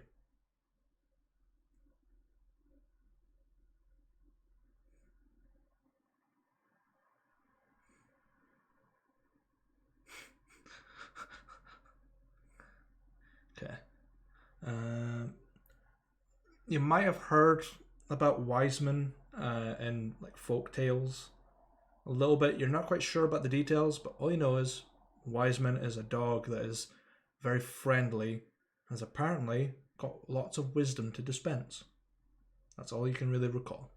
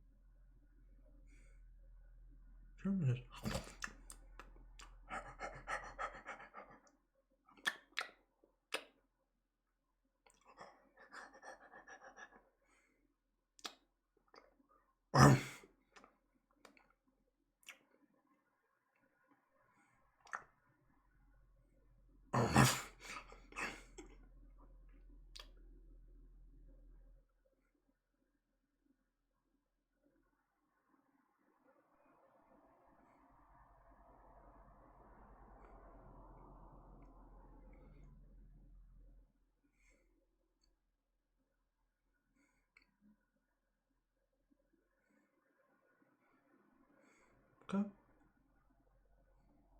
Roll me an intelligence save, please.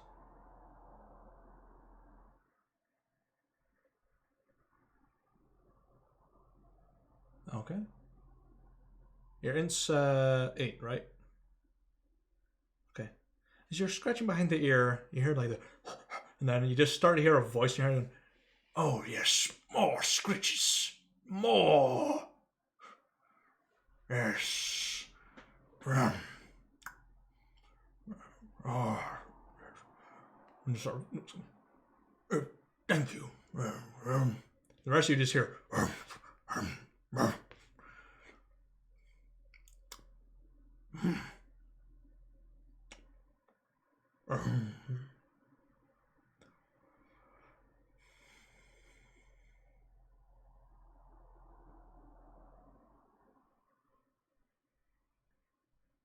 No, he's speaking to me.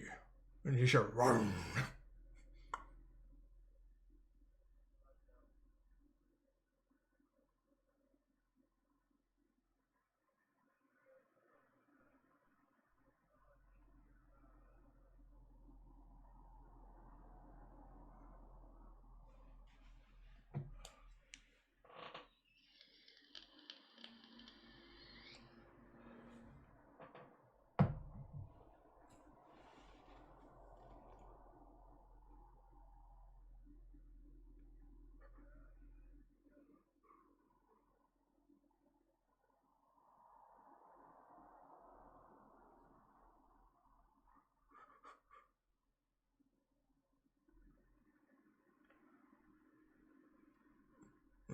Tell the cat he's rude. Your tabaxi friend is absolutely intolerant.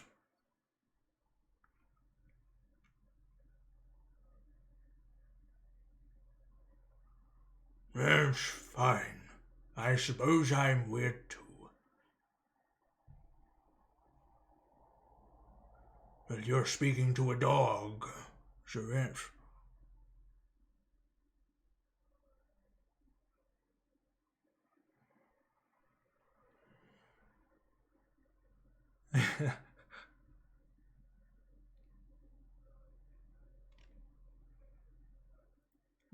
Well, pleasure to meet you.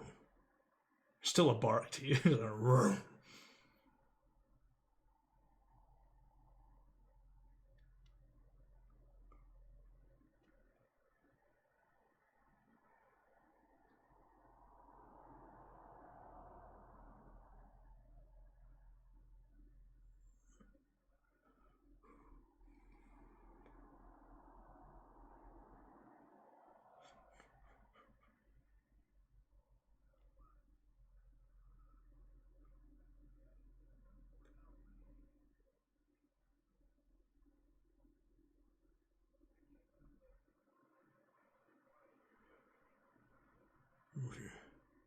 I'd like to come out here and greet the travellers, as it were, and give a little bit of wisdom on the roads.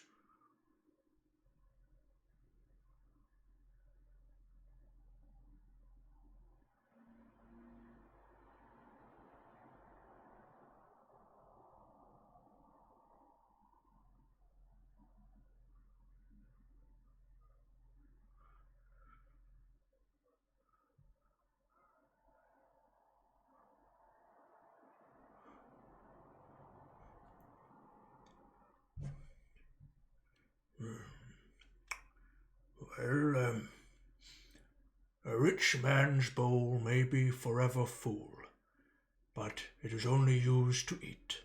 A poor man's bowl lies empty, and that is the most useful.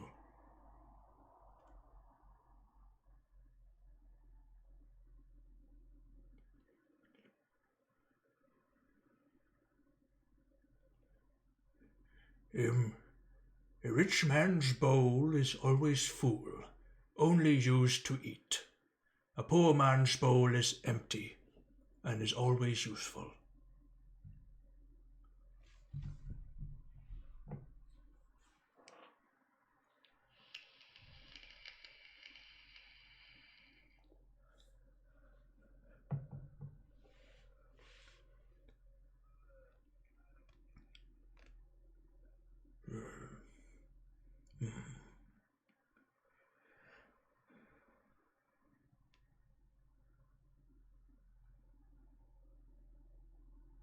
Yes, you are quite philosophical.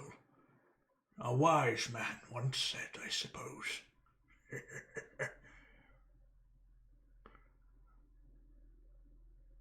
Yes.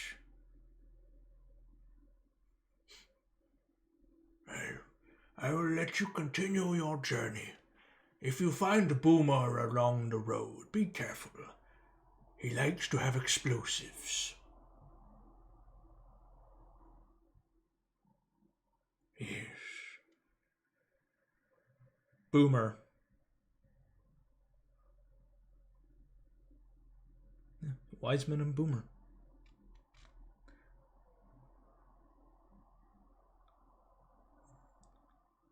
Yes. Yeah.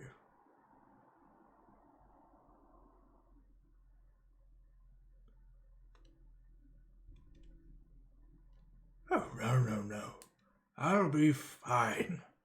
I'll travel to my nice little hobbit hole in the bottom of a fox den. I will be fine.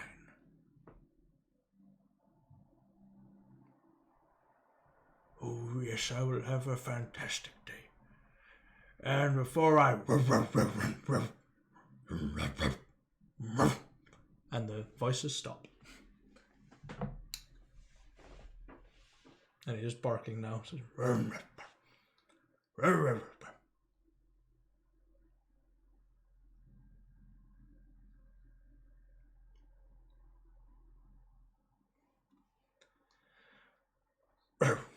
And just...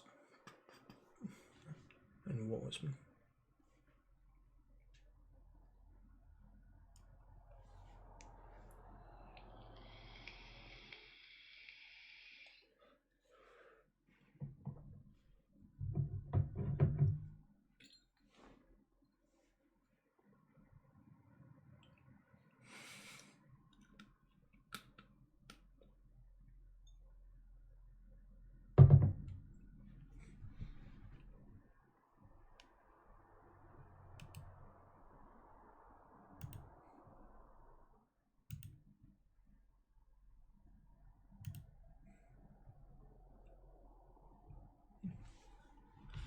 All right.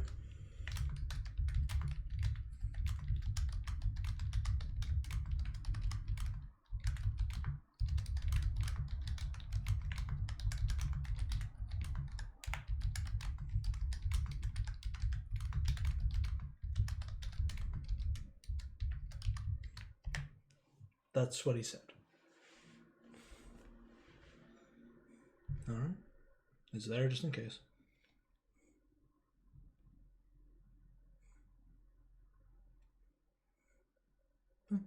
It is pretty true.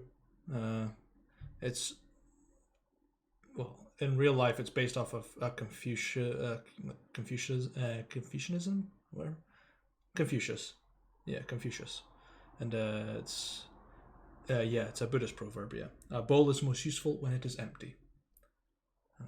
That is Wiseman. He will dispense wisdoms in exchange for pats or scratches, or food. He is over 100 years old, so yeah, he hasn't died yet. He is a spirit of the forest, similar to Witness. So is Boomer.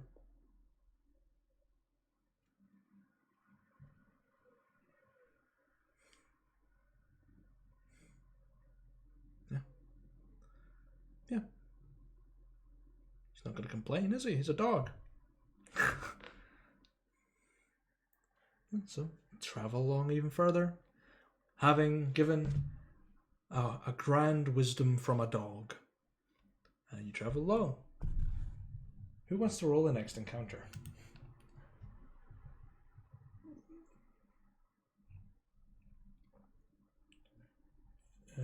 It's a 1, 2, 3, 4, 5, 6, 7.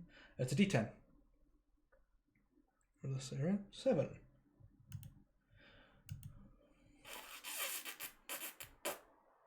Do I have a token for that thing?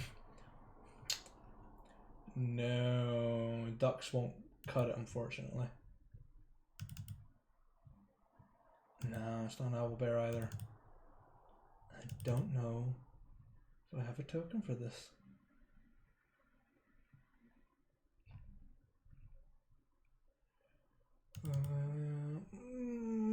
Monsters. Nope. That won't do, unfortunately.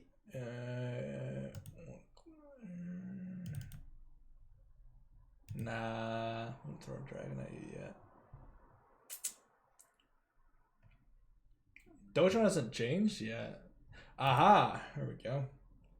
So you're traveling along, and as you're walking between the trees, you encounter some wasps. They're pretty big. You're going left or right? Yeah. You're going left or right. Okay. I'm going to write this as...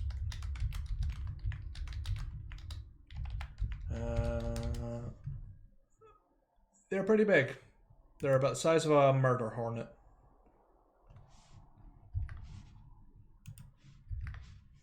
No, they're about maybe like 3 inches big each.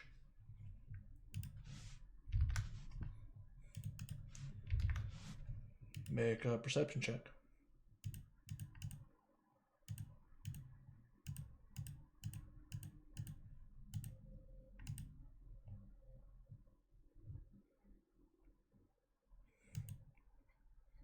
Yeah.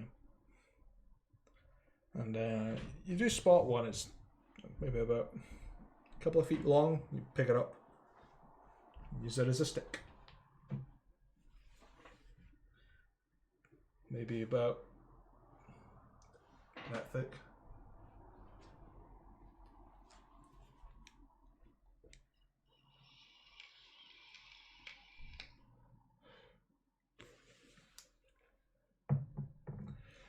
No. Metal jackets are completely different creatures. Yeah, they're not normal bugs. There are some creatures in the Mithril Forest that are arcane corrupted, and these are some of them. And they are wasps that have turned into metal, so they're called metal jackets. And they're very aggressive. They're not friendly. They're very hostile. They're like Africanized bees. Yeah. If you go into a river, they'll just float above the water and wait. Yeah. There's only one swarm, so it's not too bad. But I need everyone to roll initiative, please. Uh,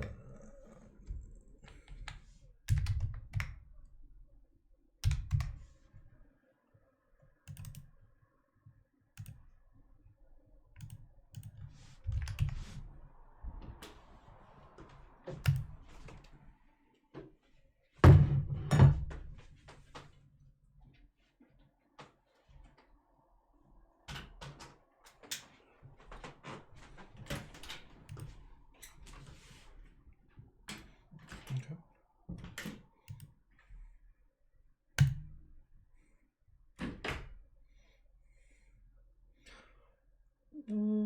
You're moving about travel speeds. It's difficult terrain, so you're speed. So 200. So you've been on about that. So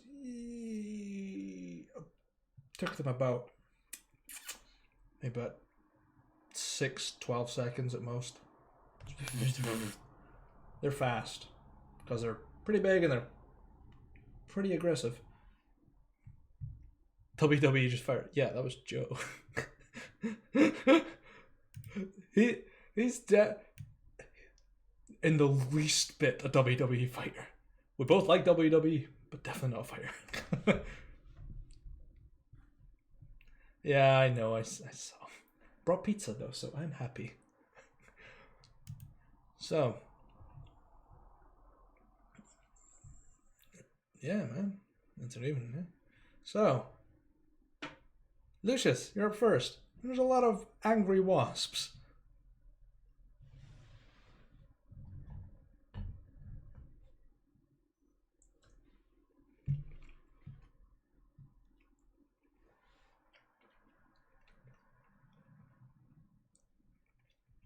And move the cart back just a smidge.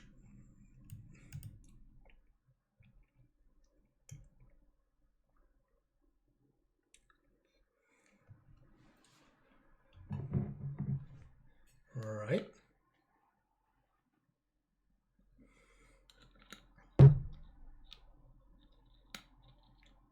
Okay.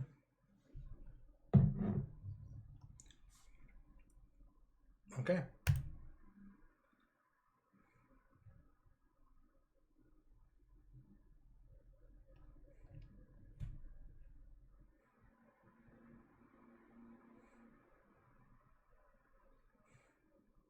No, it doesn't. It's a bit of a pain.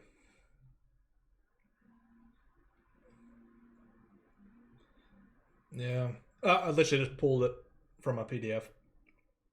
As soon as I bought. Sure. Mm-hmm. Okay.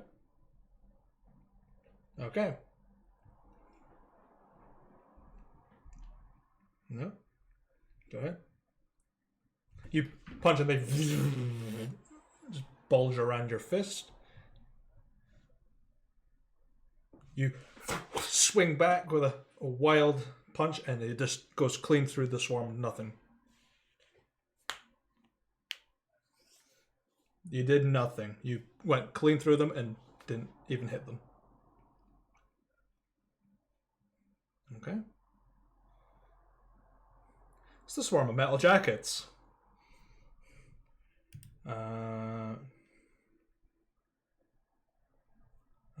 So their main aggressor is Spitz, so they're going to make 2 attacks against Spitz with their stingers.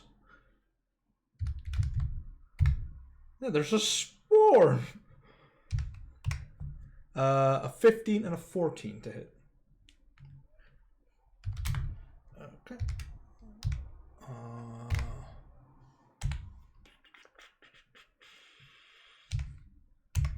You take 10 points of poison damage.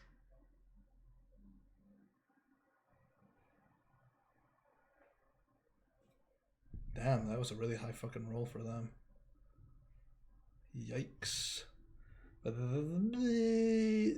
will... They're going to move further down towards Spitz. So Henry will get an attack of opportunity. That hits. 3 points of bludgeoning.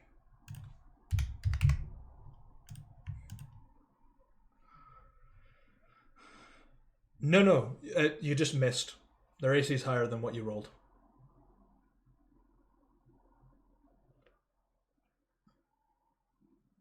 Mm-hmm.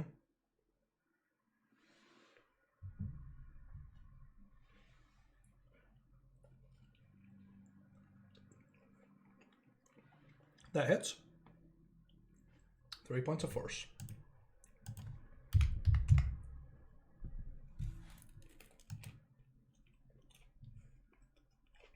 Okay. Corner, it's your turn.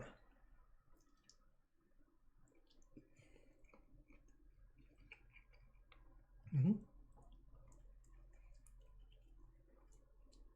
Okay. Sure.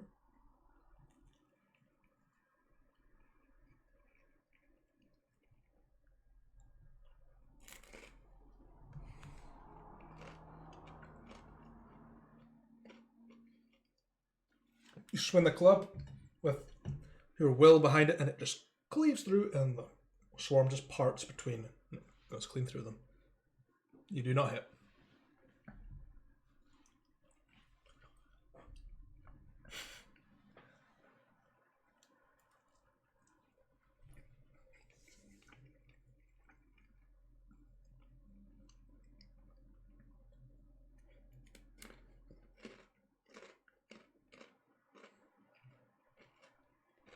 Okay.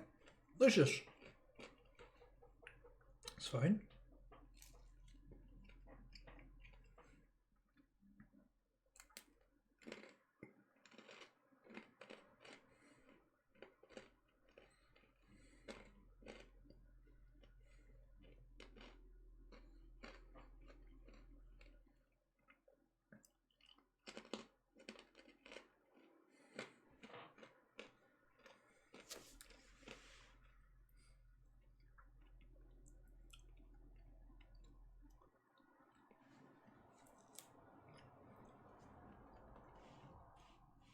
Big enough for a person.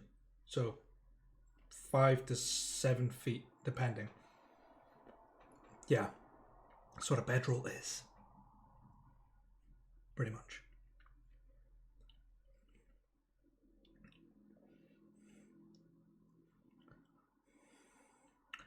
Okay. What's your dexterity? It's +3. So they have DC 11 dexterity saving throw to beat.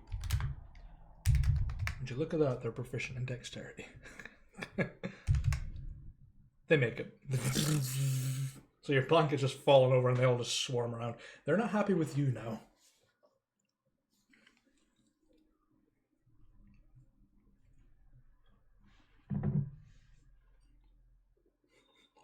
Spitz, you're up.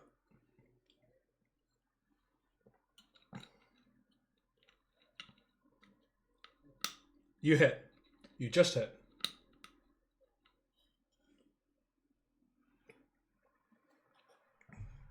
4 points of bludgeoning.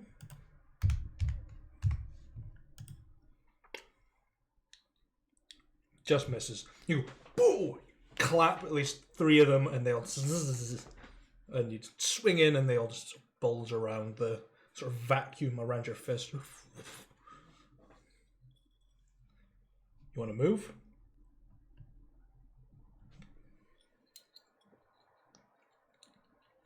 No point. Okay. It's the Jacket's turn. They're really not happy with Lucius. So they're going to make... You just try to throw something over them, they're angry. So they're going to make 2 stinger attacks against you. 1 misses and a 19.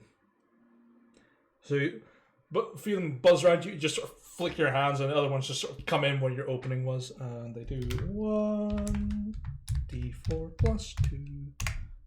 3 points of poison damage.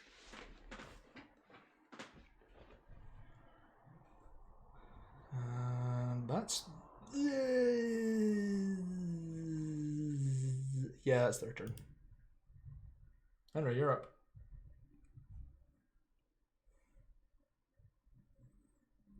I said Henry. Coroner, you're up.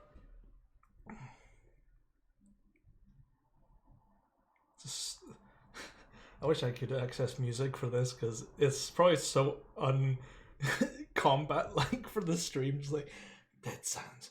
You from your last mistake, you go just swing wildly into it like a bat and wah, and you hit them very hard. 4 to 8 is 12. 16, 20. Oh yeah, it's just 12 and then 12 if they move. Okay. So they're holding on and you can see this sort of, they're moving slightly erratically, like thunder is sort of vibrating through them. They're not quite sure what the hell's going on. You know what'll happen if they move.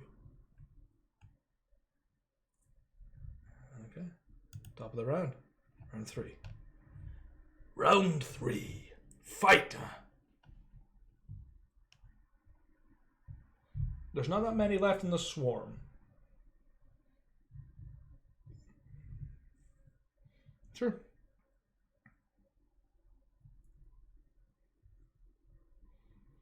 No, it's an improvised weapon.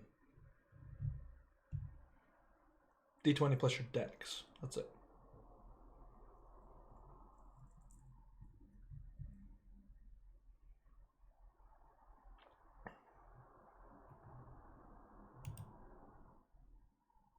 You go, ah! You miss. There's only about 8 of them left out of 30 that were there. So, Spitz, you're up.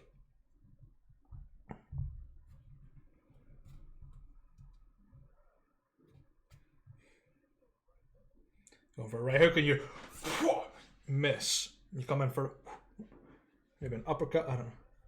Going for a left and you clap a few of them. 4 points of bludgeoning. You take out 4 of them. You take out 4 of them in one punch. Okay. It's their turn now.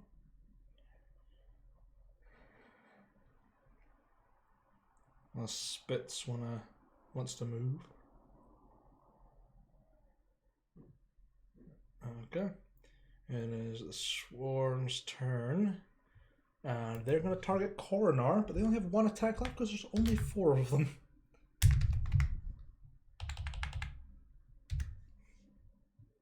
I think you're within their reach, actually. Yeah, you are. Just on the edge of their reach. Yeah.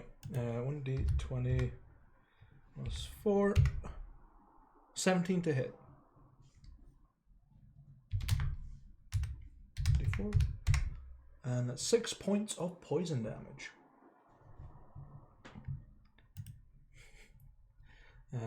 Henry, you're up. You swing down just in front of Coronar as they just finish stinging him. You poof, make your damage roll. And in the last bit, as they retract from Coronar, you just crush them all underneath your club. And that's horrible squelching noise. So I can remove them from the list. And initiative ends. The danger has passed.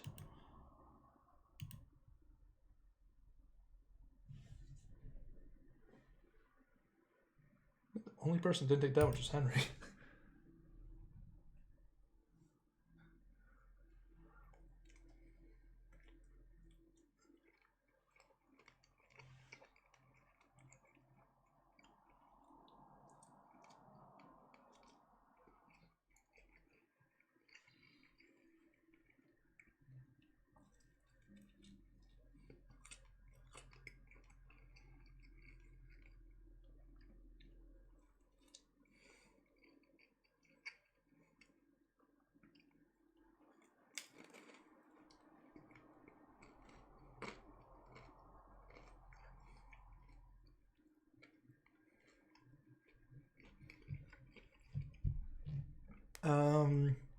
Are you proficient with nature? You wouldn't know.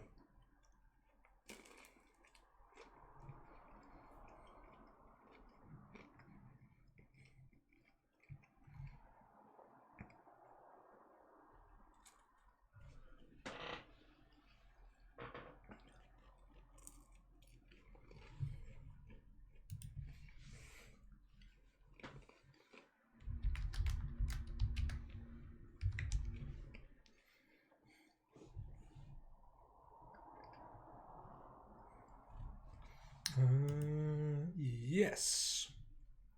As you make your way further down, taking at least 2 days' travel, you make your way to Hovelton. And I will give you a brief description of Hovelton. Just a second as I pull up the information.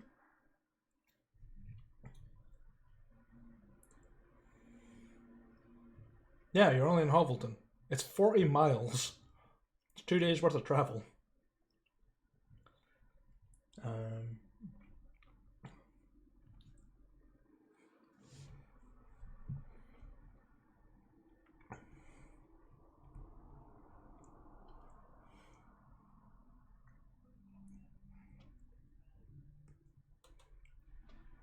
Yeah.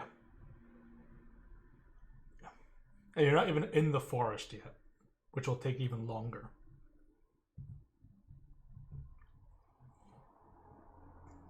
I believe you're stopping in Hovelton, as far as I'm remembering.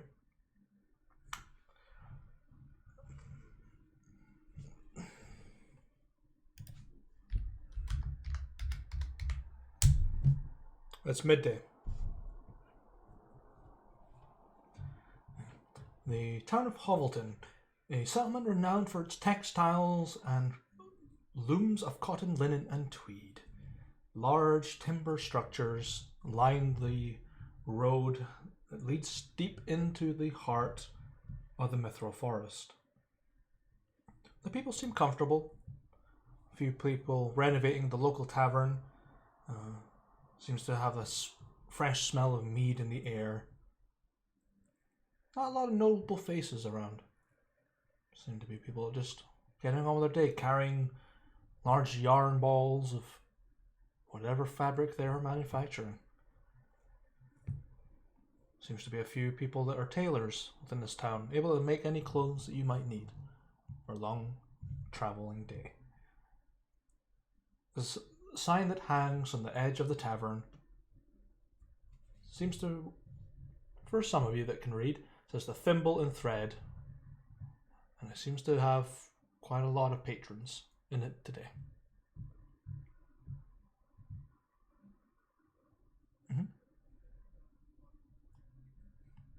Yeah, you'll have camped at the night, yeah.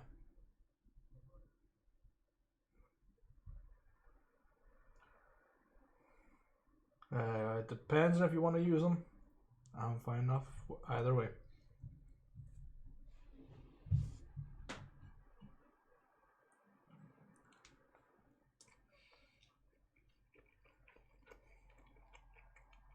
He would have.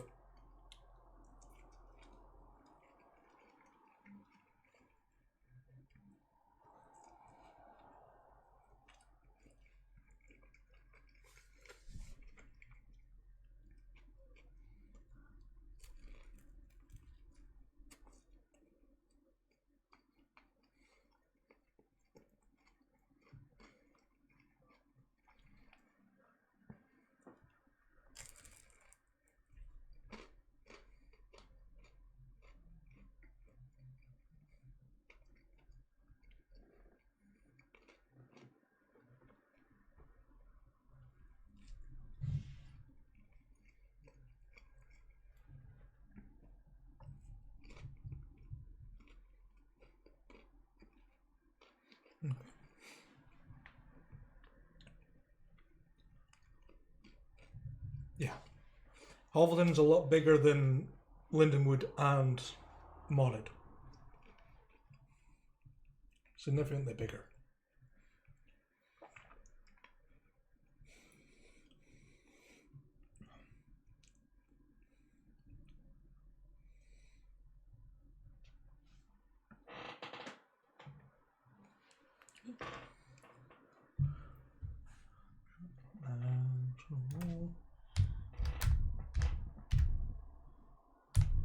Thimble and Thread.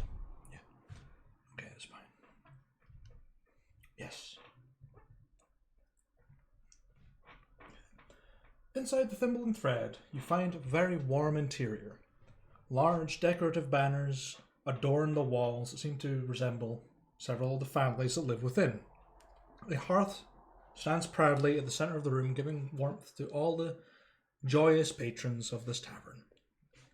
At the bar seems to be a very distinct person. A large claw mark running down the side of their face that seems to drape past their neck. A almost strange half-breed between a halfling and a dwarf. Stout, wide, with a very thick beard with the braids. And looks at you almost as if they recognize your sort of plight, your trade, where you've come from.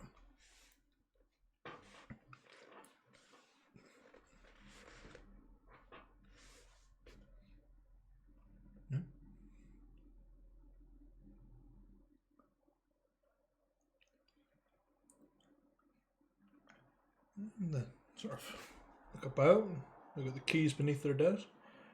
Got plenty of rooms. More than willing to take a few. It's two copper a night. The beds are alright, I suppose. We make them by hand every day. Everything from top to bottom's been handmade in this village. Sure you'll find yourself having a pleasant stay before you go any further north.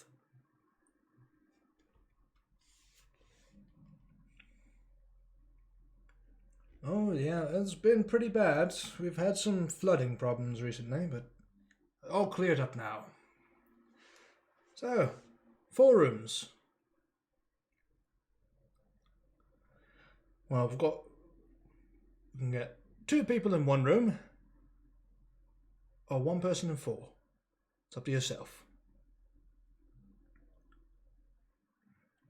Alright, that'll be 4 copper pieces, please. Just takes it and hands you 2 keys.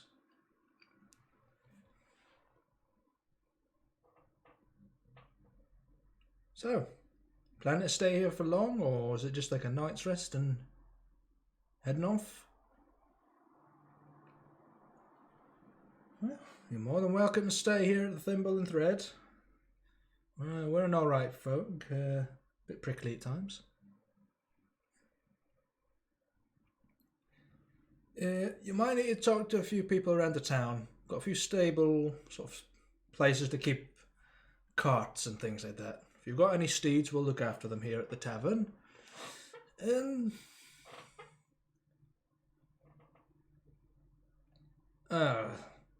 Sure, we can make room for a cat, get a little milk bowl out or something like that.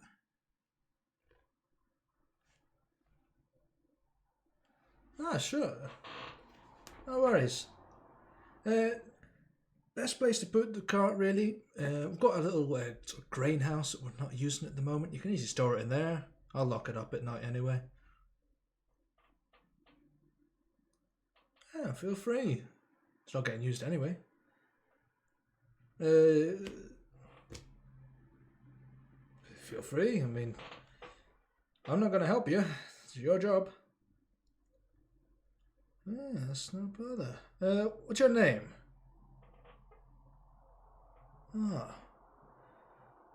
I'm Benthlehem.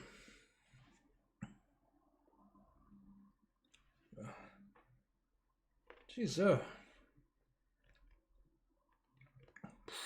that news hasn't reached here before, but that's something. How long ago was that? Couple of days? Couple of weeks? You've been travelling a long time then, haven't you? Damn. Oh. Where's you heading to? Ah.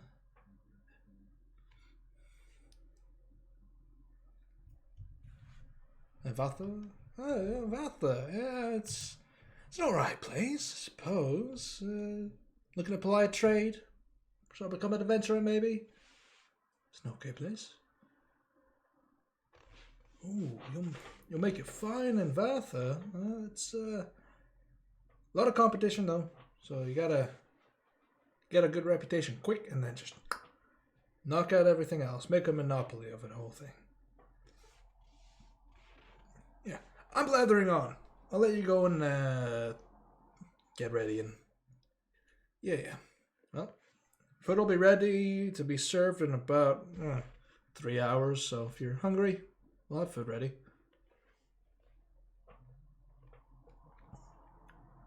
Oh, feel free. No worries. I'll speak to you once you come back.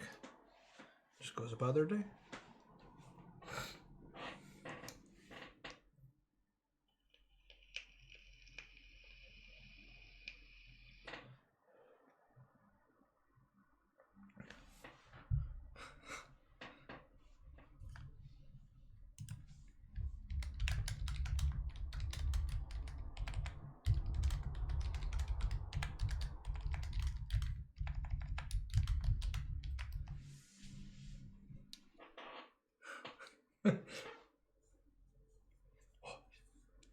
Yeah, don't worry.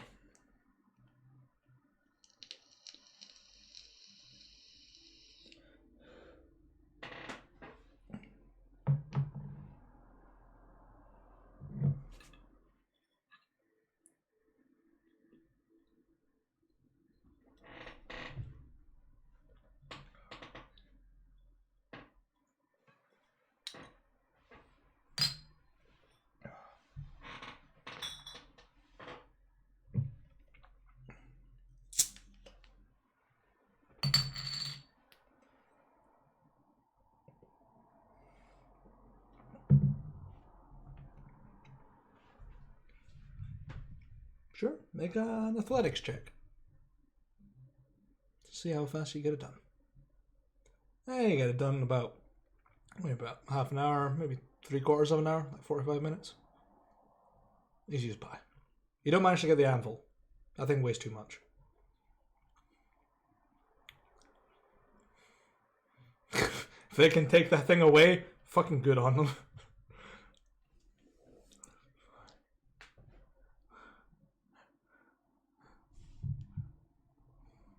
They'll be like, fuck.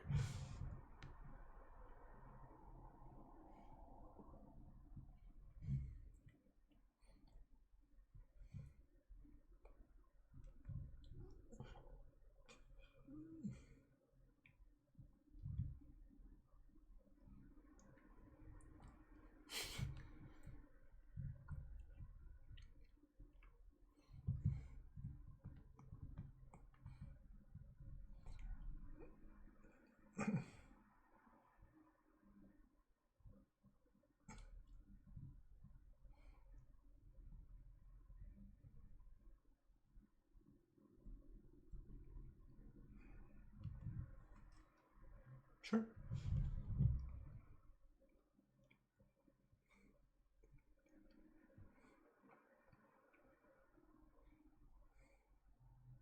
Sure.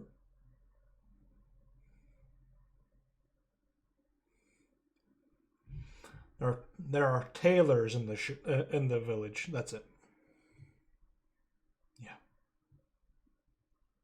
There's a few people that specialize in different things. Like you can look for heavier clothing. Some people make gambesons, so some armor, but it's more like padded armor than anything.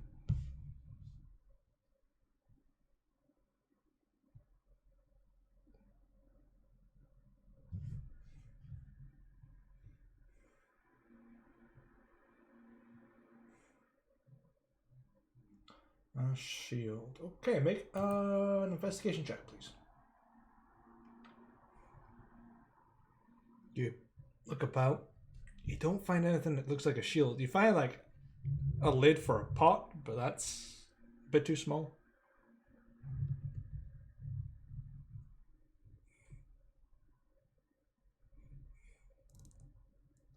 Sure.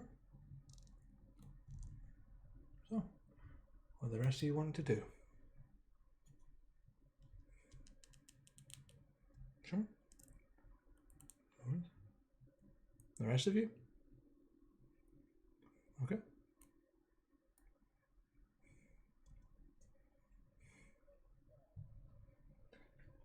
To the bar.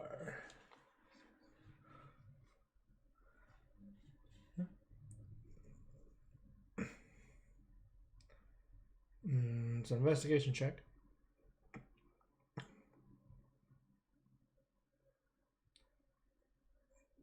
No. I'll assume you head back to the thimble and thread. Okay.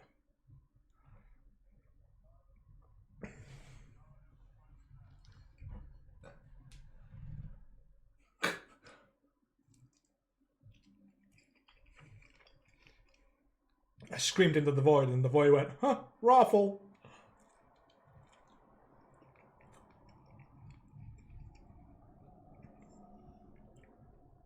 So, time goes by, and food seems to be getting served out from behind the bar. It's up to yourselves. If you guys want to partake in a meal.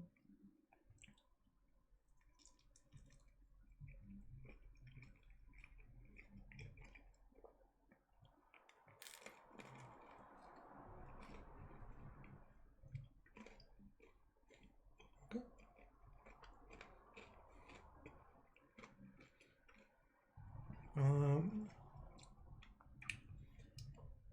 Spatchcock rabbit, brazen deer, got some boar. That's it.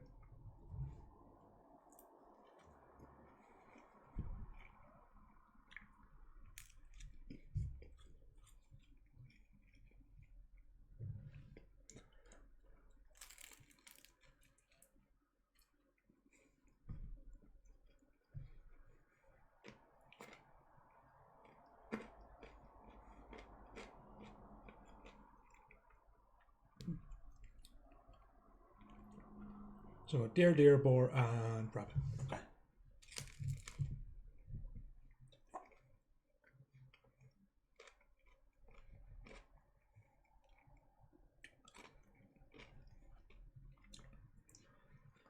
Bentham's just staring at Lucius like. And when you said cat, I didn't realize you meant like a person cat.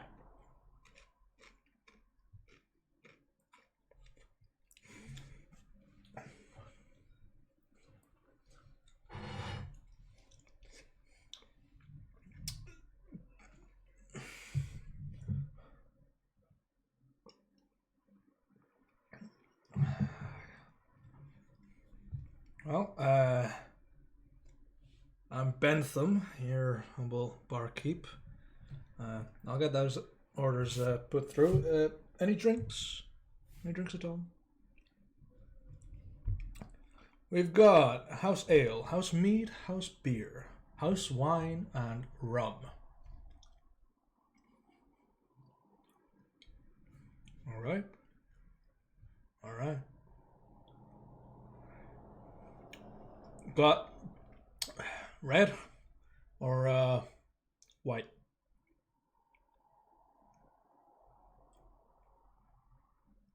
All right. Bottle or glass? All right. And you, my half-orc friend there? And a beer. All right. So, beer, a mead, a wine, and a mead. Yeah. Just heads away back into the kitchen. Comes back, pours out your drinks. Hands them over. Are you all paying separately, or is like as a group?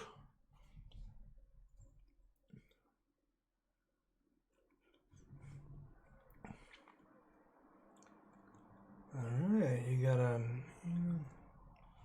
well, that'll be 7 silver for yourself, my half-orc friend there, for your venison and mead. 7 silver. Just takes it and hands you 3 copper back.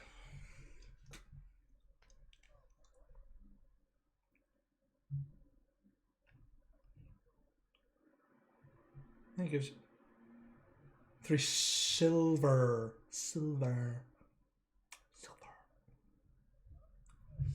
Silver.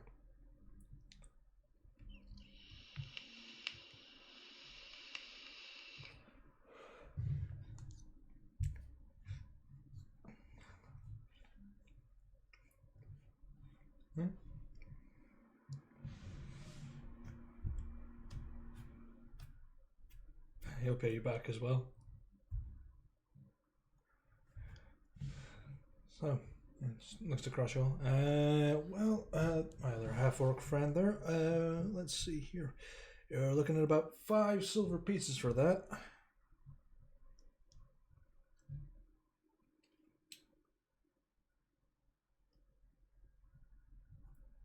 And my, I don't know, cat companion.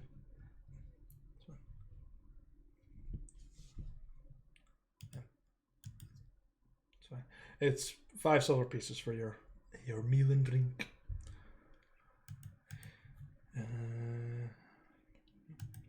Alicia's going for boring wine. Glass of wine. He goes, for you, my strange feline friend, taxidermy. Yeah. That's a gold piece, please. Takes a gold. Hands you the glass of wine. And for my dwarven brethren, that'll be 5 silver pieces, please. All right. Take 6. Gracious. And waits and ends up bringing your food. The portions are extortionately big.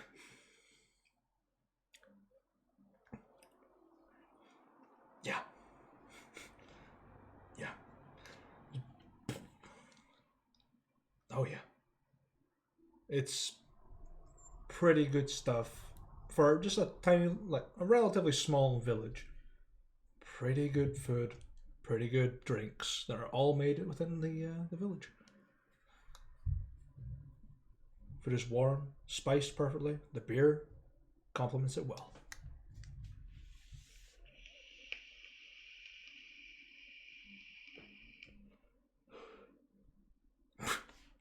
And nickname. A Knick Kaname.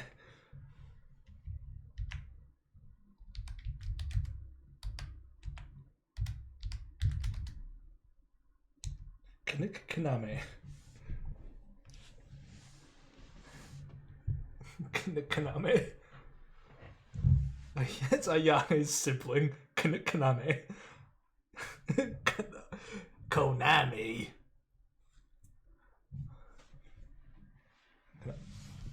Up, down, down, left, right. BA, start your ass.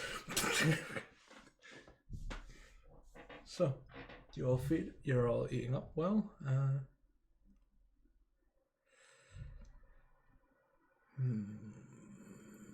Who have I not picked on yet? Most roll a deity.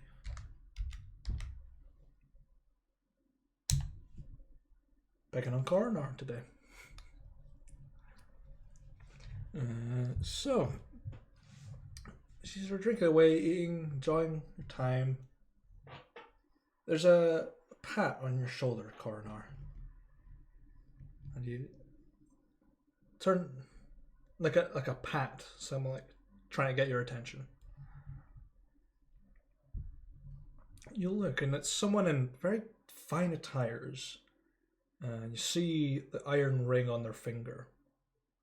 And they just sort of look at you, almost with a confused gaze. And a message from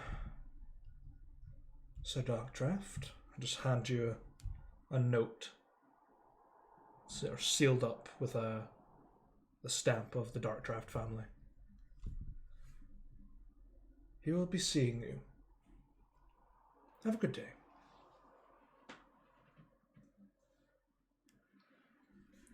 He already has. Technically.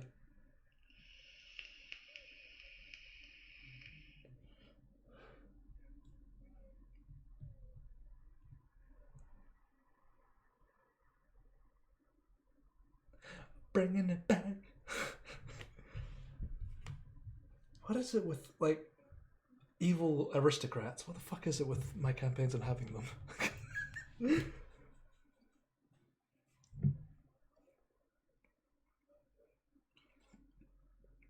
It's called Eat the Rich Themes.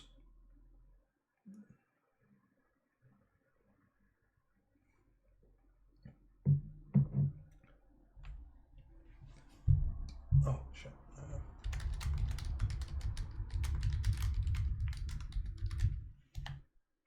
If you want to spell the barkeep's name. Bethlehem. Bethlehem. Yep.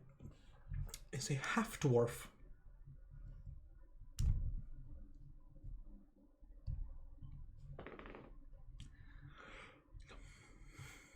So, yeah. So you keep a hold of the letter. You're not opening it. Okay. You just continue to eat with the sealed letter in your pocket. Yeah.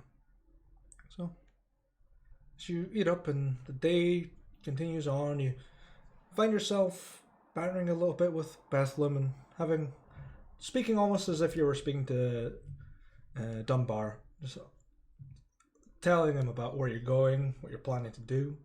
The night drones on and the night gets cold and sort of windy. And you find yourselves tired and needing some rest. You head to bed. So, yeah. Okay. Oh, it's Bits with Henry, Lucius with Coronar. All right. Okay.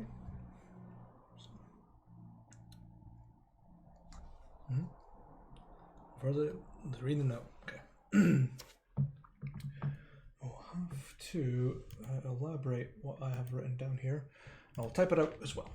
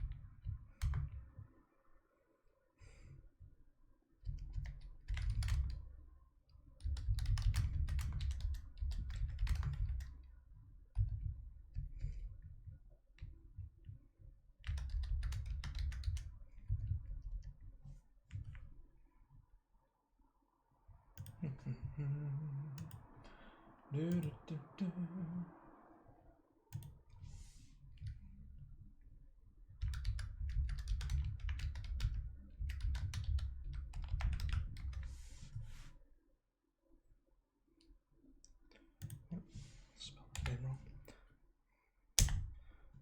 It's pretty much what's on the letter, broken down into its key components.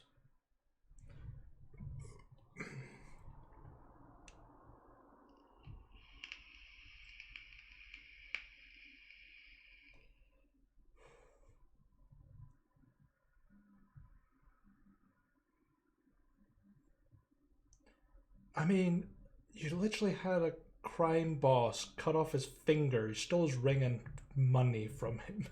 He ain't gonna be happy. Mm-hmm.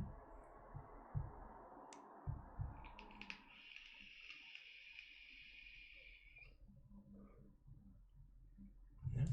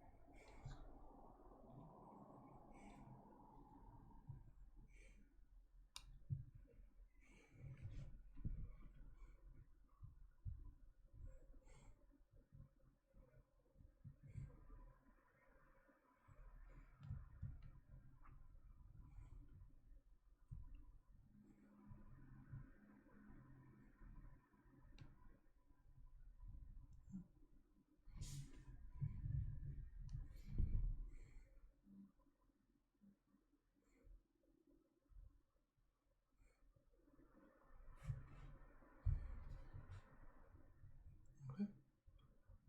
You'll head to sleep. Okay.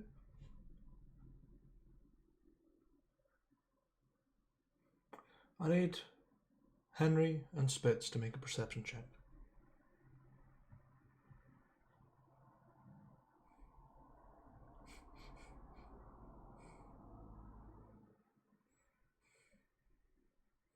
Okay. You're exhausted. It's been a long couple of days. Fall asleep. You don't even hear the sound of your door opening.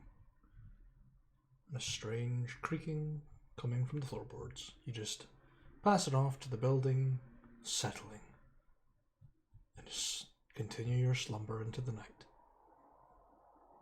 And that is where we're going to end tonight's session.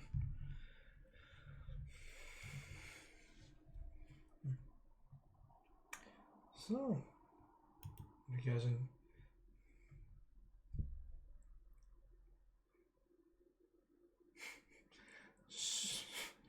It's the bowl of spaghetti.